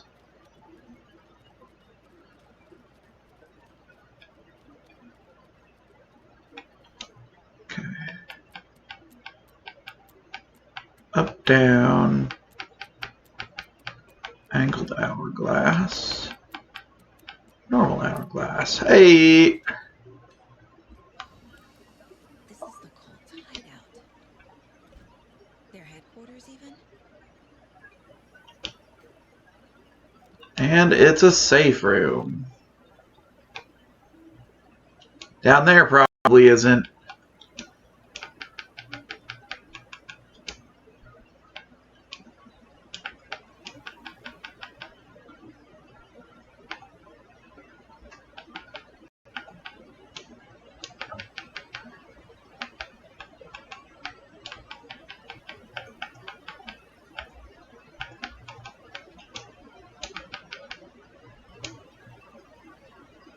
There we go.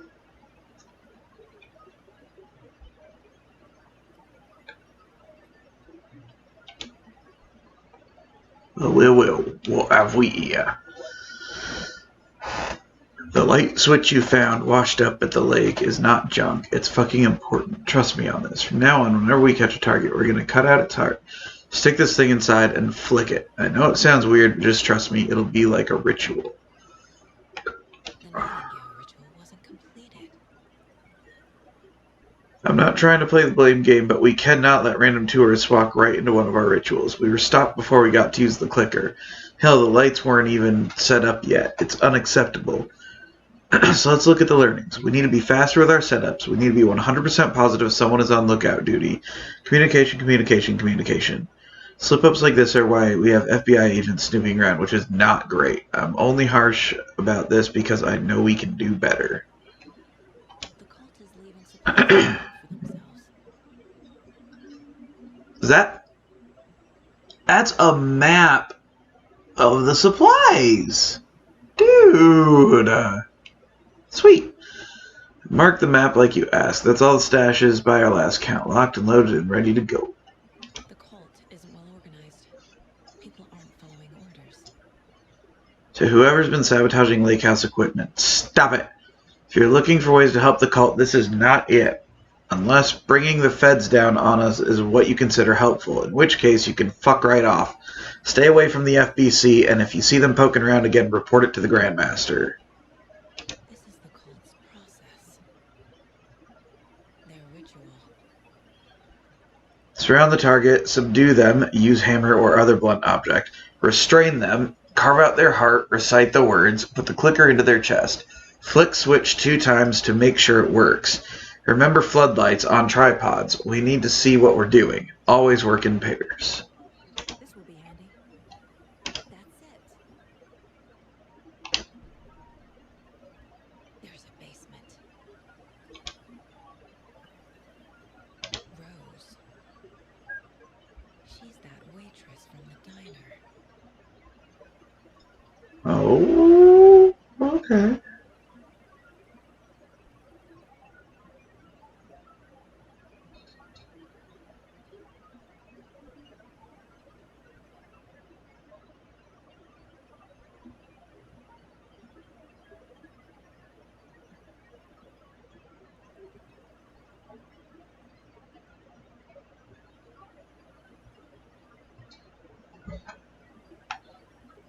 Interesting. One weird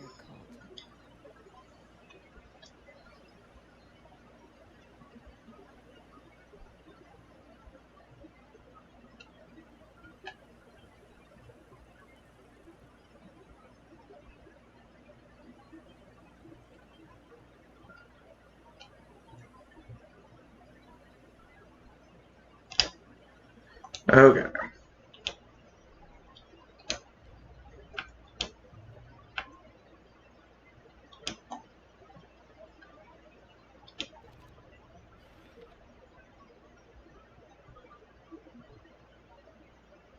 Inspired by FBC logo, also drugs.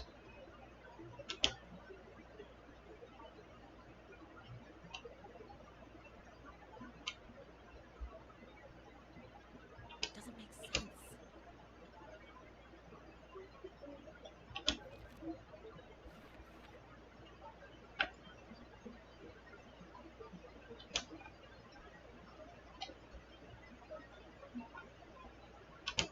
There we go.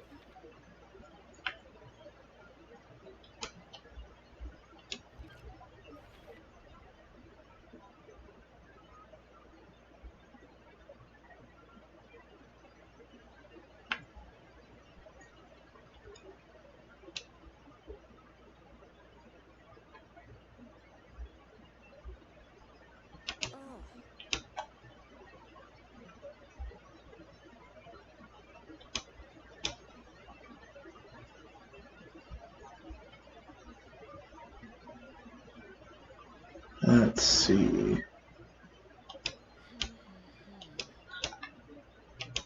Honestly, I'm not sure. Won't be Rose. Won't be the monster. It's not working. Coco. Psychology? Oh, fair.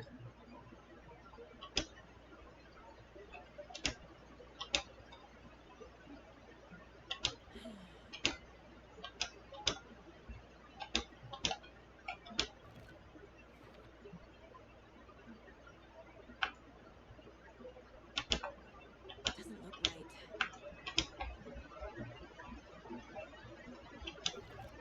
There we go. Wait.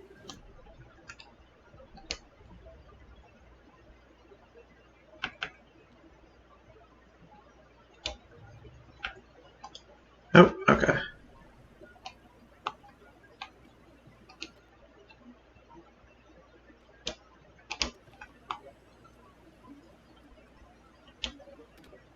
I can lie, this is a long ass chapter. A creepy basement.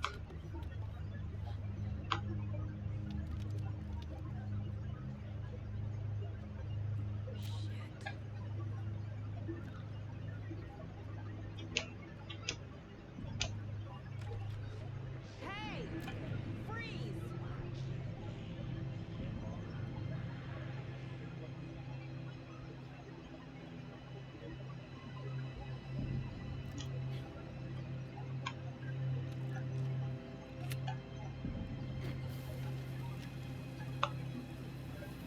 That's the clicker.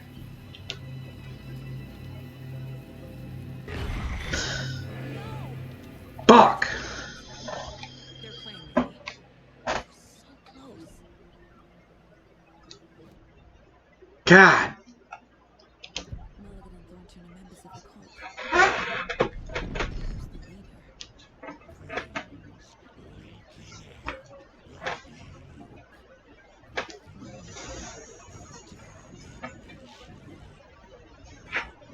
Secret rituals doesn't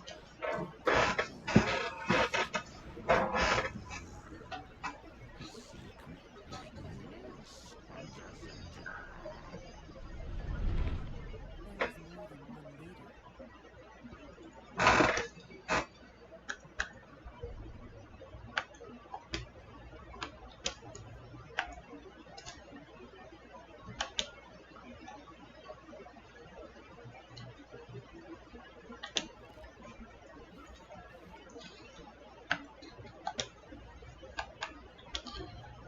Alright.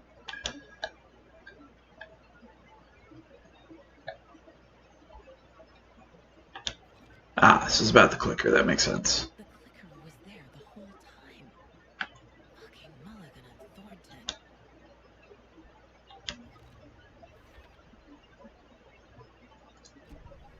They took the clicker into the overlap.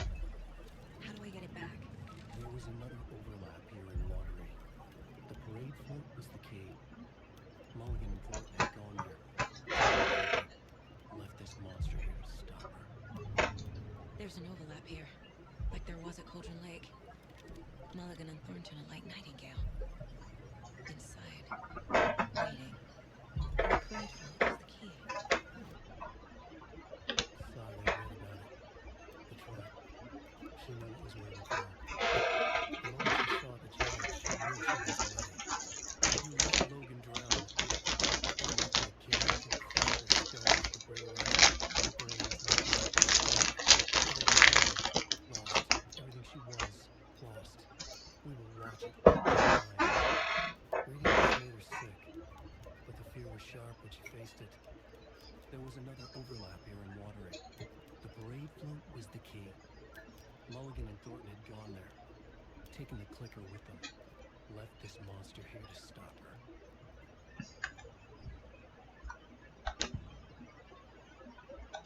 Mulligan and Thornton were fine earlier. How did this happen? Terrible mistake. Shadows crept over Mulligan and Thornton. Shadows on the faces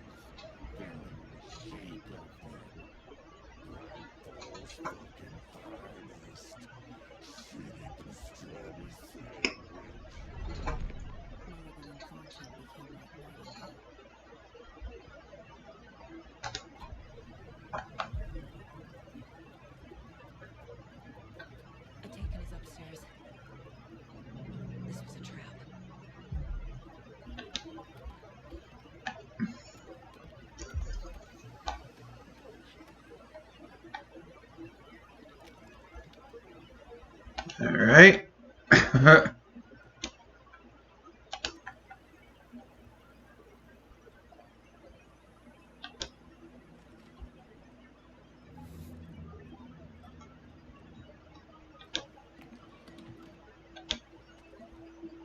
Fair enough.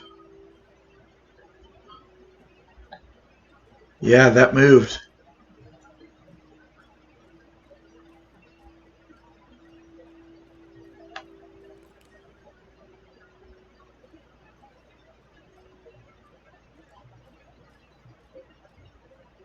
It's gonna be in there. Jesus Christ! Fuck! Oh my god! Okay. Now where's that parade float? Oh my god! Whew.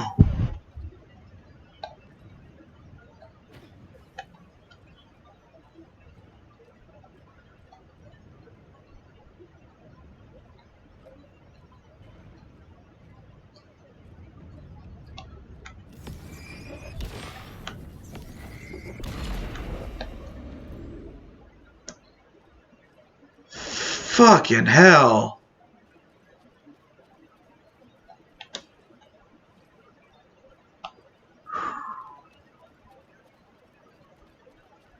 Is this the parade float the page mentioned?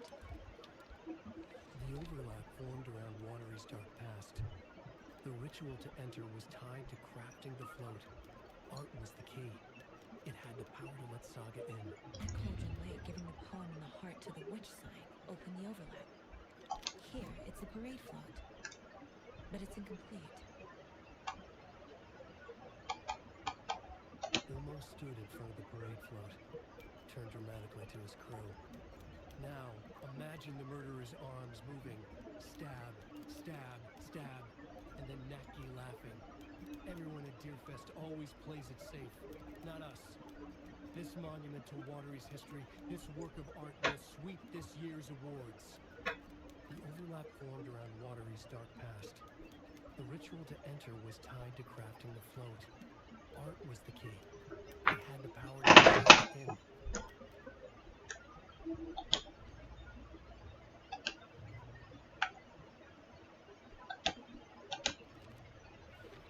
Go. The photo proved the coat had the clicker. Flora and Odin were in it too. Worth following up on later.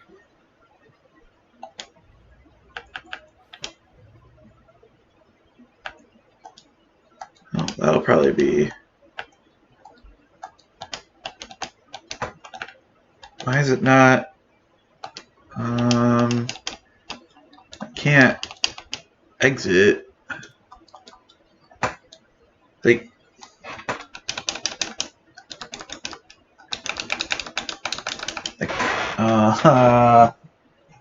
What? I heard it's because my controller's dying? Nope. Ah, damn it.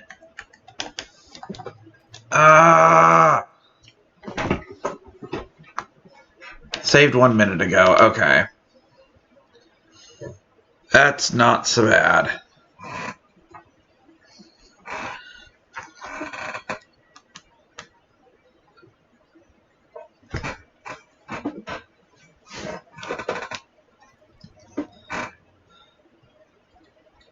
Okay.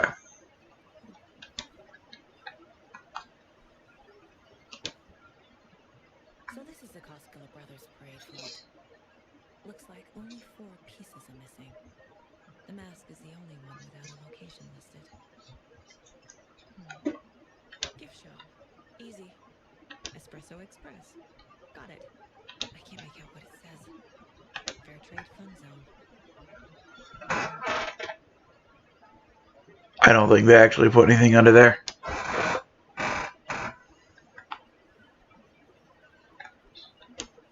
This is one disturbing parade float. Stabbing. Again and again. That must mean the arm's supposed to move.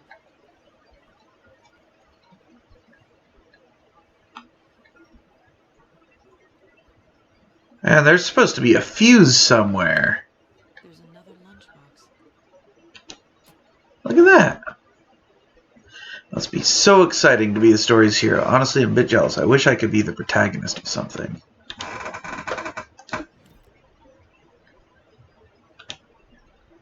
I have 10. I need 14. Okay. Oh, wait. What was that?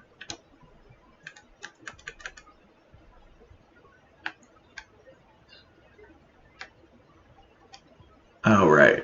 Okay. We're good. We're good. Crochet dog sweaters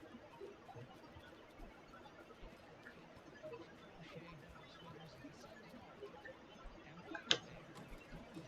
Davis and grab some of our sponsor's famous beef jerky. Up next, we've got Deer Festival. Hello? Oh my, hold on. Hello.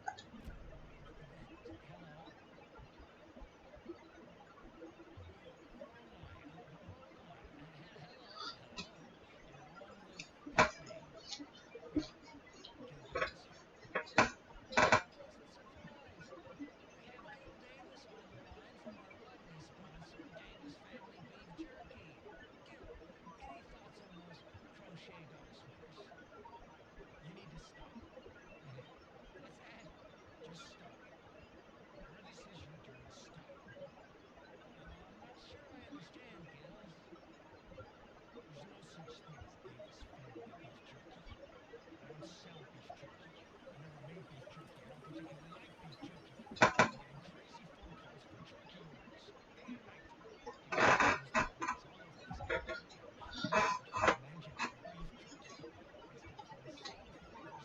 hickory teriyaki, which clearly isn't a thing. You don't sell beef jerky, then somebody needs to tell your lovely wife. Oh, no.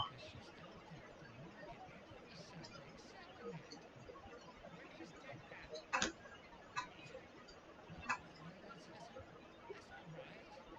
That's not right. I just saw Wendy at the market last weekend. Wendy went missing 13 years ago, Pat. We found her body. She's dead. We're trying to make peace with that, and you're making it so much harder with all this goddamn beef jerky bullshit. No, that's just not true. She's there. Every weekend, I see her there. This joke has gone far enough. I'll go meet Wendy in the morning so we can have a laugh about this. She's fucking dead, Pat. Just stop. Gil? Is everyone on time? Dog sweaters, Sunday market. Yeah, Pat Maine signing off. Poor Pat.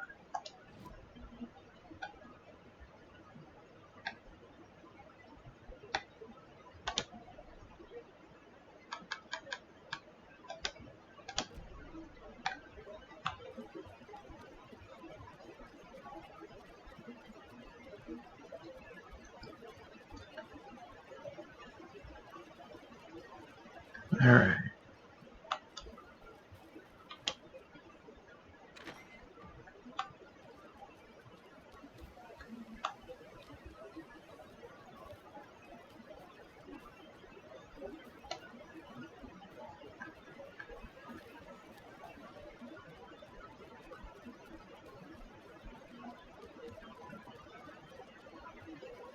So this must be the cassette and knife thing. We looked at that.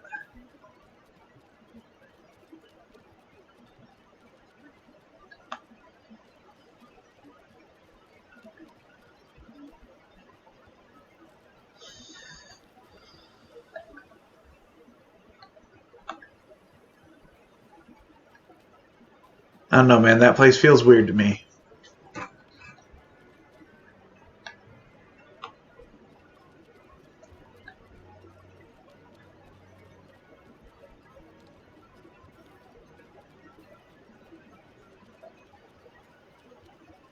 I guess a toy knife will do.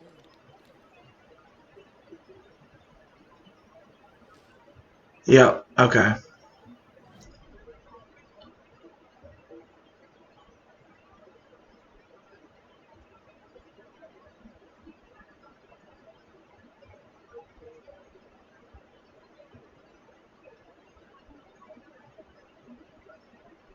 It went away. The marker went away. What the hell? That's rude.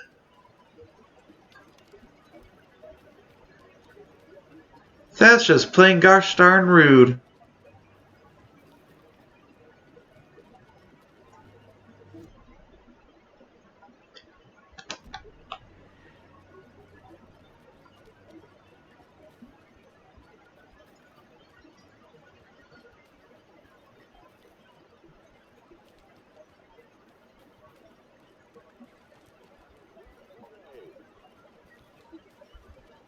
Thank God.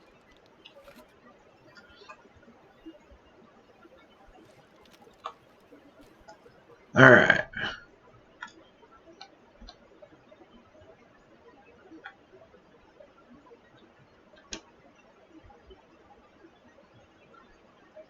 There's still an investigation at my trailer.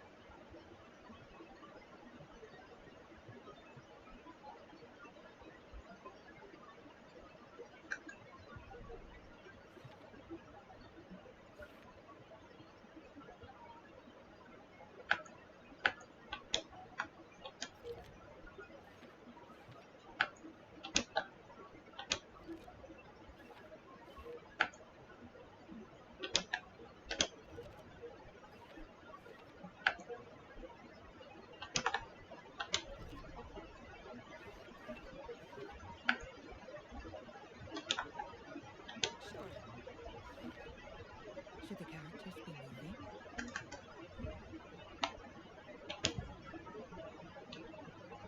The materials listed for the parade float mention a mask.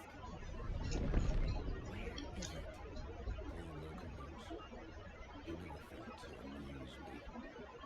Now we know, Emo, there is such a thing as too much coffee. Mocha will live on in the place of honor. He lost his head. Mulligan and Thornton had to round it up. Mulligan and Thornton must know where the new school mask is.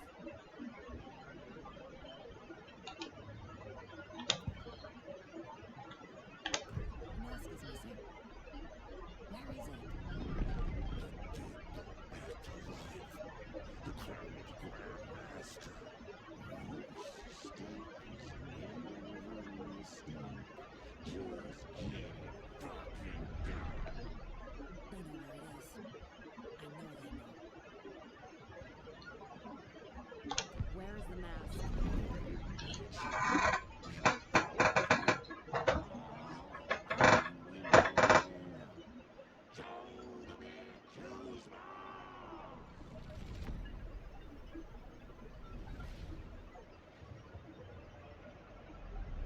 There it is. Is at the Huatari Well in Coffee World.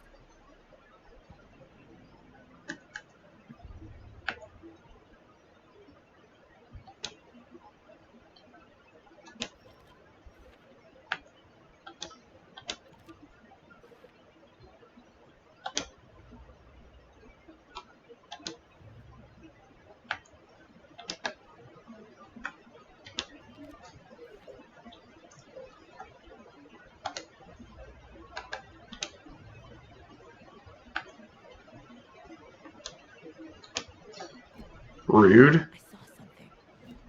Like I did in Cauldron Lake. The well, here in Coffee World. I know the Moose Skull will be there. Alright,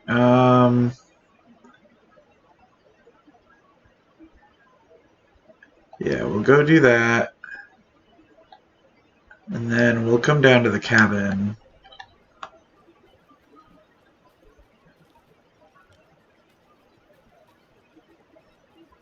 Yeah.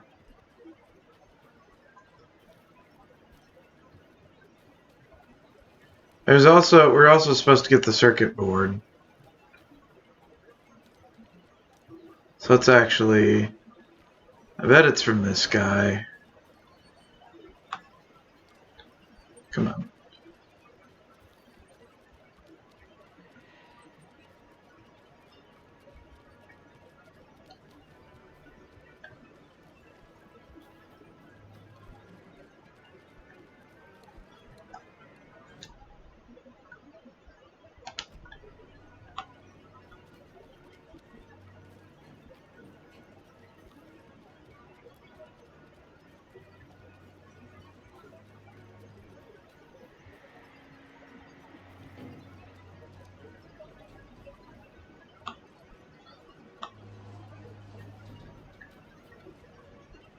No. Probably because that's meant for the box puzzle, so they don't want to. Oh my gosh, itchy in like the worst spot. Okay.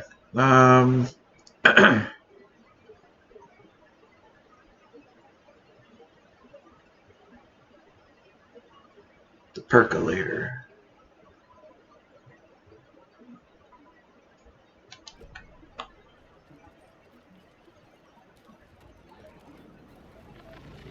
It's here. I knew it would be. I made them show me. For real, I thought I had the shotgun out.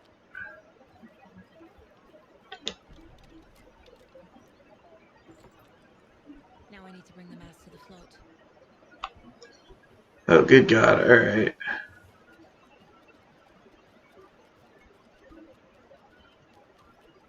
The moose skull goes here, obviously. There's your knife. All right.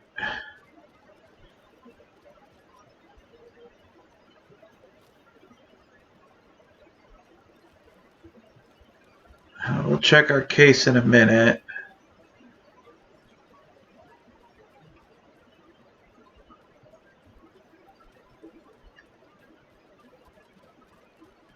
You see what the hell's going on back at the trailer.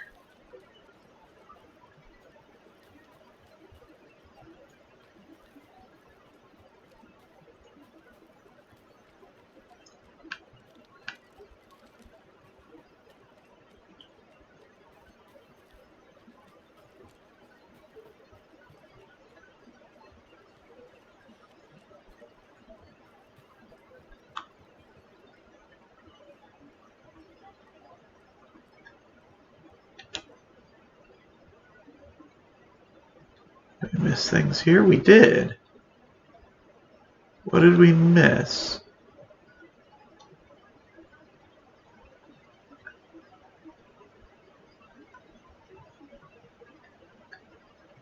Oh, God, right there. Holy crap.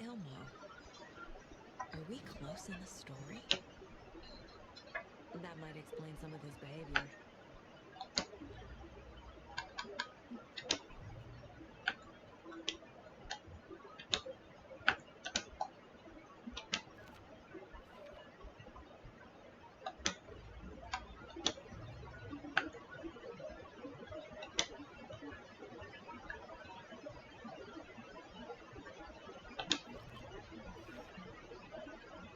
The float killer used a knife. Art? Imitating life?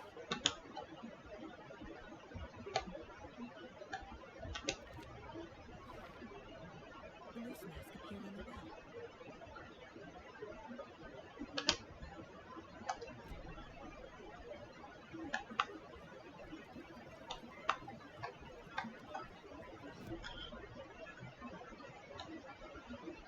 Okay, cool.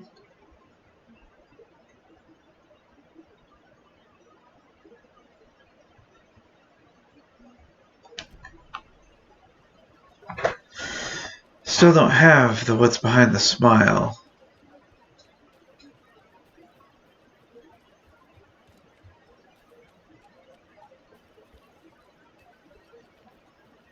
The hell?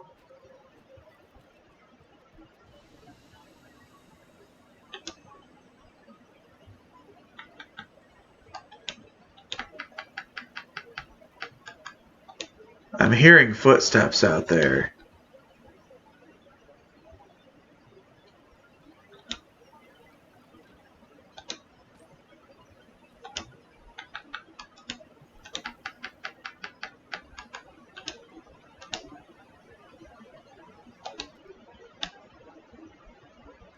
My controller might end up dying on me, guys. If it does, we'll be done then. But hopefully we can get through. Hopefully we can get through this part.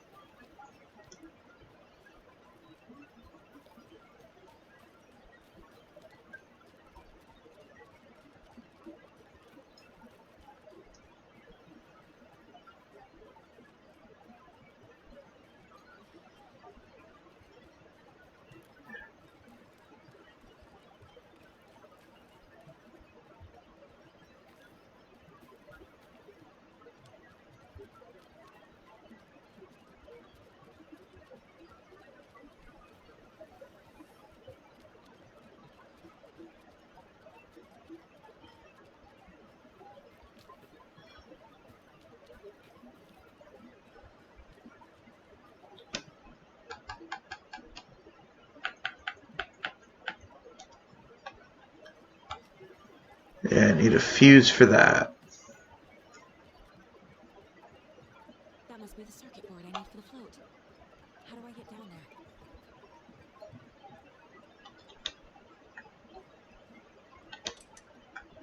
there? No power. Must be a fuse box around here somewhere. Okay, maybe I needed to trigger that.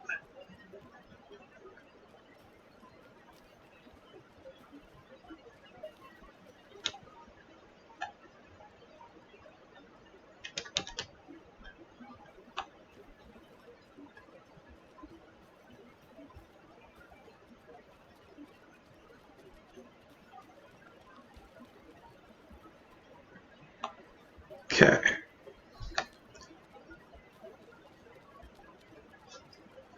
So in order to get the circuit board, we need the fuse.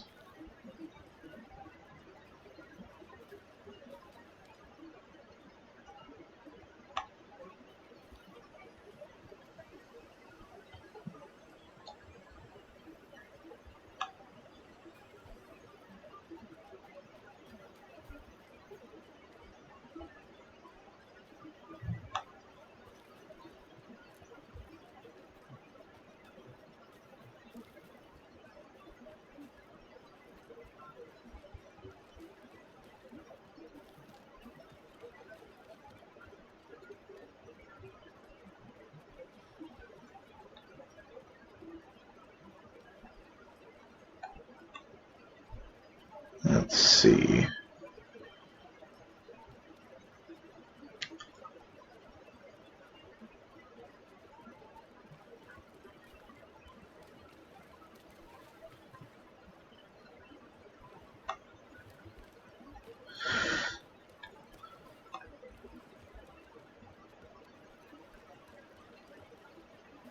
Like, I'm actually doing a really good job not being lost, but don't know where this fuse is.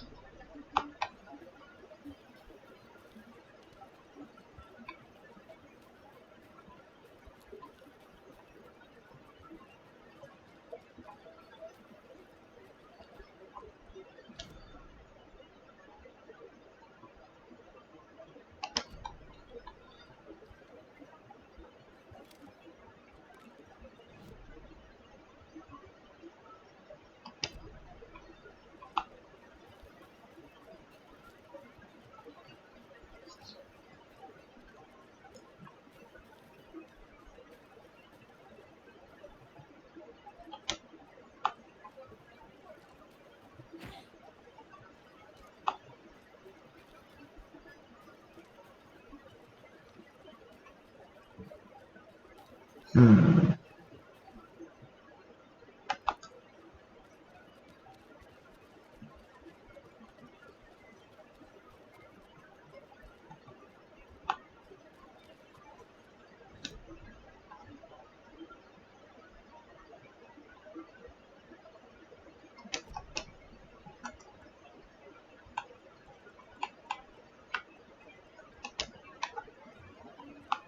Okay, let's go put the cassette tape in.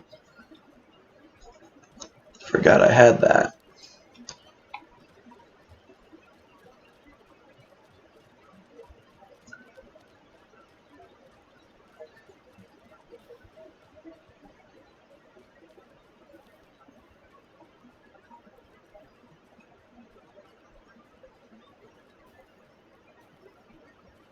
If the fuse is in there. I doubt it.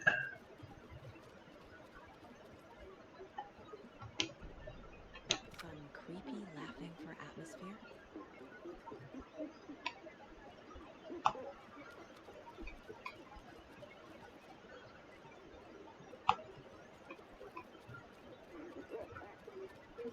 Okay.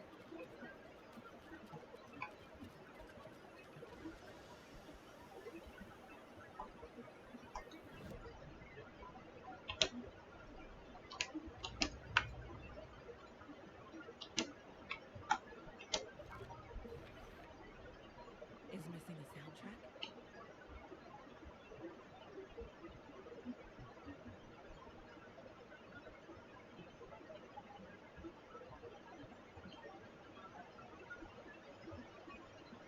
Okay. I still need... I'm missing something for that. And I still need a fuse to operate the box.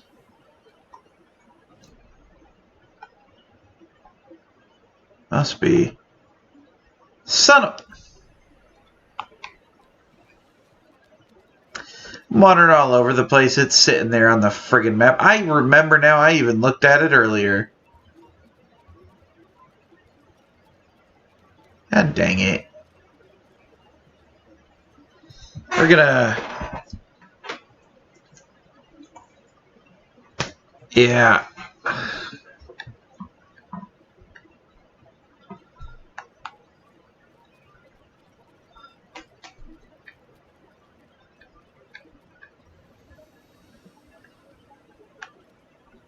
A fuse.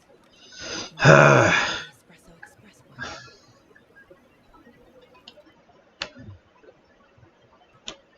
work. Bet you anything I had to do that bit to have that fuse show up.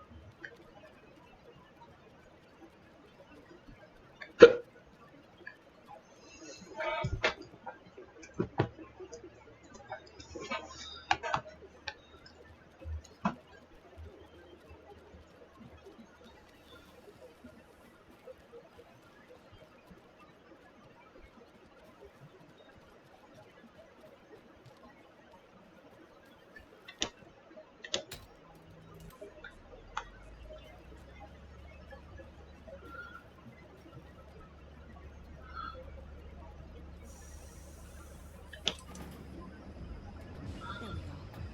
Now I just need to stop it in a position that won't get to that circuit board down there.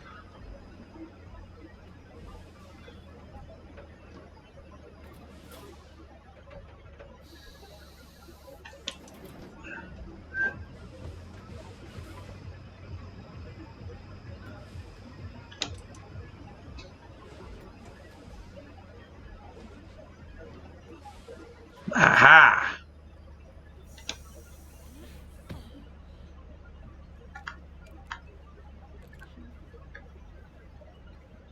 I'm so used to needing to manually crouch, and it's usually B.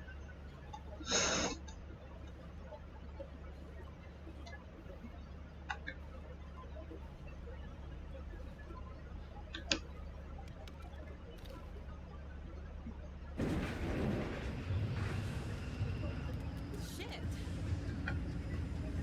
Good thing no one was writing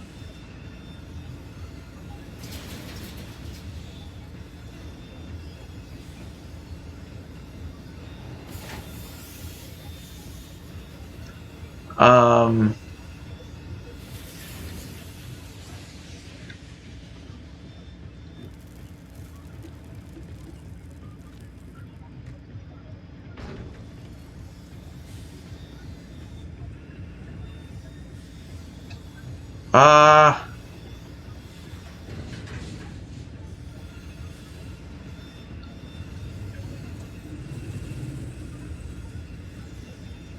I don't know what to do here.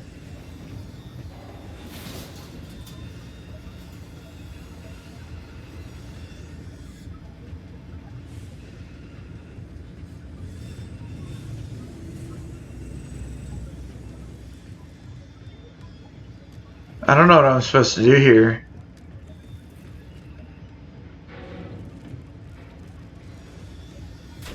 Oh my god, I know what I need to do. Wait. No, maybe not. I thought that I would need to go take the fuse out and then come back for this.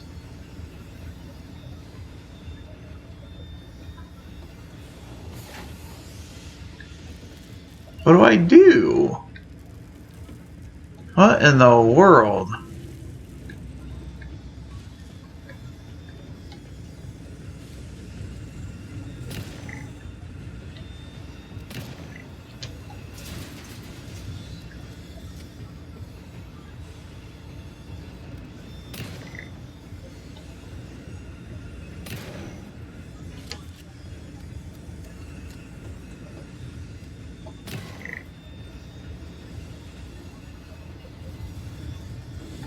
Um...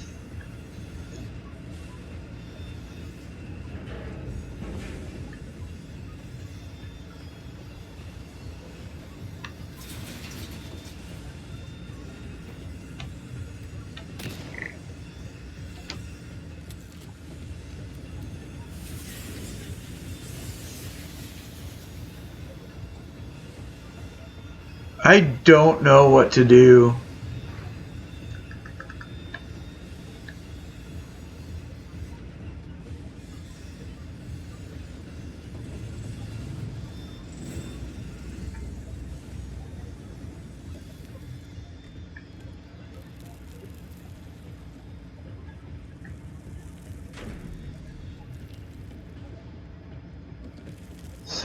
Is there another way out?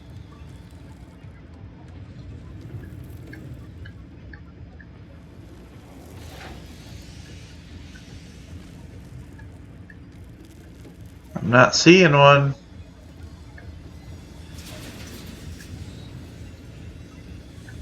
I really don't know what to do here because it won't let me put the thing back.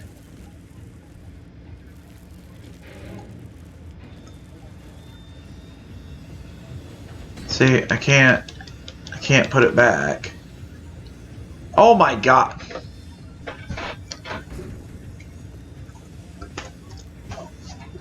Shut up.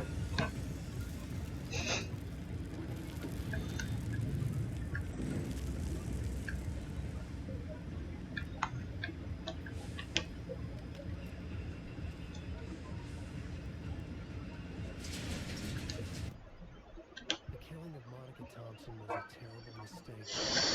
Thornton blamed Mulligan's Mulligan blamed Thornton's shitty pastrami sandwich. They only agreed it wasn't their fault.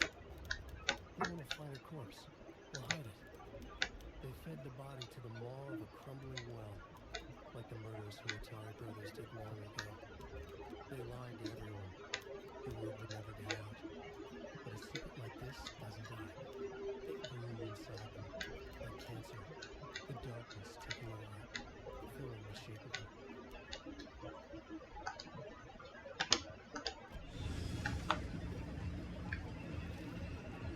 Okay.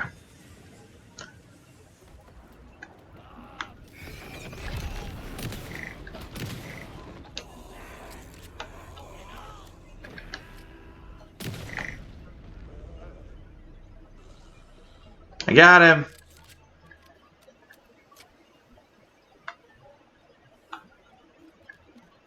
Oof. Last my turries. A little something to get those arms moving.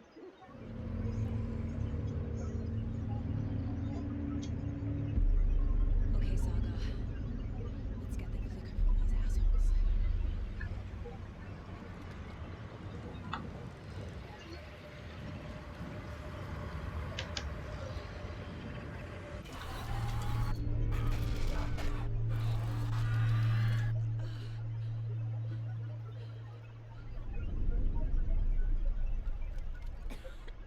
The hell?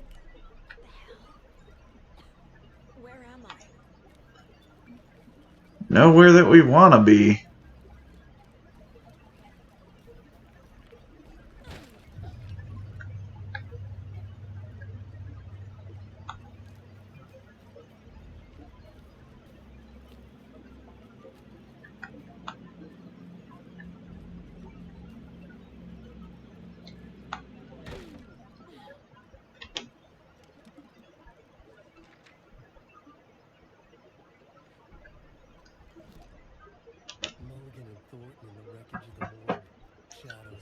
voices.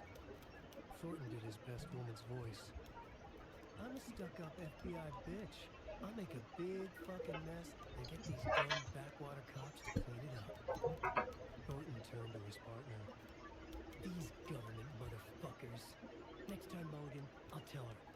You got no clue. You let your own kid drown. You're a fucking fraud. Mulligan leered. Pinning the murder on the Bookers would have fixed this whole goddamn mess.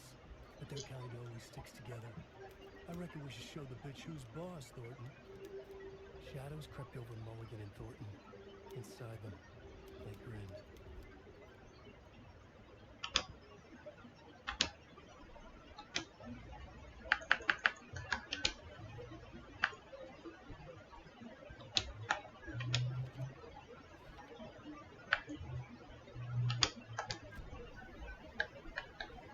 Alright.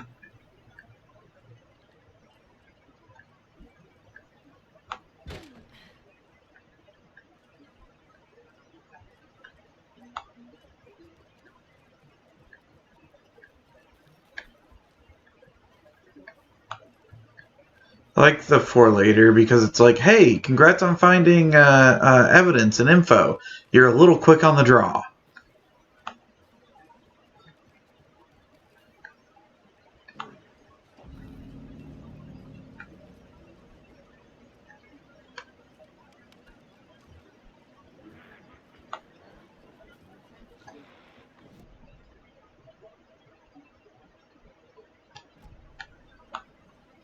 That's right, we're in the overlap. We aren't anywhere.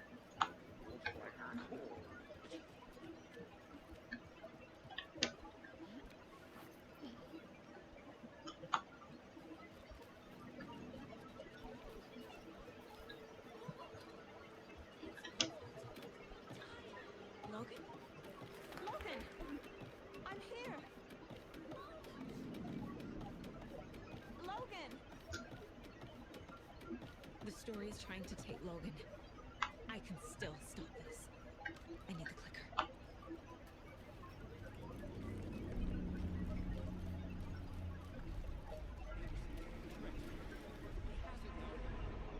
Wake? I saw him this way in the other overlap.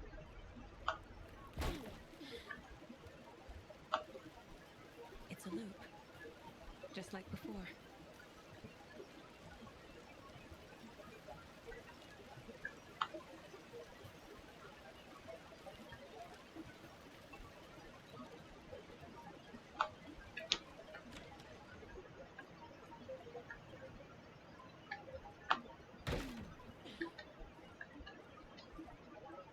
I mean, there was a body. You never know if there's something new in there, right?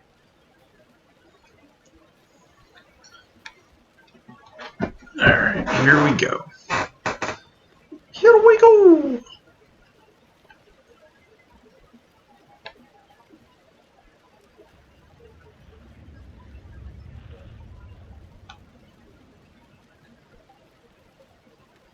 Got a flare ready for you bastards. You bastages.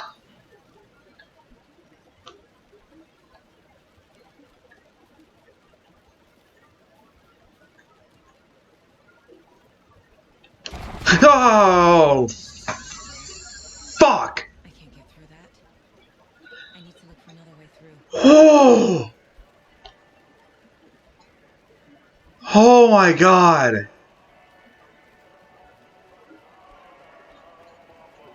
Ah! No! Ahti, yes, Ahti!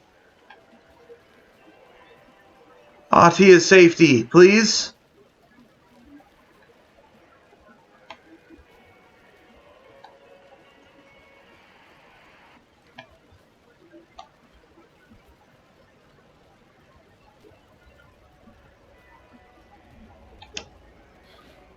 Ahti!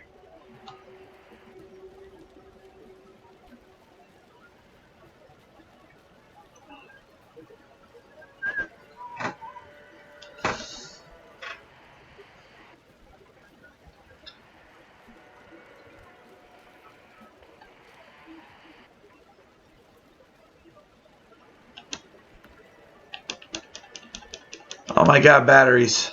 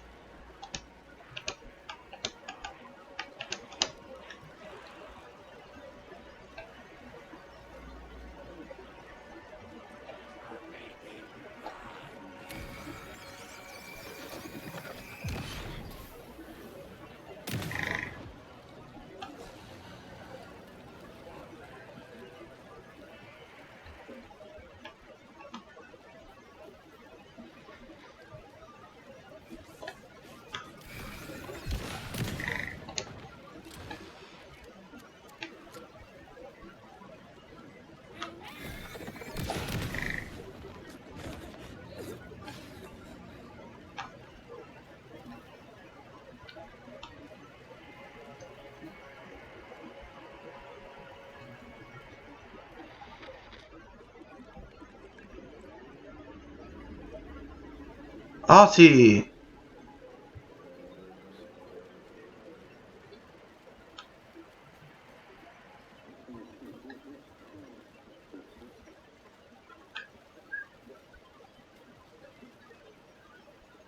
There's gonna be a fucking jump scare, isn't there?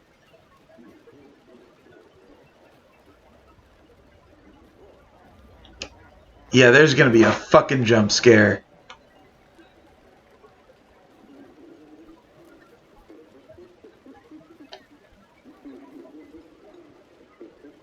Okay. Go down. Oh my god, here it comes. Oh no. Oh, I hate this. Ah, I hate it. Oh, it's blood. Reload.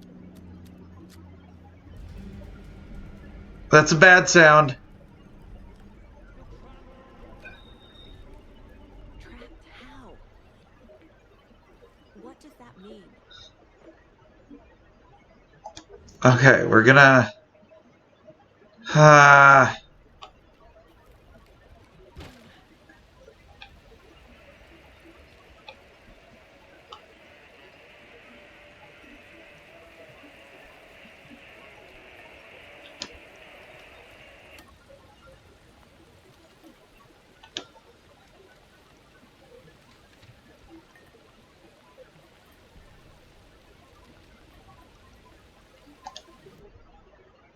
Ilmiko Sculla stood in front of the small gathering of Coffee World employees and bikers.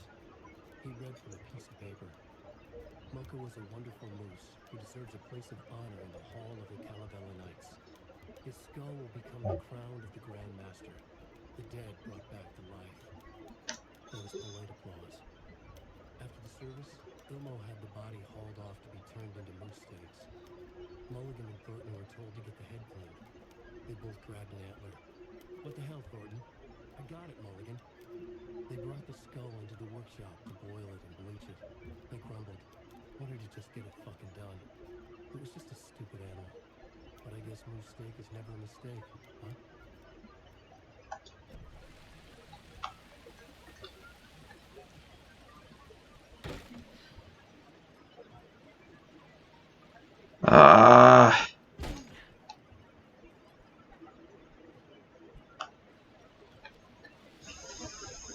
Fuck.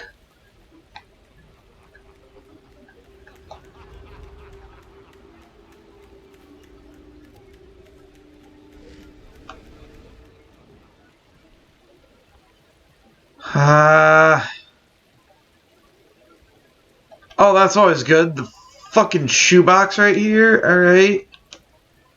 God damn it.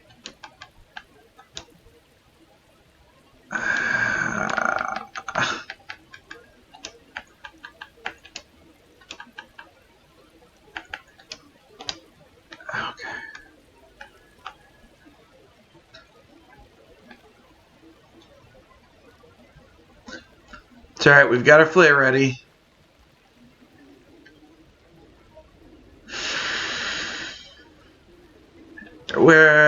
Here comes the jump scare. I know it. I know it.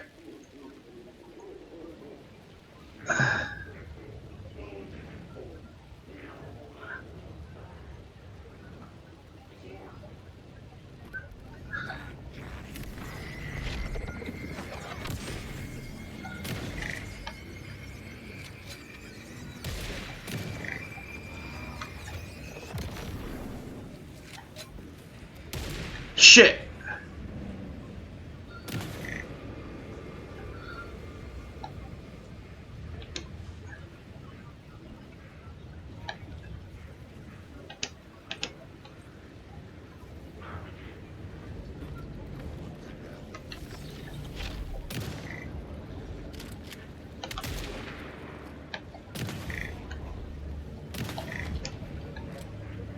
God damn. The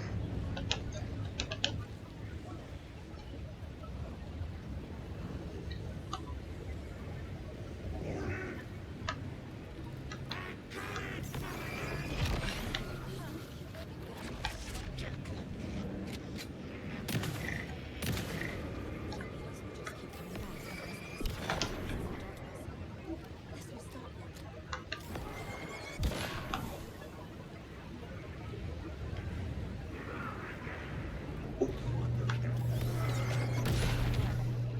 Next time they won't be coming back.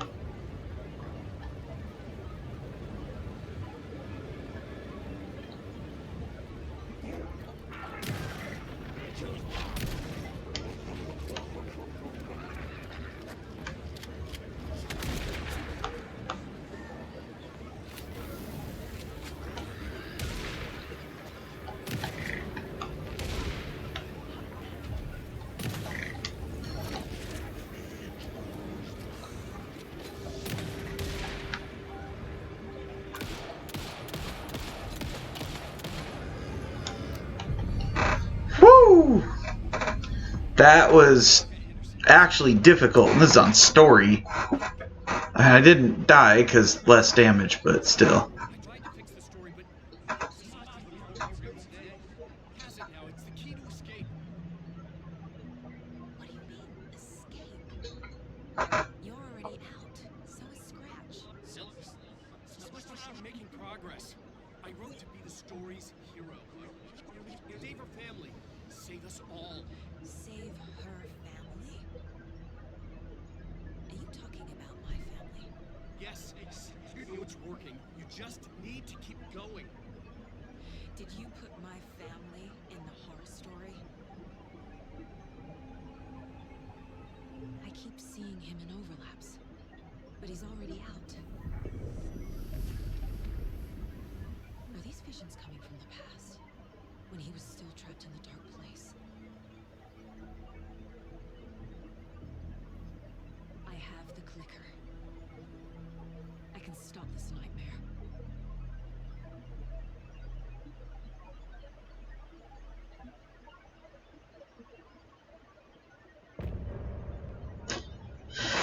Woo!